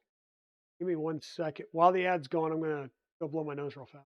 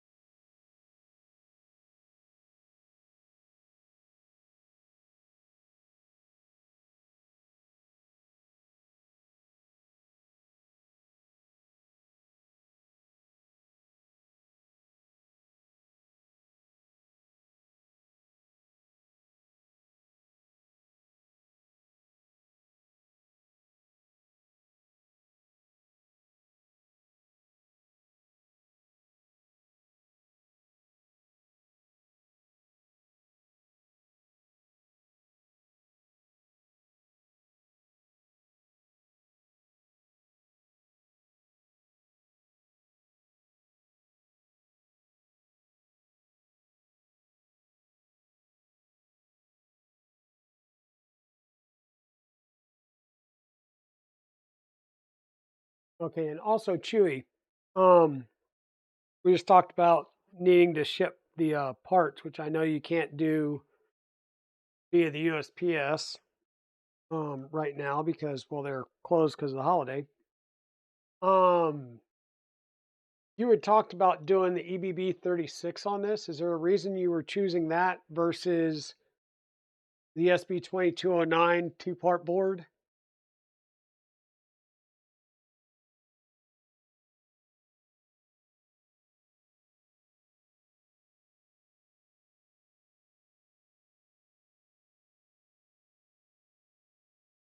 Hmm.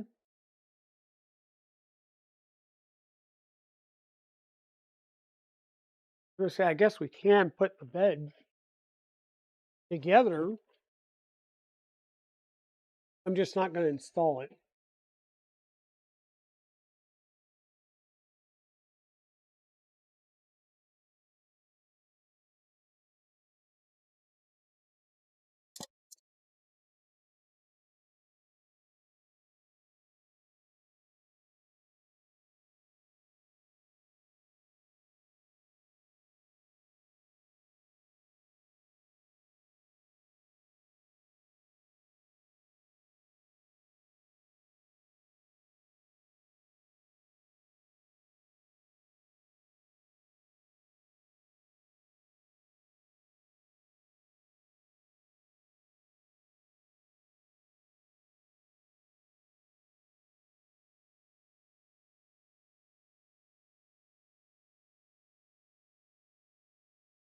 So the main swirls are the machining swirls. All the small scratches on here is, we'll call it shipping and handling.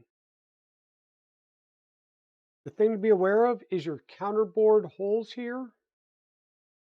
The counterboard side, this is the top side. This would be the bottom side where you have the standard size holes with no counterboard. We're going to start with this side first because you want to put on your magnet, right? And you want to put your magnet on first because that's 100% flat. The other side, you're going to have some other stuff. So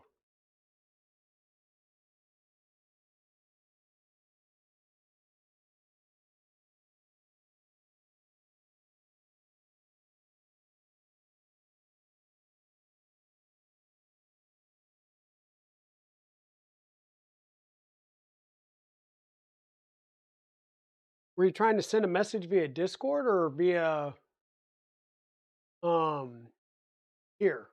'Cause I know you were having problems with Twitch earlier. So we need to make sure that this is clean. So we are going to use some of our IPA. At some point, I'm just going to, some point might be sooner rather than later. Going to pour some IPA out, grab our paper towel and wipe it down. What we're trying to do is get all of any of the manufacturing dust and stuff off of here, all the fingerprints. Give ourselves the best chance of adhesion for our magnet.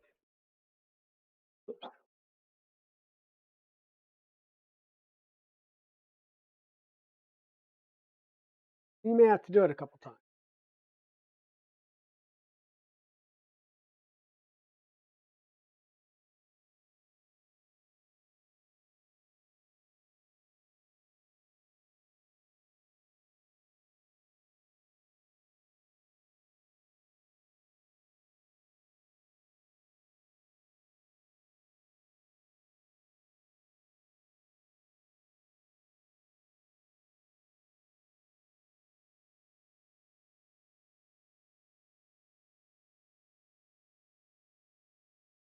And yes, I know that pouring this would go a lot faster, but this is going to work for now.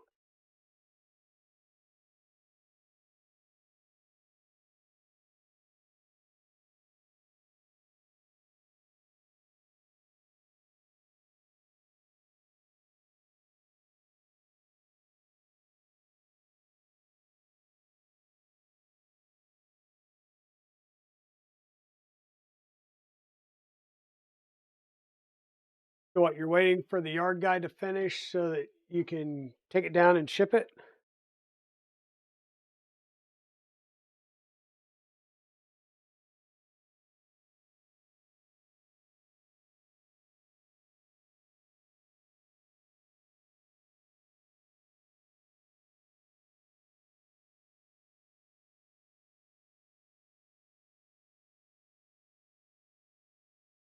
Getting a lot better.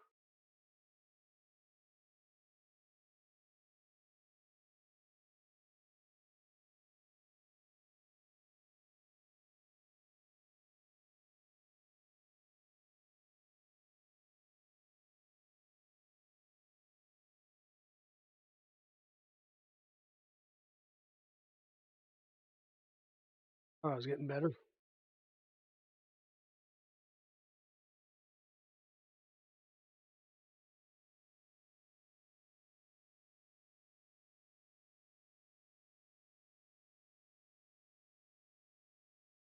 Good enough for that side. Um,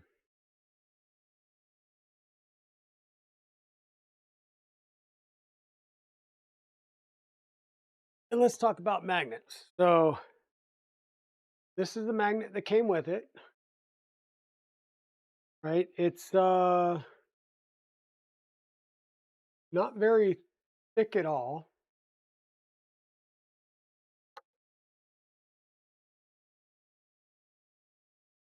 This is the KB3D magnet that I bought instead because about twice as thick as the other one was. I use it. So standard thing, we're going to just peel back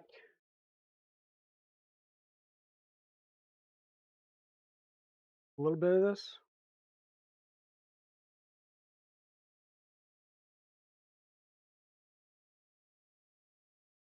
Covers the pole too.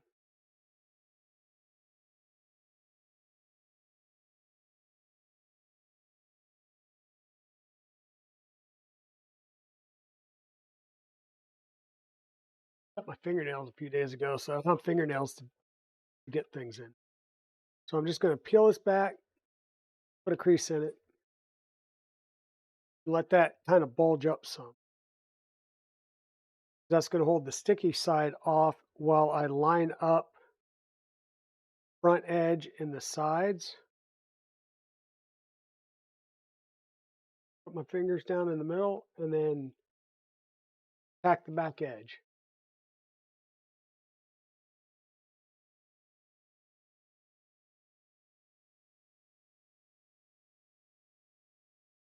Pull a little bit more.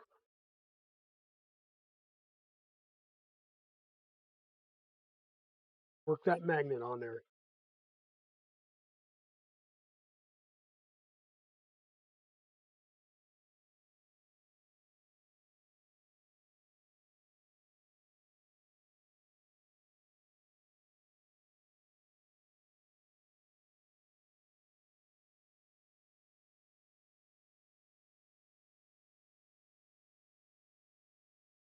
Don't try and put the whole sticker on there at once. It's not going to end well. You will get bubbles, and bubbles on your magnet just means you're going to have fun printing, as in never printing right.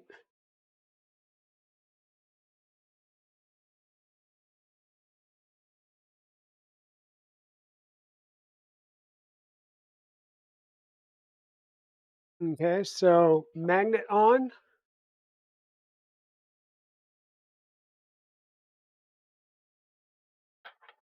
Next up, we're going to flip this over and we do a heater application. And was I waiting on a heater from you, Chewy? I think I was. I think this is just the actual build plate.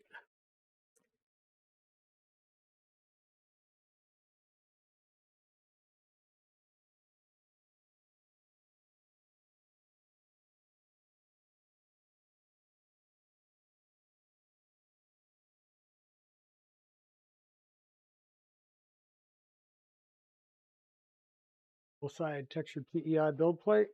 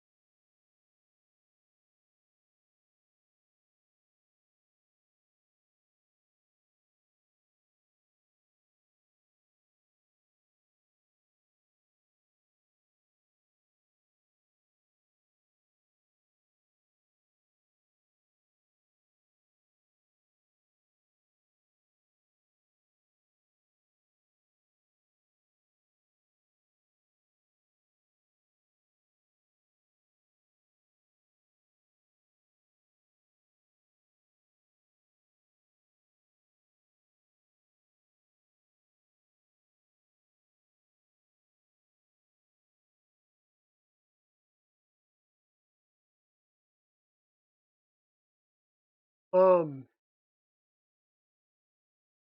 so hey, Gutros, how's it going?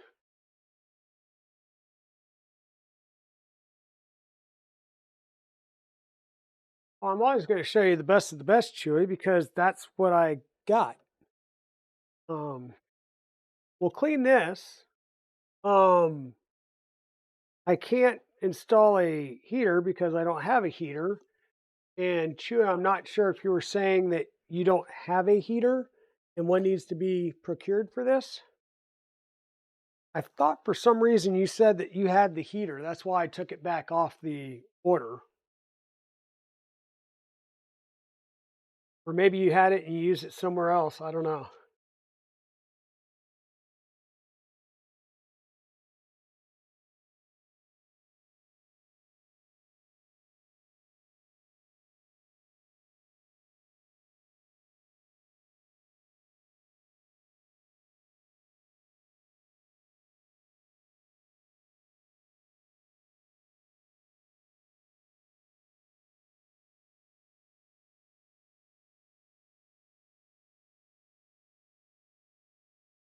Yeah, I'm glad you're doing good, Russ. We're just trying to clean up this build plate as best as we can. We've got the magnet attached, but I don't have the heater yet. Thought that was one of the other things Chewy was sending, but I'm going to take it as a no. And we are going to take this and set this aside, so I may have to re-clean that a little bit. Actually, I'll put it.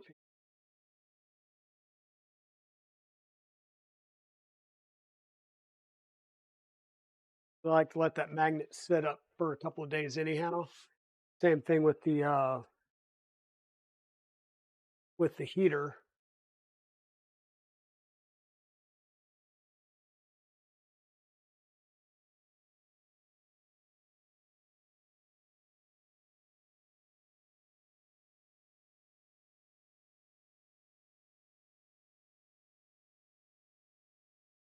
Um,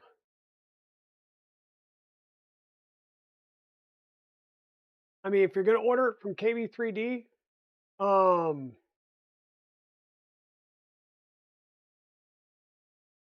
he was on here earlier, so yeah, you can either order it and have it shipped to me directly, or actually let me order it. That way, I know it comes to me. Um, yeah, no worries. Oh, you're going to PayPal me? All right. So the most expensive heater in the right size that Chris has. Gotcha.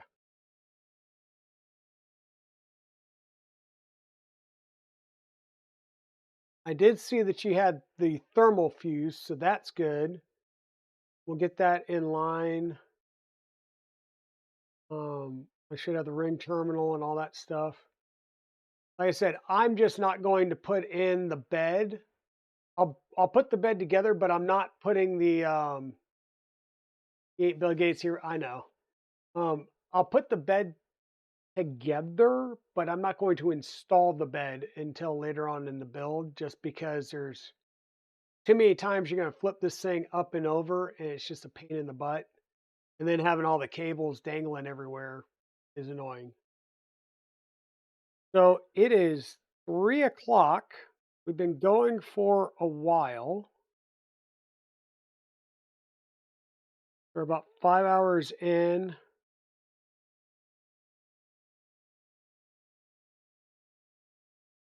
Give me 1 second here.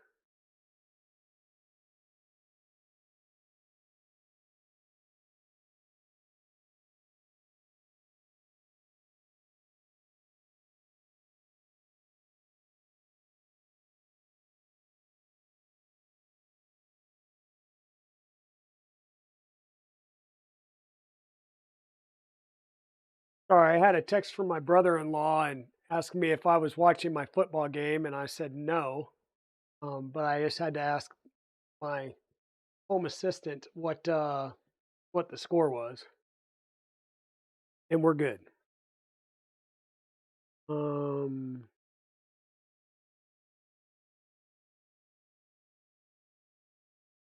Okay, 125C and 15 amp. That works. That works. Um, should we start putting gantry parts together or hold off for next?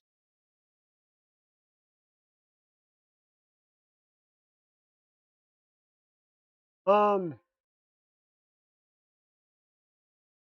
yeah. So I'll go ahead and order that uh heater, Chewy, and I'll add that to the list. Um, I'll go ahead and make sure that we print out the motor mount parts that we need in Galaxy dark gray. So that now I'm like, let me look and make sure I do have Galaxy dark gray. Yes, I do. I've got Galaxy dark gray, so I can get those printed up. Um,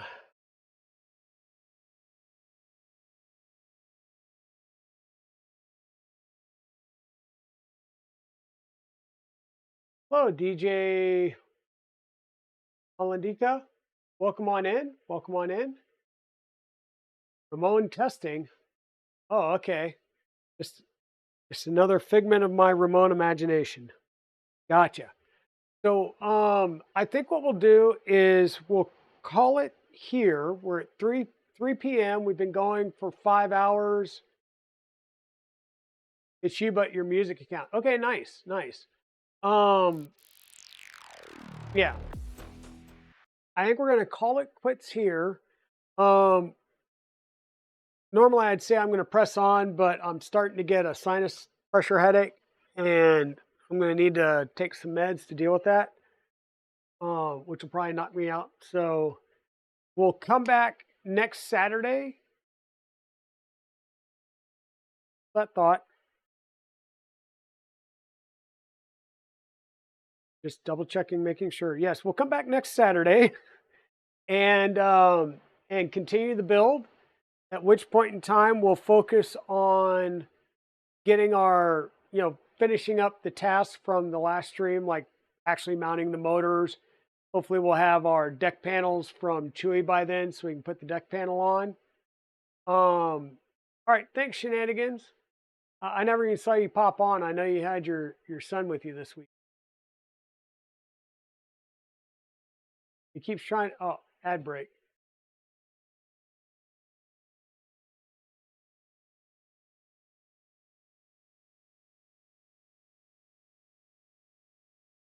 Okay, everybody's back in. Great. So we're going to continue with this build next Saturday. We'll start by, at the very least, getting the motors installed and hopefully the deck panel installed. Nod, nod, wink, wink, Chewy. Um, and we'll keep going with the build. Starting with the AB drives, the idlers, and building the gantry, and hopefully we'll get that belted in next Saturday. And with that, I'm gonna have to. Oof, why did I know why you guys? I was like, why didn't you guys tell me that that was blinking so bad in the background?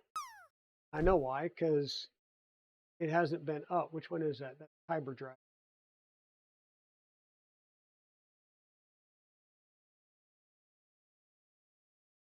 So the reason that light is flashing so bad is it's PWM. So it's currently set to 50%, and it's basically on off on off on off.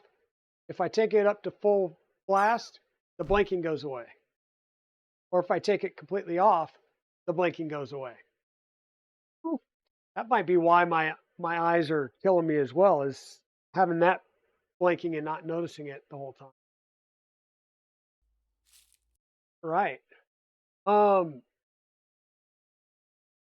yeah, cool. So sorry about the ad time there, folks. Um let's see who we possibly have out there as a raid option today. The ones that's throwing out at me are Ash Monster, Big Jano. What's Big Jano doing today? Is he doing his